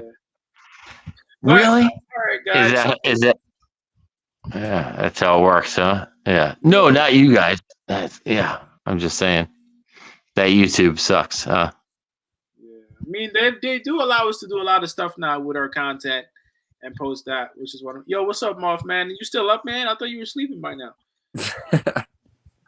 But yeah, depressing loss. All right. Can I do? Can I ask you to do one? No, I can't. You said it can't be a documentary, right? Shoot. Yeah. Can you try to do it? What? Watch it or put it on here? Yeah, put it on here. Yeah, no, put it on here. Bro. I came too far on this YouTube channel to fuck my shit up now. Hey, okay. Most last question, bro. You're running out of time here. Ask one more question. Okay. No more questions. All I want to say is that I really enjoyed my time with you guys. That was no. It's wow. It's very impressive. No, it I've never had experience, with someone like this before. and I appreciate it. For sure, man. Nah, same here. Yeah. You don't know how that goes. You never know how things go. I've known Noah for at least maybe a couple years. I don't know. Years at least, because we've been doing this a while, and we used to tap into each other's channels, and he's doing his thing, and then he disappeared, and then he commented on one of my videos, and I was like, bro, I would look for your videos. I'm not lying, bro. I would look for your videos, and all I did was change my. And I couldn't find you anymore. I don't know what happened. I couldn't find you for a long time. I just want to say, and then I just want to say, God bless. Yes, God bless. Sir. You as well. We're gonna do this again. I'm gonna email you, and we're gonna find a schedule like where we can, even if it's on Fridays or like sometime in the evening, we can just set that up, and then I'll keep telling my subscribers, it can be on here, it can be like whatever, and then we can just. Dude, you guys are the best. You're awesome. God bless, and I wish you the best of luck. All right, Mike. I will talk to you again. Okay, we're gonna keep in touch. Thank you, sir. All right, I'll talk to you. Have a good one. All right.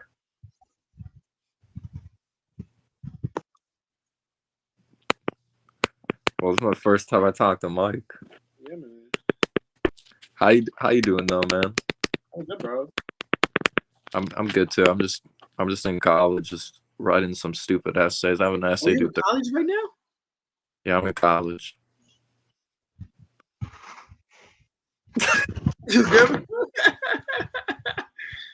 I thought you wanted to say something. All right. You're in college right now? Yeah, I'm in college. I'm a freshman. Ah, shit. Well, I was technically supposed to be a sophomore. Graduated in 2022 in high school, but I took a gap year. I worked for a year to save up some money for college. Yeah, I could have sworn you were going to college already, bro. Oh, yeah, I'm 19. Oh, shit. You did tell me that. That's a long time ago. I'm in my rookie year right now. Yeah. Honestly, bro, like everything you do right now, I've been through it, man. Like I started college and I had to leave because I had a whole bunch of shit going on. And then I came back like years later. I went back and finished it. And I just graduated in 2020 during COVID. Yeah, it's exhausting. I was originally just going to go to a university, but then I'm at a community college, and then I'm transferring to a university. I did the same. Thing. Cheaper honestly, too. Bro, just get that, and then like I feel like your true talent is definitely this shit, and you can make that happen, bro. And you will live freely making this work.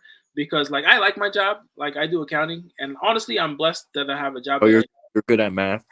No, I'm not actually. I'm pretty good at figuring out the numbers, but I wouldn't say I'm the greatest like mathematician. I'm terrible at math. I, No, I I had a math class last semester. Thank God I passed. I barely passed though. bro, most people struggle to all these things like little by little, but like at the end of the day, when you get the degree, it doesn't matter because like like who fucking cares? Like if you got 70s or you got 90s, and I think real world experience is always better than just having test grades. And like Yeah. you doing this, like once you can like become like a really really big channel, bro. Like if you keep doing this, like that's how that happens. Like I would have never thought I would have even reached here, and that's just me doing this shit my own way. Like I didn't go like do anything crazy. I made friends and like I tried to switch up my channel a little bit, like making shorts and stuff like that, and it Yeah, seems to work. you try to stream every game when like you're not working, right? Or you try your Yeah, best. yeah. When Wait, I'm yeah, not working, I'm usually streaming. And I yes. swear to God, bro, sometimes I have times where it's just like, yo, I'm really tired and I don't even want to sit in front of the camera and stream. But like these guys appreciate it a lot when I stream. Like that motivates me to stream because they'll tell me like they're looking for my streams and they're hitting me up like, yo, where's your stream? Like, where's your stream? Are you I streaming don't today? I don't think people realize how exhausting It's tiring. it is to stream for like 2 hours, 30 minutes. I feel like that's how long usually a game stream is.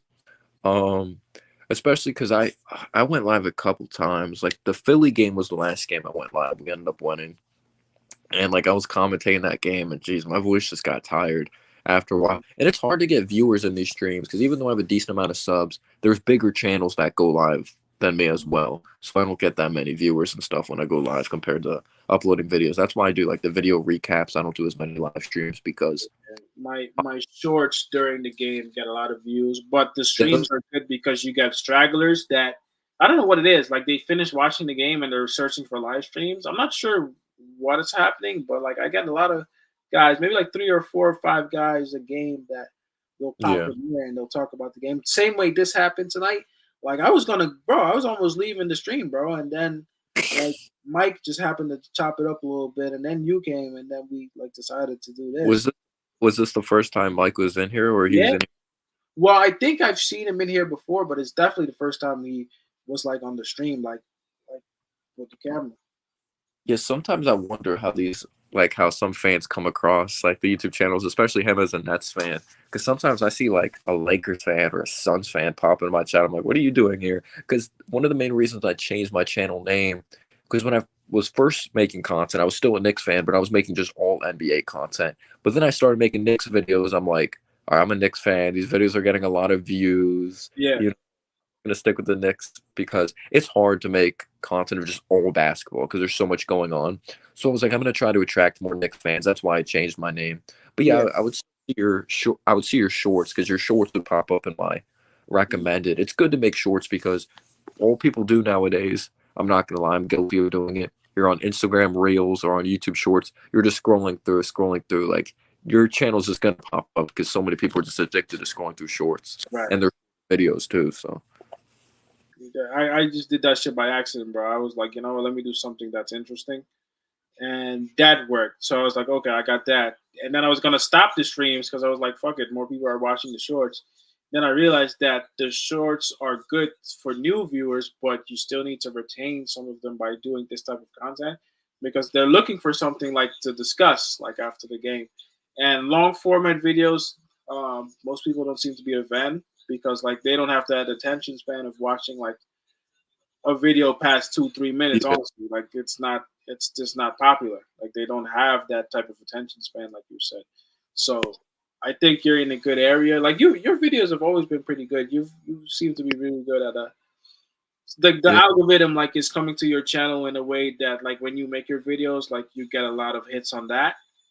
But like it's always changing, bro. And I think at the end of the day, like one of the biggest advices that I got when I was trying to figure out even how to make videos.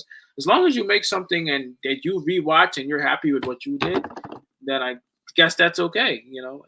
Yeah, I've definitely had videos though, mostly recap videos. And I'm like, I upload it. I'm like, was that really that good? But it was just because more people will tune into my videos when we win than when we lose. Like you'll see a recap video that it's like, oh, it has 1,000 views, and we lose. It's like doesn't have as many. views. I always try to make videos even when we do lose. But yeah, I was just seeing on your channel like your Josh Hart short when he hit the dagger that has a lot of views. That has 2.3K views. Right. Yeah. It's weird. It's weird. I'm not sure on like, for example, the Deuce. You know that Deuce ankle breaker he had on Mobley. I was like, I saw that shit live. I wish I would have recorded that, but you don't know if that's gonna hit. You know. Yeah. And then, like you said, that you have a lot of football. Well, you used to do like all NBA, right? When football season's on, I'm also doing football videos, and that shit is popular too. You know, so people know that like, oh, Donnie is not just making. He's a Knicks fan, but he makes sports videos. Like sometimes he makes like sports clips. You know, which Yeah. I like that too. So like, if we did a podcast, like I wouldn't mind talking about all things sports, considering I have more than just Knicks fans, even though the majority is Knicks videos. So my specialty is Knicks videos, but I still make like Yeah, I've sports. been doing YouTube forever. Been doing YouTube even before this channel. I had an older channel that was just my name, like years ago, that I talked about the Giants, the Knicks, just everything. Like I just Yeah. upload videos when there was any type of breaking news. But I like in that video, that channel was doing all right, but I changed my content so much that I was losing viewers. Like I used to be really into sneakers, so I'd make sneakers videos as well, vlogs, because it was a channel I ran with my friend, but then we weren't as close anymore, so the channel kind of went downhill. But that the whole channel's on private now. But yeah, I've been doing YouTube since like sixth grade, middle school, something like that. I just love making videos. Trust me, bro. I may even be a little bit ahead of you when I tell you I used to have a YouTube channel about games, bro, like video games. Oh Yeah, yeah, I don't know if you remember. If I don't know if you're into games. You remember the website called Game Trailers that used to be out, and you used to be able to go on there and see the newest trailers for games before they come yeah, out. yeah, I used to upload them from. I used to download them from there and upload them on my YouTube channel. I yeah. swear to God, at one point I had like maybe like 500K views or something like that. Damn. But what I didn't realize back then is like copyright stuff, right? So you can't Yeah. be doing stuff like I, that. I I used to do that too. Like when you're younger, you don't care. Like when I was making videos back then, I wasn't caring about like I'm like no way I'm gonna make money. I just want to get views and Yeah, just we're making videos. Yeah, I used to just screen record like cool NBA clips and upload them. And they would just get so many views, and then I'm like, wait, what's this? And I see I got a copyright strike on my channel, and I'm like, oh, never mind, I can't upload that yeah. anymore. I look. I've been there with you, man, and I tried to do 2K. Like if you go back to my old videos, I was actually good at 2K17. I happened to buy 2K, and I was good at the game, and that was working for a while. But like I grew out of playing video games a little bit, and at least until GTA comes out. When GTA comes out, I'm gonna definitely play that game. Yeah, I might get that. Well, they don't make it, I don't think, for the system I have right now. I don't have the PS5. I still only have a PS4. Yeah, me too. It's actually right. It's right there. I have my PS4 too.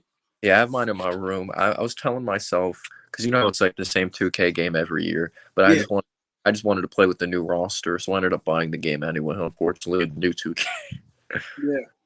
even though it's kind of the same game, because like the PS5 I think has like more features on the game than the PS4.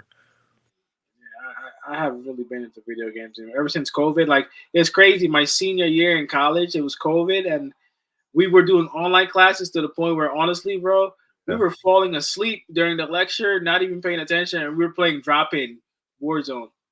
Well, I kind of do that for my one class no one takes serious. I have a public relations class, Yeah, and like during the lecture, so it's on Zoom, but she says you don't need to turn your camera on. So sometimes I'm watching the Knicks games like during class. yeah, that's awesome. I'm Yeah. telling you, man. Like, just enjoy your college. I'm telling you, you got something good going on, bro. Don't give up on the YouTube shit. There were plenty of times when, bro, I was making videos, bro, where nobody was watching. Yeah. I was just fucking. I don't know what I was doing. I believed in something that I couldn't see, and it was a struggle. And like now you see, like the channel is going somewhere. It's going somewhere, and like we're building. I think I found your channel for the first time because you were getting views like crazy. I forgot what content it was. I don't know if it was the draft. No, I forgot what it was. Let me go on your channel because there's a section you can see most viewed video. But What I was that? The videos when I was doing like draft analysis.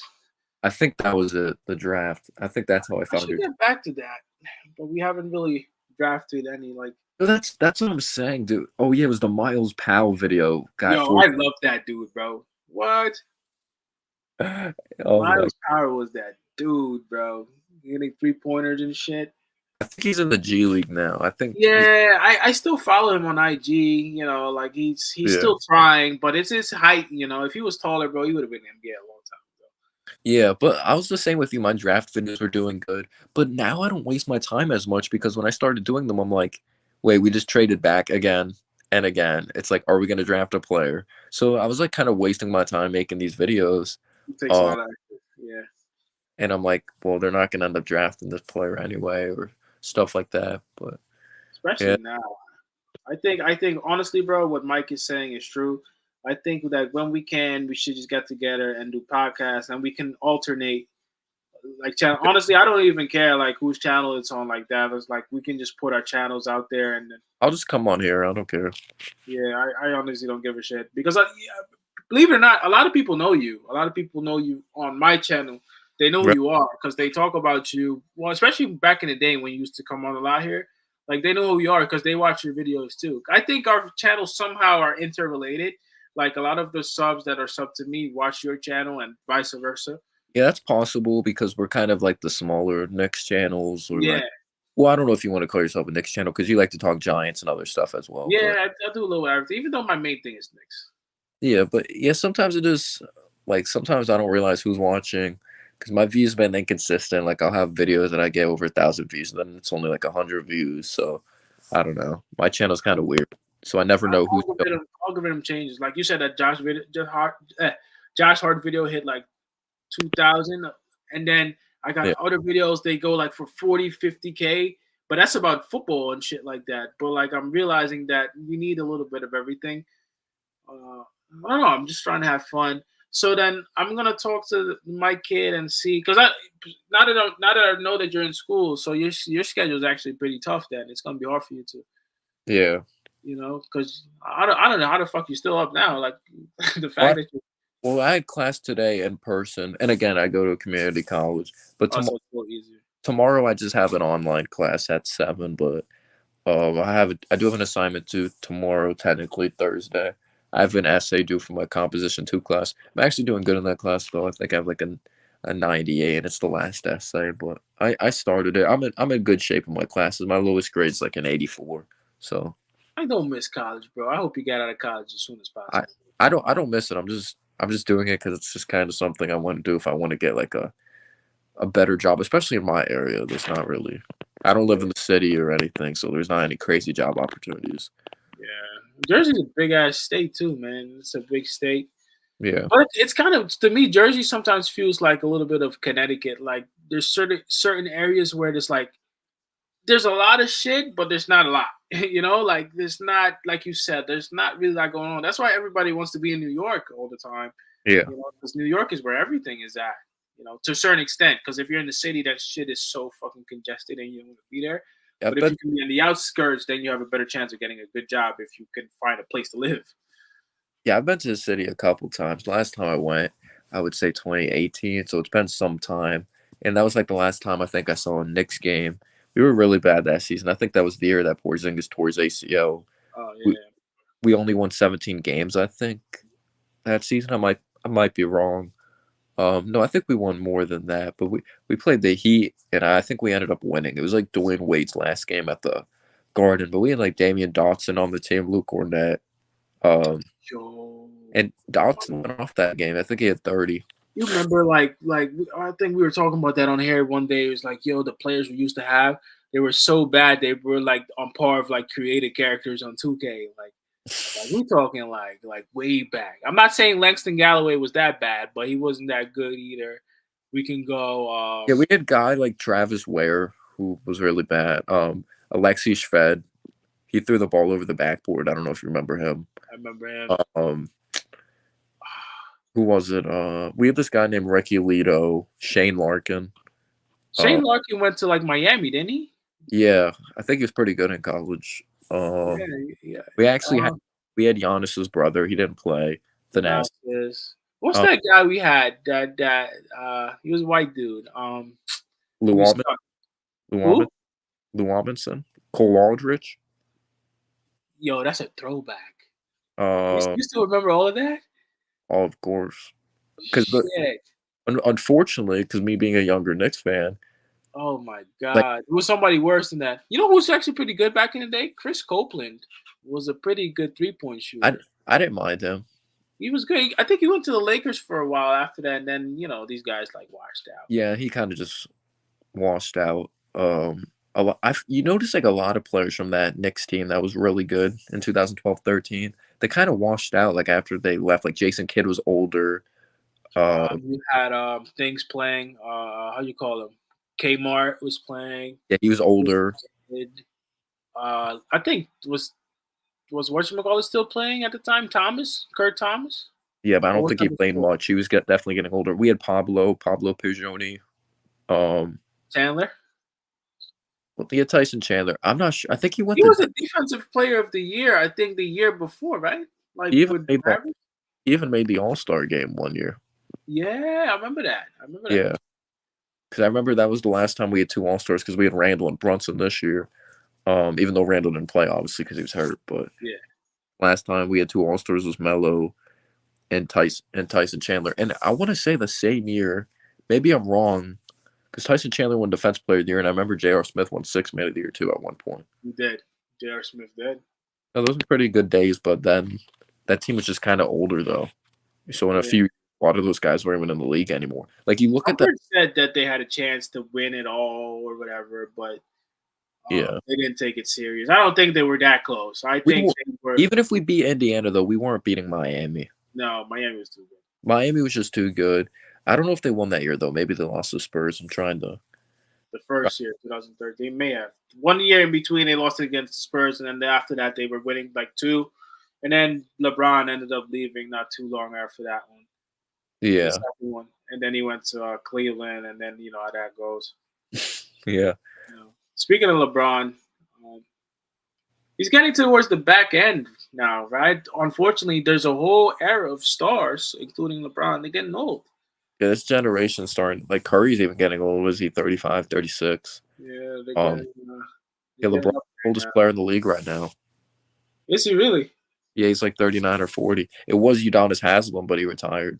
Finally, he retired. He was just the best. Doing. Well, how old was Taj Gibson when he was back? Was Taj Gibson older? No, I don't think he's maybe No, or younger. maybe like maybe a year. But he's still old, like 38 or something. Taj Gibson, and I swear when he did come back and play for us this season, did he score once? I don't think he did. Like he was so bad. He just looked so I think the first time he did. The second time, I don't think he did. okay, but he just looks so old. Like he should just retire, be a coach or something. I don't know. Some of these guys, like that's what you know. I think I don't know if you. I haven't watched much of Gilbert Arenas. Only like a couple of clips because I usually don't like what I hear when he says something. Oh, he's a casual, bro. Do did you know he said this? He said the Knicks, like, I don't know if he said to trade Brunson, but he was saying that the Knicks should get Jalen Green because he's better than Brunson. Can you believe he said that? That's the stupidest thing I've ever heard. But go ahead.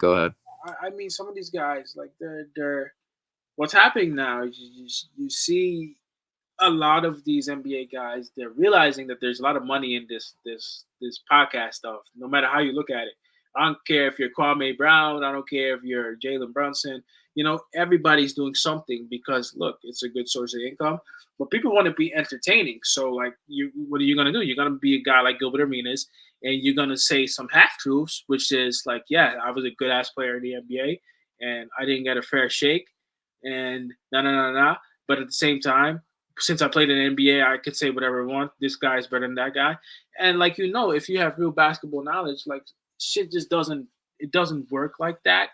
But Yeah. these guys can say whatever they want to because like they played in the league, right? So like I think that's the one thing people always knock like Stephen A for and how you call him Skip Bayless and shit like that. Yeah. When you haven't played in the NBA, you can't get away with certain things that you say like that, so I guess that's what he is, but like I just can't agree because I think you have to maintain like some type of professionalism if you're evaluating a player.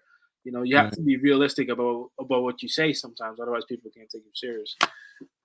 Yeah, I was looking at your channel because it's pretty funny seeing some of these names that like we picked up but never played that were pretty bad, like Luca Vildoza. Um, um, or What happened with him? how about Rokos Jokubaitis, who we're waiting He for him was to playing in the Westchester Knicks for a while. he, I think no, I don't know if he. I think maybe he was with the our summer league team because I remember he went back overseas, and we just have the right. We have the right to him. Like he could come over if he wants to, but it seems like he's not coming over at this point. It's been That years. window now for stuff like that has closed a long time ago. Yeah, we made some weird moves, like when we signed Michael Kidd Gilchrist for a second. What's his name? Kemba too. Kemba didn't work. Oh yeah, that didn't work. Like I think the Knicks now.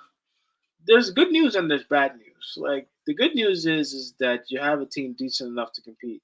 The bad news is that this season there's a good chance. I'm not gonna lie. Like I didn't want to say that because I didn't want to like be the negative like person, but like Yeah, good chance that this season pretty much will probably end around playoff time. yeah, Even if we get to the playoffs, we'll probably get bounced out by the second round if anything. yeah. I don't get like. I understand we looked really good healthy. We won like 9 in a row. We destroyed the Nuggets like healthy, which was wild. Um, like OG looked really good. The concern though, he's always gotten hurt, and he's a good defender, good 3-point shooter. Was even showing some mid range game. But yeah, we were gonna need chemistry when it comes playoff time, and I still think like we're missing an extra score in the lineup. Like we still need to see Randall step up in the playoffs. He still hasn't proven it yet. So I don't know how there's some Knicks fans saying, "Oh, Eastern Conference Finals." Um, I think we would lose versus the Celtics anyway. I don't think we match up well. Like the Celtics in the past, when they had like Robert Williams instead of Porzingis, I thought we matched up better against them because Brogdon didn't play much defense. Williams couldn't shoot, but now they have a big man that could shoot. Like I don't. I think we don't match up as well against the Celtics team. Mm, yeah, and I think we're not even like Indiana would give us problems really when they're healthy. And we need to see this team get healthy. Like we see all the reports and stuff, but are the Knicks actually going to get healthy? Is everyone going to get healthy? You know what? At this point, even if we were the sixth seed, and as long as we're healthy, to me it doesn't matter. But like you said, like how much time do we need? And like there's too many games left, man. There's too many games. Like even here, this is 8 games right here, where I feel like we probably win 2 of them, and then the rest is we're probably gonna look. The Pistons are gonna come back and they're gonna make sure that they Wait, play hard. dude, I'd even noticed this. So like the Magic won tonight, and the Magic have the tiebreaker, and we play the Magic next. We dropped to the 5th seed. The Magic are the 4th seed right now. Now, Yeah, no, I think we're the 5th seed as of today. yep, we're the 5th seed, and the Heat Yeah. are like 1 game back from us. And Philly, they dropped to the play-in. It's crazy, and that's one thing that well, it's Philly, but you see what the NBA did with this whole new rule where you gotta update the league and how injured people are. They don't talk about this because they're sweeping it under the rug, but they injured Joel Embiid off that rule. Oh, 'Cause- you talking about how the Stars need to play a certain amount of games or something? yeah. So Yeah. he was so concerned about that he played that day, and now he got hurt. I think that happened to Halliburton too. Like I think he re-injured his hamstring. I'm not like I don't know if he's really hurt, but he just hasn't looked comfortable since All-Star break. They're And gonna get rid of that shit, bro. Like, there's no reason for it. It's not like they're Popovich. Like Popovich was doing that shit like crazy. He was just sitting people out. Like you go to the game, fucking Tim Duncan is out, Ginobili's out. Like what's going on? I Kawhi is will out. I will say though this rule is helping the Clippers be a better team because Kawhi would sit out a ton of games, so Kawhi's actually playing. But I don't know. The Clippers look really good, but I guess you'll wait. We have to wait till the playoffs to see if they're legit. I mean, honestly, Kawhi don't really care about basketball. He already accomplished, and I think that Yeah. James Harden and Paul George, who is actually looking very good. Um, I don't know. Like I think it's gonna be Boston is the team to beat. Boston, they're unbelievable. Now they're unbelievable. But in the playoff time, I think there's a lot of pressure on Tatum, and he I doesn't do well. I still got the Nuggets to win the championship again. I just I think think so too. their chemistry is just too good. I feel like they're gonna win. It's very fluid. It's very smooth. It's kind of like how how Golden State was back in the day. They were so Oh, secure in the game. they're like the new Golden State. I'm not saying Yeah, they're as good, but they're definitely like their offense is very efficient. yeah, it's like very secured in their game. And speaking of Golden State, one guy I feel really bad for, but I'm rooting for him is Klay Thompson.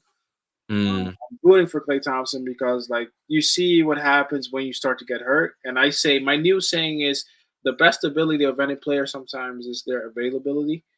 Like, yeah, if you are available, right, you'll win most games. Like Golden State used to never get hurt. It's one of the reasons why they won so much. You they're know? getting old now. They are. They are. And they have a big problem because like now you don't have enough firepower anymore to really like have a full team, no matter how great Steph Curry is. Like you can't keep shooting and winning. Like you need other that's why they had Wiggins and they had Jordan Poole, who I Yeah, think is a better player than people give him credit for. yeah, and But Wiggins is having an off year, and I don't know if you were following them last year, but Wiggins missed a lot of games because of like a personal thing that happened. And now the same thing just occurred because he didn't play when we played them, the latest time because of personal matters. So I don't know what happened this time. I think his father passed last time. I don't remember. that's tough. Yeah, no. And it's funny because like I usually watch the Knicks games twice because I'm usually up around this time. I'm just either bullshitting or cleaning my apartment or whatever the fuck. And Yeah, like I'm watching the game again like now, so the game is on, and then I'll like pick up like little things. Like for example, like right now McBride has the ball, and McBride when he brings the ball up, he's not involved. Somehow, fucking Alec Burks misses another layup, and like that's the problem. Like I think if you're gonna have Alec Burks, you know, you it- have to be able to distribute this ball. it's so And I don't know how we're gonna do that. We don't have that. We don't have somebody who can, like you. I think you said this. Like we're not getting somebody that's distributing the ball yeah, properly. it's very true, and it's the opposite for me because obviously I watch the Knicks games, but I have to watch that on like a streaming site since Yeah, I'm in the area. But since I live in South Jersey, um, the Sixers arena is the closest to me. It's an hour away, so they're replaying the Sixers and Nets game right now. I don't know how the Sixers won this game. The Nets at one point in the first quarter didn't score for 8 minutes. I mean, you know, I think no matter what, I think the Knicks they'll come through somehow, and at the end of the year, we'll make the last seed of the playoffs, or we'll be in the play-in. And I think Vandal will be back. I don't know about OG, and I'm not counting on Mitchell Robinson. Dude, I'm scared of like OG's elbow. Like, what if he has to? What if he's rusty shooting the ball back? Like, it's his shooting elbow. Like, We what if he? don't know what it is. Nobody. People said that he had this injury before, and I don't think so. I don't think he did. Like, he's had injuries, but not this specific one. Again, there's no footage of him getting hurt. Like, we never. Like, we don't even know how. Still, yeah, this is the next game he played, and the next game he's out, right? yeah, because Randall got hurt the Heat game. We weren't expecting him to play in Charlotte. And then it's like, okay, we have OG though at least, and then we see OG not playing in Charlotte, and we haven't seen him since. Right. It's It's so like weird. crazy. There's like a conspiracy that like there's this one Knicks fan named like Frank the Tank. He's like a giant curse, people say, because he's a Mets fan as well. That the night OG got hurt, he shook the dude's hand, so people think he hurt his elbow by shaking. Really? Saying that dude's a curse still. Gosh, I hope He can't be as bad as Tommy DeVito and his agent, bro. That shit was that was. crazy. It was a cool story, but then after a while, it was corny. Like now, we're in the position we can't draft a quarterback. Reality, you know what it is? When big money is involved, reality starts to settle in, right? Because of stuff like that, you got problems with Saquon, who you should have taken care of first. You should have taken care of Saquon. You didn't do it, right? And now look what's happening. You don't you now you got to make a decision between obviously your franchise or some quarterback, which you know is the foundation of any football team, and we don't have either. I like to this day, I think it's criminal that the Giants organization decided to go with Daniel Jones, a guy who cannot pass past 10 yards, and Yeah, somehow he's your quarterback. I can't get over it. I he can't get played. over it. he plays so scared. I understand people. Since we talk Giants as well, I guess we could talk Giants. A lot of people bring up the offensive line, but you saw the same games I saw, probably. Do you watch every Giants game? Yeah, just about. We saw Tyrell Taylor, who's older, look better behind the offensive line. Yeah, no, he And, looked right. and threw the ball deep. Daniel Jones is afraid to throw the ball deep. I understand he won us that playoff game versus the Vikings, but where were the Vikings this season? They sucked. Like, You know what it is? I'll tell you one thing. This is oh, one thing that I said in the summertime. I said I support Daniel Jones, but mhm. if Daniel Jones comes out and plays the same way he did last year, he's going to get exposed. And what does he do? He plays the same way. And this time, all these little runs he's doing is not working because people are prepared for you now. And it's very hard to plan for a quarterback who can't throw. Look, nobody's ever made it in the NFL as a quarterback that can't throw unless you are super athletic. Well, actually, no. You usually get hurt because if you're a running quarterback like RG3, Michael Vick, or whoever, somebody's going to get you one day, and it'll just knock you out the game. And they're going to plan for you specifically for you to not even be able to throw deep, and that's what's happening. You know what sucks though? Also, we saw this coming. I'm sure you had the same reaction as me and every Giants fan when we drafted him. No one wanted him, but the Uh, Giants It wanted him, didn't make sense. You could have gotten him later, right? or You not didn't at have all, to. or not at all. I just think that what I say about Giants organizations. Sometimes they try to make it seem like they're so smart and they're so well put together, and they have Yeah, all this history. And we had Eli Manning, the two Super Bowls, and Victor Cruz. And then in reality, when you really see how it's run, it's always chaotic. There's never any. There's not. Their front office is probably some of the worst in the NFL. Really, it really is, and it shouldn't be. The Giants have so much history. Fucking Strahan sits on national television every weekend, waiting for the Giants to be good again, and we just don't. We don't get it together because at the end of the day, I think there's too many people in one room trying to make decisions, and what's happening is like you're wasting people's time. You wasted Odell's time. You wasted Eli's last couple years. But Eli was never going to say anything because Eli is a New York guy and he's a nice guy, so he's not going to come fire people under the bus. And now you have a guy like Saquon who should be competing for at least some type of championship, and he's not able to because you have built nothing around the guy that you can even compete. you So if he leaves, I think he should. I think he should just go somewhere else. Like I don't think he should stay in New York. It means nothing in football to stay with one team. You can't win by yourself. you could le- It's you not could possible. you could legitimately say the Giants. Hmm, how do I put this? Because Kayvon's been pretty good. But leading up to that 2019 draft, for the past few years, we did not draft a good player in the first round. Like, obviously, we had Odell, but after that, we drafted Eric Flowers, who was terrible. Terrible. He's still in the league? Probably not. We drafted No, he Eli. sucked. We drafted Eli Apple, who's terrible. Yeah, And he's a corner. as much as I love Saquon, the team had so many holes. I don't care how good of a running back is. And if you're going to draft a running back, make sure you have an offensive line behind him. You didn't.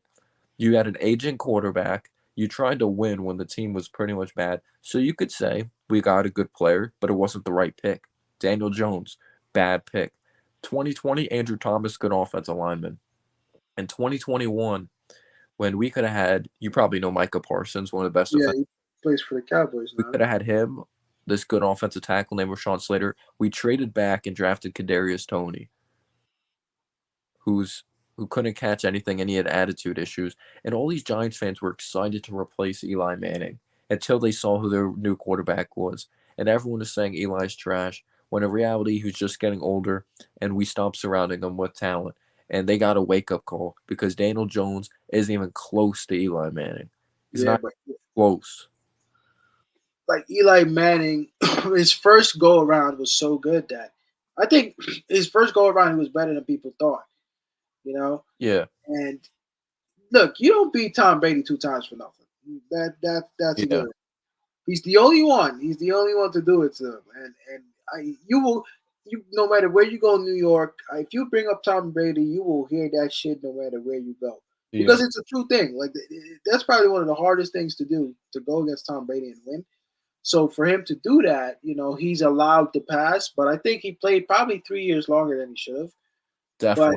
But he earned that in a way, because like the success of it was so good that you couldn't have said that he didn't deserve that. He deserved that final farewell, even though it sucked. Like if you were there about Eli Manning's career, they're only going to talk about the Super Bowl years, and everything other than that probably isn't.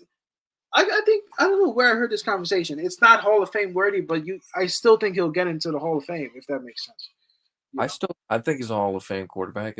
He's top 10 in passing yards and top 10 in touchdowns. Obviously he had some inconsistent years. He definitely wasn't the level of like Ben Roethlisberger in the draft class, but he was still a very good quarterback. Like you don't win Super Bowls by accident. And that's a big deal, winning 2 Super Bowls. You look at the 49ers, who are this historic franchise. They haven't won in forever, and they're supposed to be this historic franchise. They made it to the Super Bowl when they had Colin Kaepernick, and they lost. They made it to the Super Bowl when they had Jimmy G, lost. Made it to the Super Bowl with Brock Purdy, lost. They've made the Super Bowl so much lately, but they just keep losing. It's not easy to win a Super Bowl. Yeah, it's hard, bro. That shit is, and especially for the Giants. Giants are coming in like wild cards. Like they're not even coming in top seeds. They're playing like 3 or 4 games before they get to this like win everything. So, in perspective, considering who we played, like literally the greatest quarterback of all time. I kid you not. I think it's Tom Brady, bro.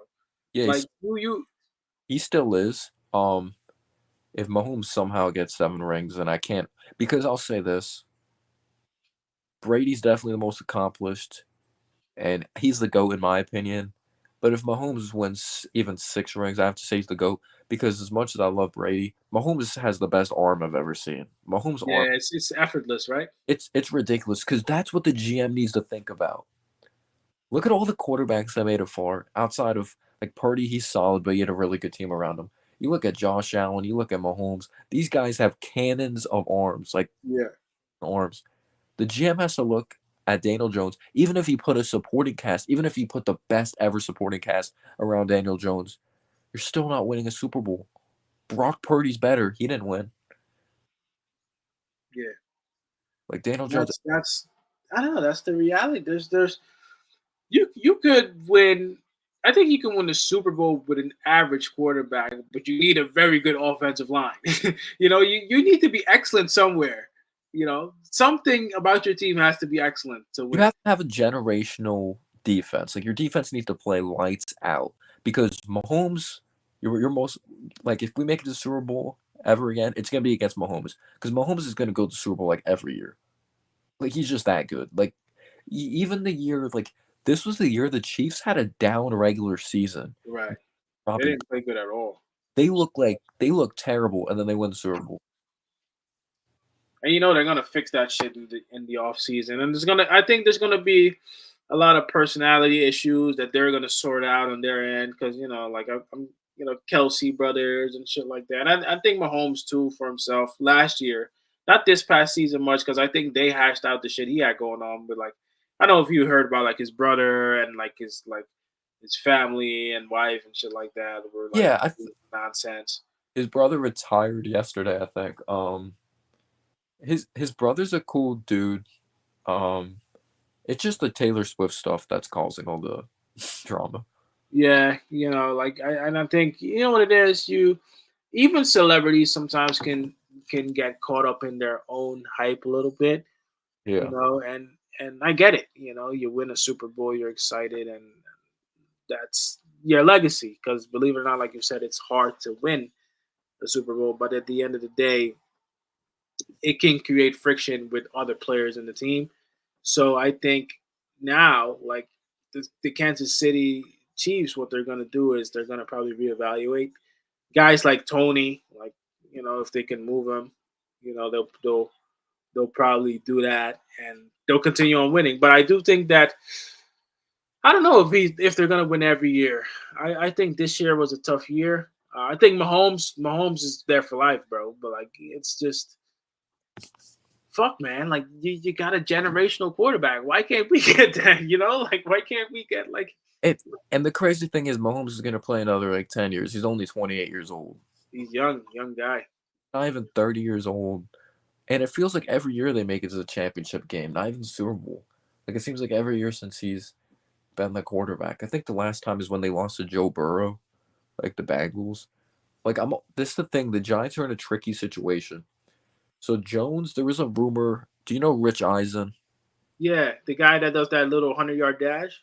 Yeah, and he has his own show. So he had a Yeah. clip that he was hearing rumors because like when you have a quarterback like Joe Shane or GM, he's not going to just say Daniel Jones sucks because you're not going to get trade value that way. So he was saying like Jones is our guy, but Rich Eisen came out and said that rumors he heard at the combine that the Giants are done with Daniel Jones and they're only talking like hyping him up to probably get up his value. But the Giants are in a tricky situation. So you're going to be able to draft a quarterback. You're just not going to be able to draft one of the top ones. And where you're picking. You're picking sixth, and you know where we took Daniel Jones sixth. You don't want to just take quarterback to take quarterback. You only take quarterback if they have elite traits. You don't take quarterback that has an okay arm, because we did that with Daniel Jones. Like we need to get a quarterback that has a really strong arm, like with a high upside. Like everyone is bashing the Packers when they took Jordan Love. It worked out. He destroyed the Cowboys, went to the second round, and he looks good. Everyone said this dude sucks, but he sat for a year or a couple of years behind Rodgers. He learned, and I think more quarterbacks should be doing that. It's the old school way, but you notice when quarterbacks sit, they end up being really good. Like Mahomes sat behind Alex Smith, he learned. And even though I don't like Daniel Jones, we sat him for only like 2 games, and then we played him like right away. So even though I'm not the biggest of Daniel Jones fan, it would have helped to learn more from Eli. But it seemed like Pat Shurmur, he knew his job was on the line, so he's like, I'm just going to throw out the quarterback that I drafted. Because I remember we started off like 0-2 that year, but we all knew Jones wasn't the guy. But I don't want us drafting a quarterback this year if they're just okay. Like they better be good. Like not. You know what though? One thing that Daniel Jones, the 1 year, I think it was his 4th year, the third or his 4th year, where he played so well you could not. Oh You yeah, had to pay him. You had to pay him. Like you couldn't not pay him. You had to because yeah. he played too good to be in a situation to say, "Oh, we're not gonna go for him." Like you could do it, but then what are you gonna replace him with? Like that probably should have been the time if you really had balls and you said, "You know what? I know this guy is not gonna get me there, even though I'm probably gonna be decent with him." That's when you should have did it, but it didn't do that. And I went with the Giants because I felt like, you know what, fuck it, he's earned it. But I said, like I told you, I said, if this guy, the only way you can keep this up with Daniel Jones is if you develop a system for him that's different than what last year was. They didn't do nothing. Like, in fact, I have no idea what the Giants did in the offseason. I couldn't tell you because it didn't show up. It didn't show up when the season started. They were just the same Giants. Yeah, everybody was ready. The first game of the season went downhill when we got destroyed by Dallas. Dude, Yeah. and a lot of people were excited about the offseason. I'm trying to think, who did we draft? We drafted a corner that ended up being pretty decent, but we got Darren Waller, who's a tight end, who's thinking about retirement now, who's used to be a good tight end, but then he realized Daniel Jones is my quarterback, so I'm never playing football again. Yeah. I don't know. And do you remember we drafted Evan Neal, who's been a bust, a terrible. Yeah. Evan Neal's been awful as a right tackle. So we have so many holes. I don't know how. The last 10 years, his offensive line's been shit, and somehow it's still bad. Like, we still don't have great receivers. We have a solid running back that's probably gone. Like, we have so many holes. Like, literally, we have to draft everything. You could have started over like 3 times. Yeah. And we didn't do it. And that goes back to, like, you got the Mara family, and you got a lot of people in that organization who just think they're way better than they really are. Mm-hmm. Well, that's part of it, because if you sucked up your arrogance and said, like, you know what, like, we made some mistakes, let's start over, let's do that. And that's how we won. We used to, bro, we the one thing that I always loved about the Giants is that we were never the best team, but we always worked hard to try and, like, be together as a team. And that's how we would win. We had that culture, we had that spirit, and like you just killed all that stuff, man. Like it's so hard to get to the Super Bowl, and the Giants right now, I don't even think the Giants would win it in the next 10 years. To be honest with you, like not right now. I don't have much hope with this team. I never thought I'd see the day that the Knicks are the more functional organization over the Giants. Yeah, I never thought I would ever see that in my life. Um, it just sucks because I've only seen highlights. Like I was really young when the Giants won the Super Bowls. Like I wasn't. Maybe I was trying to think. At least the second one, I would say, was maybe like 8 or 9, and I wasn't really watching football like that. I was just starting watching basketball. So yeah. I've highlights. So technically, I haven't seen much Giants success. I've seen that one playoff win with Daniel Jones. I haven't seen a lot of good years. I've seen Eli like kind of out of his prime. So At since I've the been end, oh Giants, man, you missed out on that shit. yes. So since I because he Yo, we went down to Lambeau Field, bro. We went down to Lambeau Field and we beat fucking Aaron Rodgers, bro. I've seen the documentaries like the coldest game, the kick, like I know all about it. But Eli was drafted the year I was born, so I was kind of screwed there. So like, I don't know. I just got into football a little later. So if I got into like football when I was like really young, like 6, but no 6-year-old like a 6-year-old knows the concept of a touchdown, but no 6-year-old could just break down the game of football. Yeah, no. So it's hard to get interested in it. Like I'm trying to think, like what? How old were you when you really just you're able to just like grasp the game of basketball, like be more knowledgeable about it, and just So I came here in 2005. I came from Europe. I was born in the Netherlands. I came here when I was 10. oh, So I started watching basketball, and it took me a couple years. And I used to hate it, bro. I was never into but you basketball. said you played soccer. Yeah, I did. I was just into that. Like that was my thing, and I never thought that I even like basketball. And I think by the time 6, 7, 8, I think by the time Melo got to the Knicks, so figure 2010 ish, 2011. So I was like 16 at the time. Mm. That's when I really started like paying attention, and I would say I'm a fan. And then I started watching the team, and then we had a good year. And then I was always kind of on my mind to watch the Knicks, but I wasn't making videos about it. This whole stuff that I'm doing now, Yeah, that started maybe in the last like 3 or 4 years, really. You know, because I wasn't like that big of a fan that I was willing to talk about it this much. You know, but my concept of the game really started around like 15. You know, yeah. 16. I would say maybe it was around the same time that I felt like I was actually knowledgeable about it. By the way, I looked up if there was any NBA players from the Netherlands. So there's been a total of 6 NBA players from the Netherlands, and I could only recognize one of the names, which is Rick Smits. He played for the Indiana Pacers. Yeah, I heard of him. I didn't know he was from the Netherlands though. Mm-hmm. That's pretty cool. So, basketball, it's funny. So when I was here, like, there was one rule, bro. You could never go on like a court. So you could play on grass when you play soccer, or you could play on like the concrete, and they would have goals, right?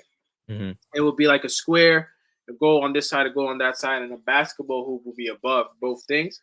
But the one rule was, don't ever come over there and play basketball, because they would Wow, take your ball and they would throw your ball away. that's funny. Why have you Yeah. seen someone do that? Yeah, so like, but this was back then. I know now that shit has probably totally changed, because you got so many European guys now that are way better than the average NBA guy playing basketball.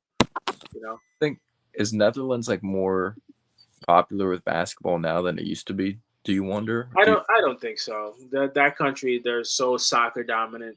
You know, that's just everybody dreams of becoming a professional soccer player, and I'm talking men and women, boys and girls. You know, like that's like what what they live. You know, they live that. Like me, I'm more Americanized, where I freaking love football and I love basketball. I still love soccer to an extent, but like, I watch basketball first now, and that's just because like you grow into that. And unfortunately in America, soccer is just, the quality is not good enough for you to enjoy it. And then everything else, my favorite team in England isn't playing too well, Manchester United. So it Yeah, makes it easy. I've never gotten into soccer like that. I've had friends that were big soccer fans, and I would just play with them for fun. I only played like 1 year, Yeah. but I never knew if I was good because I was so young. So it was like one of those ages you never really know if you're good or not. But I only played basketball really. But because I used to live in I was actually born in Atlanta, so I lived in Georgia. Yeah.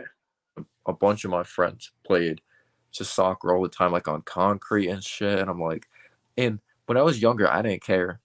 So like now, like you care about getting hurt, obviously. Yeah, of course. Yeah, you don't want to like. Yeah, but when you're younger, I'm like slide tackling on fucking concrete and stuff like that, like scraping my legs and stuff. So it was fun to play with my friends, but now I don't really have any friends that play soccer. Like they watch soccer, but they don't play anymore.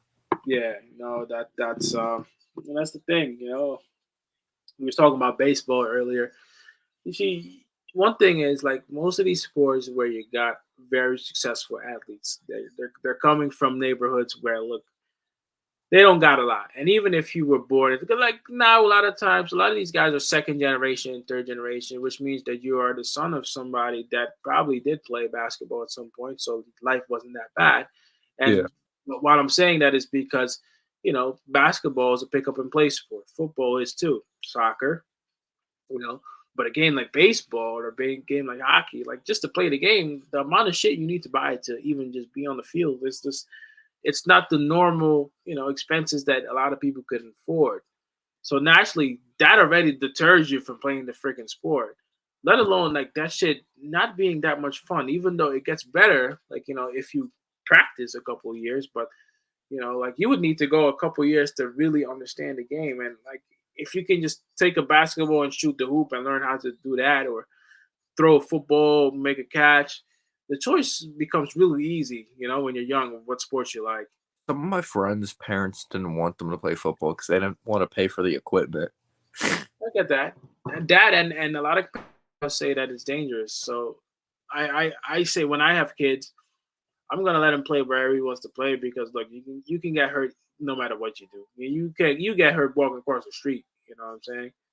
Yeah, I know. My thing is if you're gonna tackle the right way. There's actually right ways to tackle, and in the NFL, believe it or not, a lot of the time these guys are not tackling the right way. Well, Tom Brady made up a good point in a podcast.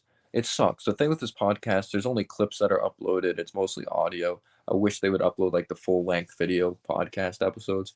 But he brought up on his podcast that he hates the NFL nowadays. They're making these rule changes, and that means like there's a lot of bad habits now with coaching. Like a lot of these players, they're not tackling as good.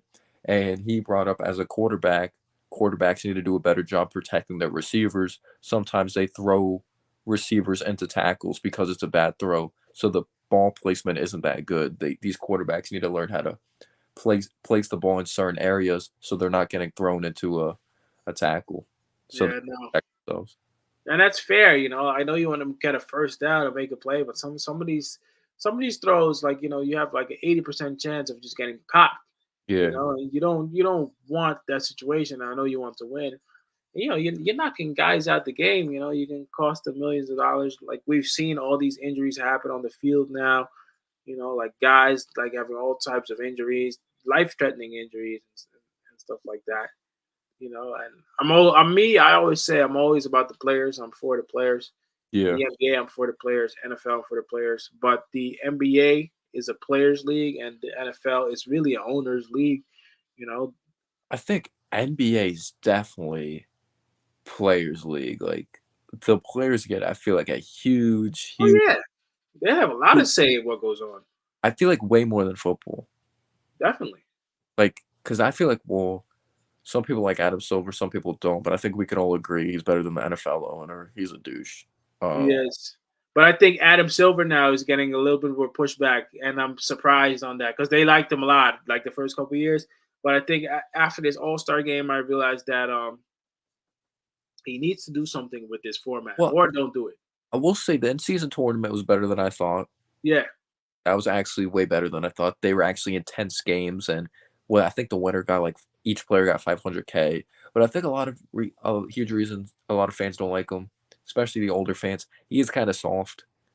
Um, like the officiating's trash.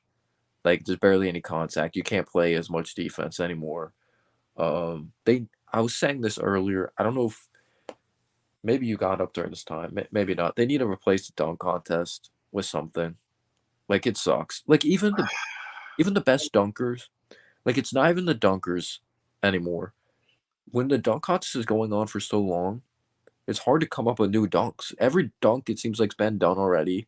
You just have to do with more power, and no stars want to do it. Even though Jalen Brown didn't deserve to advance, Jacob Toppin, we could talk about that. We didn't talk about that. Jacob Toppin's dunks were better than Jalen Brown's. Yeah, no, they But were. They were but you know amazing. why they had Jalen Brown advance? They couldn't have two G League players in the finals. And that's one thing I gotta say, and that has to stop. Like I don't care. I don't care about a G League player, like coming onto the dunk. It shouldn't get to that point. It Yeah. can't. It can't get to that point where you are out here and I'm supposed to care about what G League players are doing on an NBA All Star weekend. Like, do you see any NBA players going to like a G League dunk contest? It makes no sense to me. And that Adam Silver is allowing these things to happen is one of the reasons why nobody is caring anymore about All Star weekend. Well, It's not entertaining. you know what was wild? Did you watch the Rising Stars games? It was ridiculous. Like they had no idea what the rules were. Did you see the yeah, because they make it like a tournament now. That was new. I think they started that last year. The G League team beat the NBA players for one of the games. The one team had like Wembanyama on it, Victor Wembanyama, and the G Yeah. League players actually beat them because I feel like I'll give credit to the G League players. They actually played hard. I feel like the NBA players didn't play hard because some players in these all-star events, they're like, "Oh, I'm too cool for this. Like, I'm not going to take it serious." Like Anthony Edwards, I love Anthony Edwards. Yeah, People, he was acting a you know fool. how people jokingly, I don't know if you're on Twitter, people jokingly say like he looks like Michael Jordan. He's Michael Jordan's son. Like, Yeah, but took the All-Star game way more serious. You have Anthony Edwards shooting with his left hand during the I saw that. I like have footage of that. stupid man. Don't even participate then if you're gonna do it. But hold on though. That's because that's one side, but the other side is like, how can you motivate an NBA guy to show up for All Star game? Like, what can you tell him? Like, what? Like, I don't know how this. Because in Adam Silver's defense, right? Like, what would he tell these guys to say? Hey, can you take this? Because I'm sure he's already done that, and the players know it.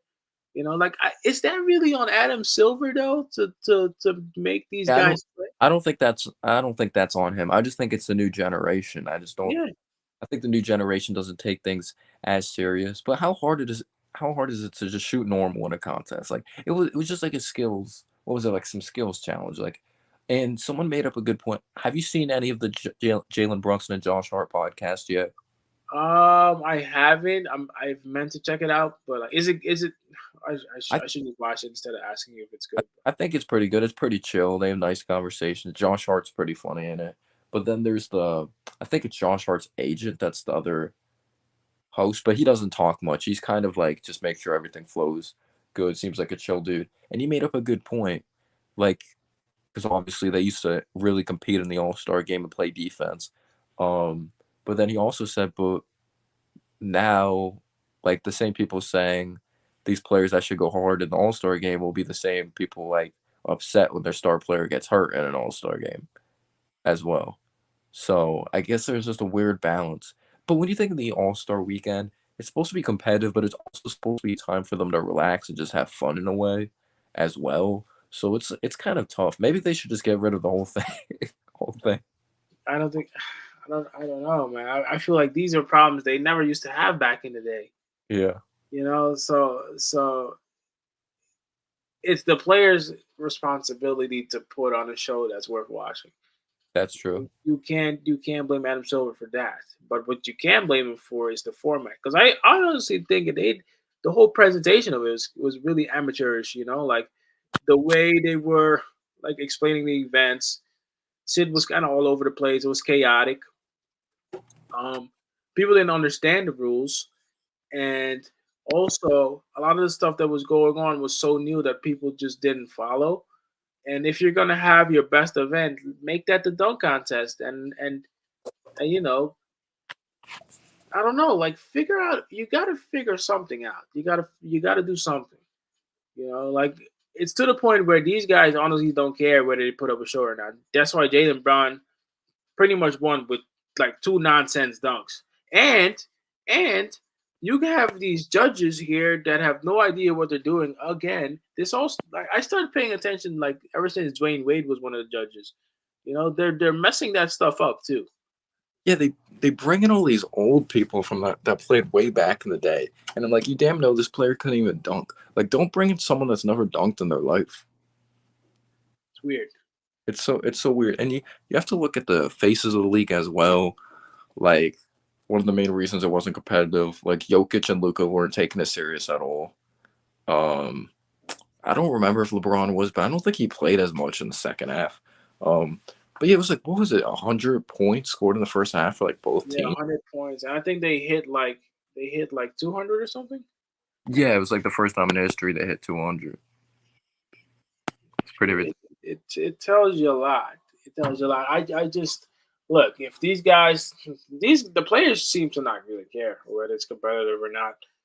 Um, but I think the best thing you can do, make the dunk contest, make the dunk contest the main event, and then somebody said something along the lines for the winner of the All Star game, like you get like a seating, like something like that. Somebody said like your team gets like home court advantage if you make it to like the what was it, like the finals or some shit like that. I think that's stupid. I think that's too much for an. Like it was crazy. It was crazy. So like now you're basing half of your season, basically your whole season on one All Star game.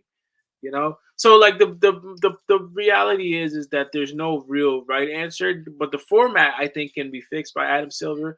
But you can't force professional players to take it Why serious. why don't they just do what they did during that COVID year every year?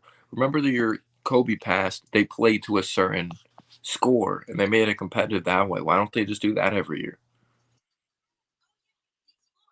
Or that, or win, make it separate quarters, and every quarter is like a Yeah, new, you have to hit the certain like number or something every quarter. I don't know, make it more fun that way. But I just guess these players or or you know what you can like, do?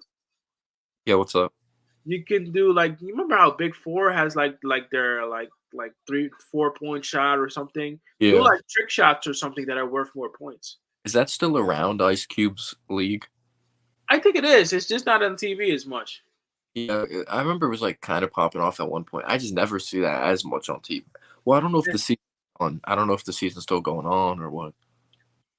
Or have another event like you said, um, former players that can still play against current players. Hmm, that'd be interesting. Actually, if you look on YouTube, I think they did that way back in the day, which was pretty funny. Obviously, I don't think I was around to see it. They had this other event that didn't last really long. It was kind of like the Shooting Stars Challenge or something. That they had one WNBA player, one older player, and then one player that plays today. Because I remember they did it with Curry. And So his dad, like yeah, shooting half court yeah. shit. And then this WNBA player, like someone takes like the bank shot, someone takes a 3-point shot, Yeah. mid range, and then the half court. So I guess that was pretty cool. And I don't think they'll ever do this because I think players, unfortunately, they're afraid of getting embarrassed. Some players just are afraid to lose. That's why I think these all stars don't want to do the dunk contest because they're afraid of getting embarrassed by someone that's not as good as them. They have giant egos. But imagine if they did like a one-on-one tournament. But I don't think the players would ever do that. They have too big of egos. Yeah, they get crossed up. You hear about that for the rest of your day. And you would have to pay the winner so much money for them to do that. I mean, look, like the thing with the shooting stars, I remember that up until recently there was this huge knock on WNBA and just women's basketball, which I couldn't understand Yeah. because there's a lot of good basketball happening now on that end, especially in college. And the one thing I always said was is that the WNBA cannot be the female version of the NBA, but what they need to do is they need to have players that transcend their game and then make that their game, which is happening now. And I'm telling you this now is because if you look at what, for example, the All Star is in the NBA, it's kind of a reflection of the players in the league. Yeah. So you got a lot of new faces in the league that don't necessarily feel like they need to try on that end, which is fine to me. But I think that there's a lot of new stars, so they're not like the old generation that have been used to like dealing with like stardom. So I don't think they feel pressure, and I get that. But I think what they could do, they could always just add like different points from different spots. Yeah. So a crazy dunk is worth 5 points. A half court shot is worth 10 points. Some shit like that. Like do something along those lines. Where you can have different moves be worth different points, so that you can actually see something cool. I'm trying to think. There was one year, I forgot how they graded it, but one year they did the dunk contest different. It was like when they had Paul George, someone else. I forgot how they did it, but they did it really weird. Did you watch the celebrity game though? Nah, I couldn't bring myself to watch that shit. Dude, they need to add some like, cause like YouTubers are celebrities nowadays. Like they have these YouTubers there. I'm trying to like this is what I don't understand. To me, this is actually kind of disrespectful to WNBA players. They have WNBA players in it. Like they're good, like they're professional athletes. Why are they in celebrity game? Like they're professional So basketball gonna be there. you And, you make a good point. and You make a really good point. that's showing respect towards those players because they're professionals. That's like putting an NBA player in it. Um, But hold on. The counter to that was always that you had WNBA players in those games, and they would get outperformed by guys that aren't in the NBA. mm, And the knock was that if you're really on that level, then you should be dominating on that end because those guys weren't professionals.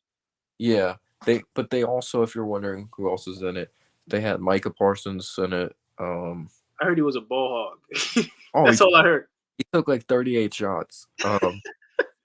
Stroud was in it, the Texans rookie quarterback. Really, he was in it. Yeah, he was in it. He was all right. Puka Nakua, I don't know if you know him, the receiver from the Rams. He was a rookie this year. He's really good. A lot of NFL players were in it, but then there were some influencers.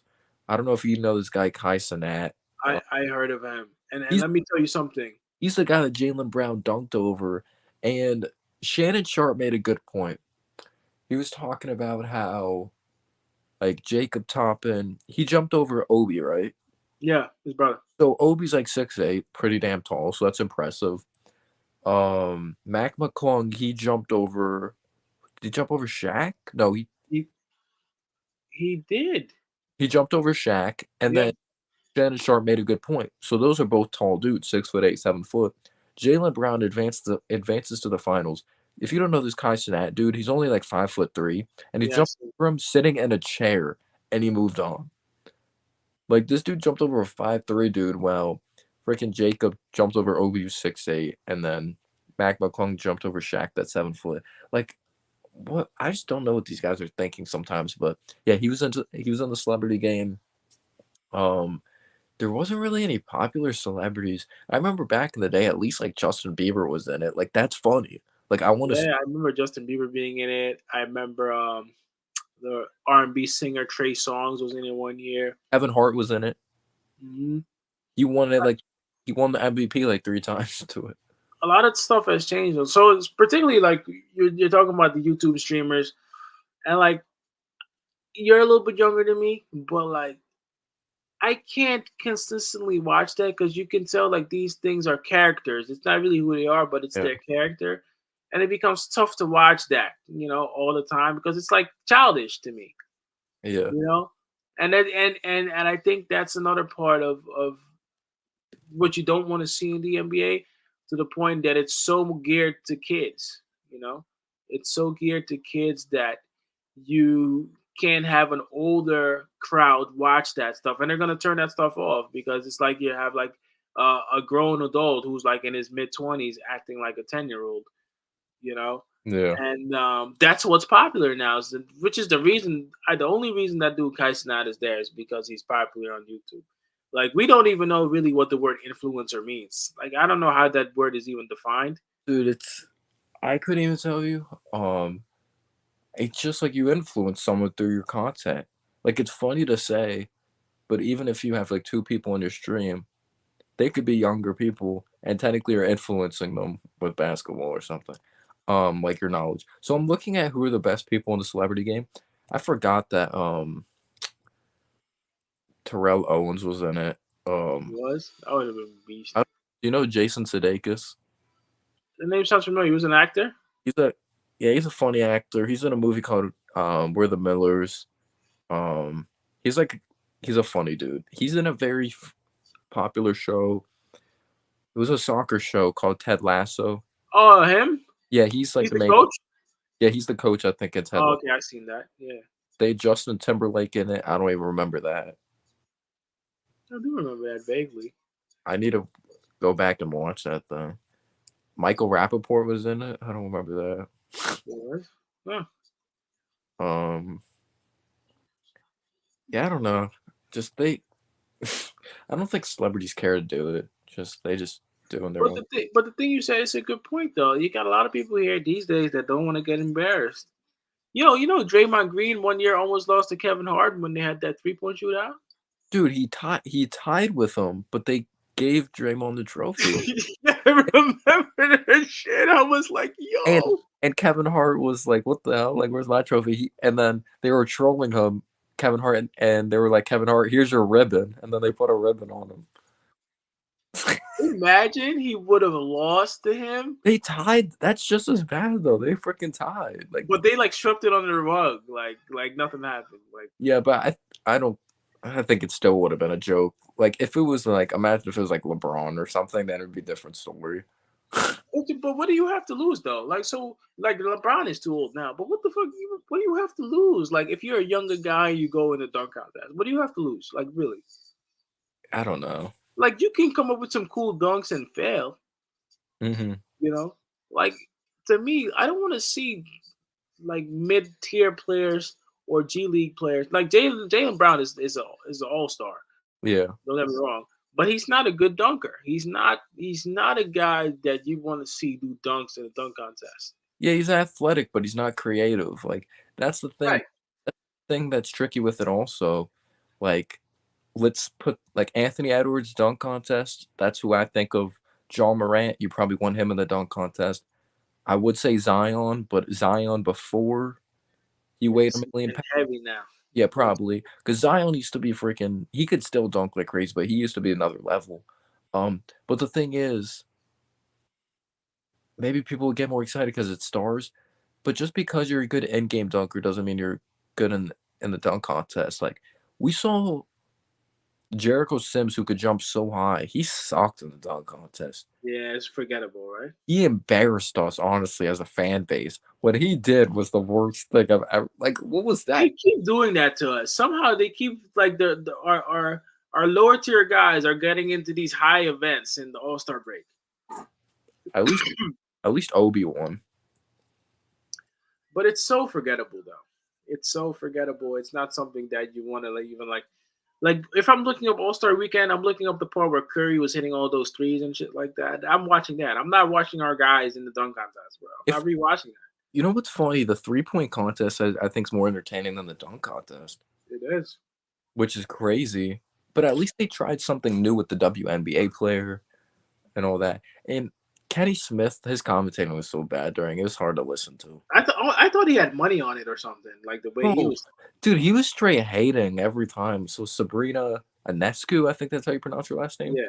He kept on saying, like, oh, but she's shooting with the WNBA ball. Who cares, bro? Yeah, I don't know what type of point you're trying to make. Yeah, like you're hurting her point by competing against the men. And she was shooting from the NBA 3-point line too.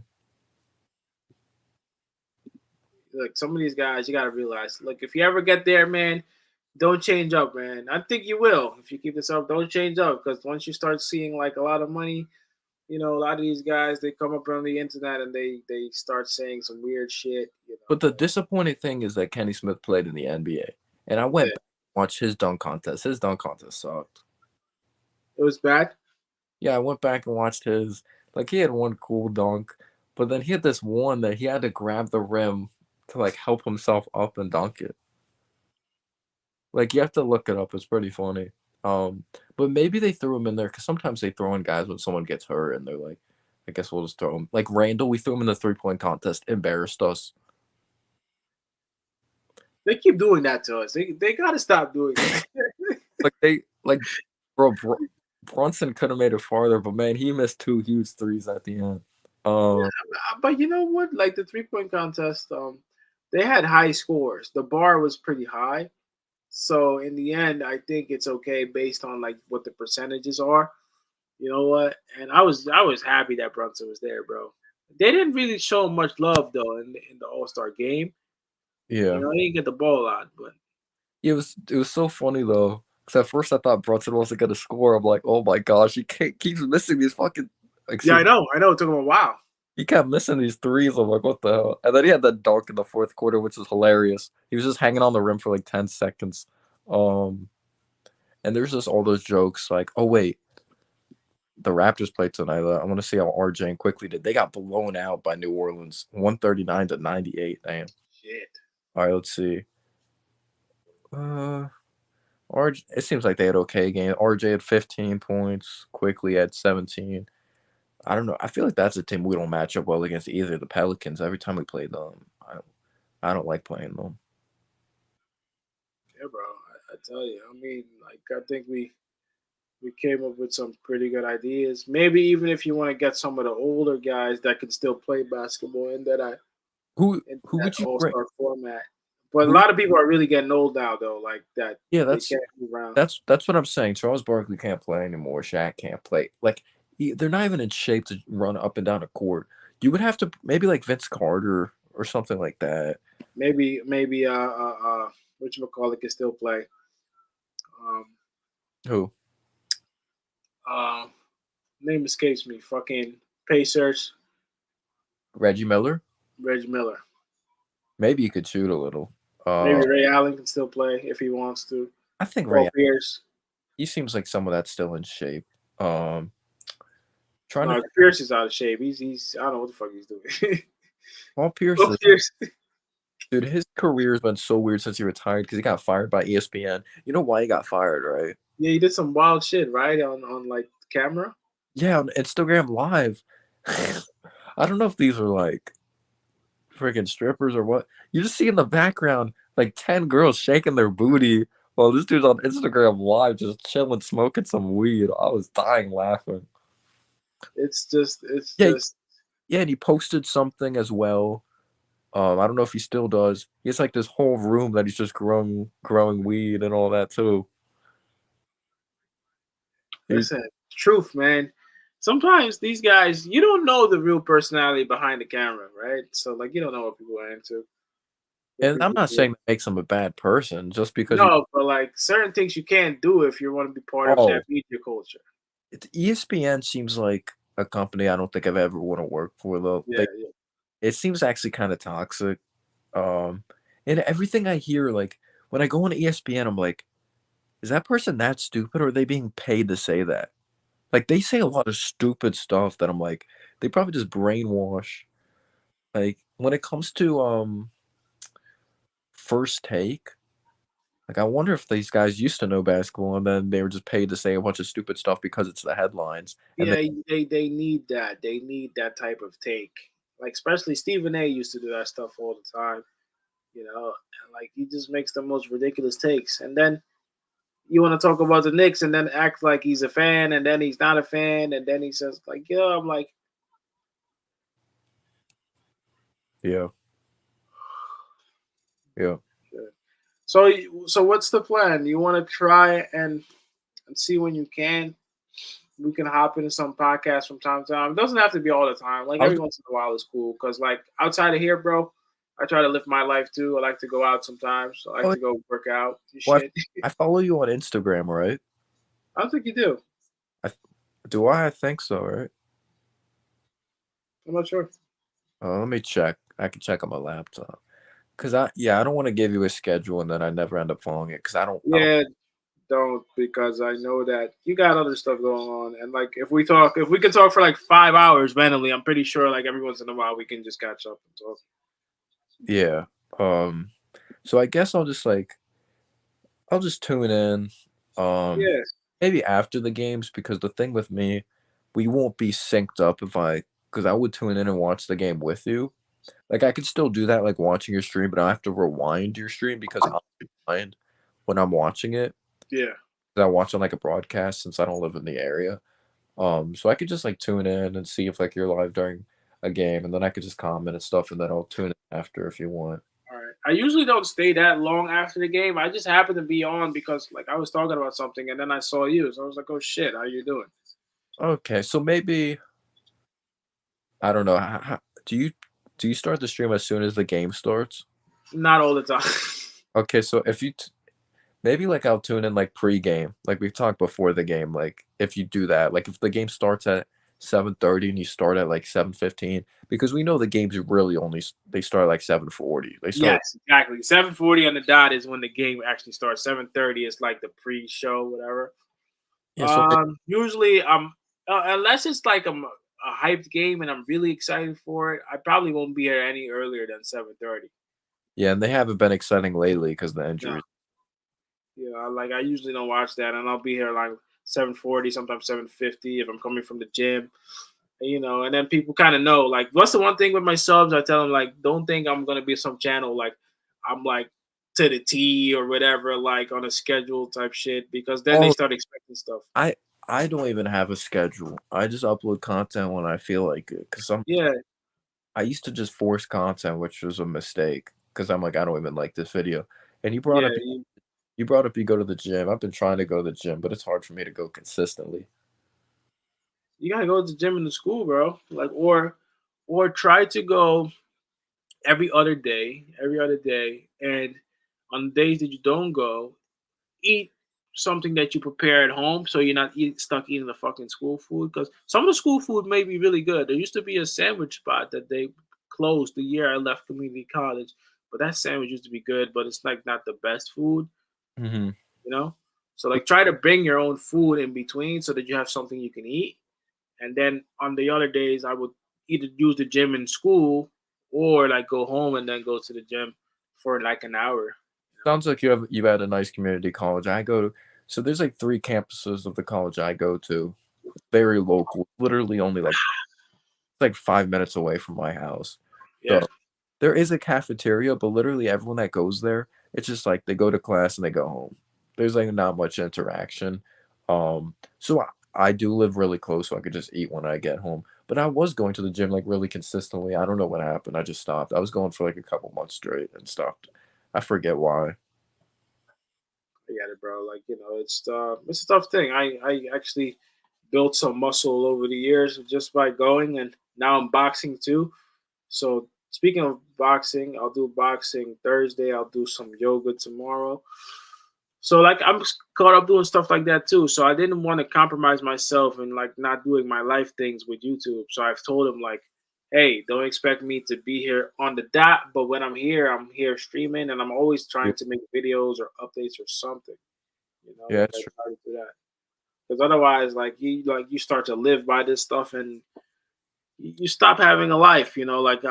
Yeah, I'm past 1,000 subscribers now, but like Dude, I feel that because there was a time because I feel like we all had these moments that we feel like we're on our in our prime on YouTube. We're getting tons of views, but just be ready because those views are gonna drop off at some point, and then they come right, back, and then they drop off. Like it's so hard on YouTube because I remember when I was gaining a thousand subscribers like so fast, and my first like 5 months into YouTube, like 4,000 subscribers, and you know how many I'm at right now? Still can't get to 5K. So I like hit a wall.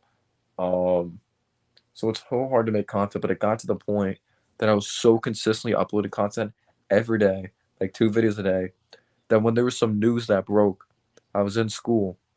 I think it might have been like Mitchell Robinson's injury. Then people rely on you to be like some breaking news person. So I get comments like, "Yo, where's your video, bro?" And I'm like, "Do these people not understand? Like, no you have way." stuff to do outside of here. Like sometimes I wonder what my viewers look like, and like no disrespect, but I'm like, no way you're sitting on your butt all day, just refreshing my channel to see if I made a video. Like we all have lives. I hope you have a life too, and you're just like, is that the only thing you do all day? You're just waiting to see if I make Knicks content, Yeah, and I think I lost some viewers that way because some people were acting weird in my stream. Um, like about my schedule and stuff like that. And I'm like, If you don't like my schedule, I don't care. You can unsubscribe. I Yeah. make content when I want to make content. Like there's so many channels out there. So I do think I lost some viewers that way. Because I don't know. I always try to keep it real. Like there's some channels that are always gonna say, "Oh, we're okay. We're okay as a team." Like oh, like they're very optimistic, but I try to keep it real at the same time. Mm. Yeah, bro. I'm actually the same way, and they know, like they know my schedule. I'm not always there. Like I try to be there as much as I can, and I try to stay as original as possible. I don't vary too much outside, and my channel is always a cool environment. I'm not the guy that's gonna be cussing at everybody, like doing crazy stuff. That's not who I am. Like some people say like, oh, for a Knicks fan, you're very calm. Like, how are you so calm? I'm like, Mm. bro, like I'm not gonna be yelling up and down here every day. Like, first of all, I got people living upstairs in my apartment. I can't be like fucking. Dude, you have to go back and watch my Sixers stream. So that game, you saw so many emotions with me throughout that game. That's one of the main reasons I don't stream the games. 'Cause sometimes I be yelling and like, oh my gosh, I get pissed off. So the start of that Sixers game, the last time we played them, remember we were destroying them in the first quarter. Yeah, We the started, recent game, yeah, not the the one late, where it goes for like 30. yeah. So we were up by, I think this was this in Philly? Yeah, This it was. would have been in Philly because I was there. Did you went to that game? Yeah, I went to that game. So I streamed that game. Um, Dave, I should have tried to go to that game because I'm only like an hour from there. Um, so let me know next time you go to a Hell six. yeah. I was kind of scared as fuck, bro, because I wasn't sure what the fuck I was gonna see. But a lot of Knicks fans showed out where I was.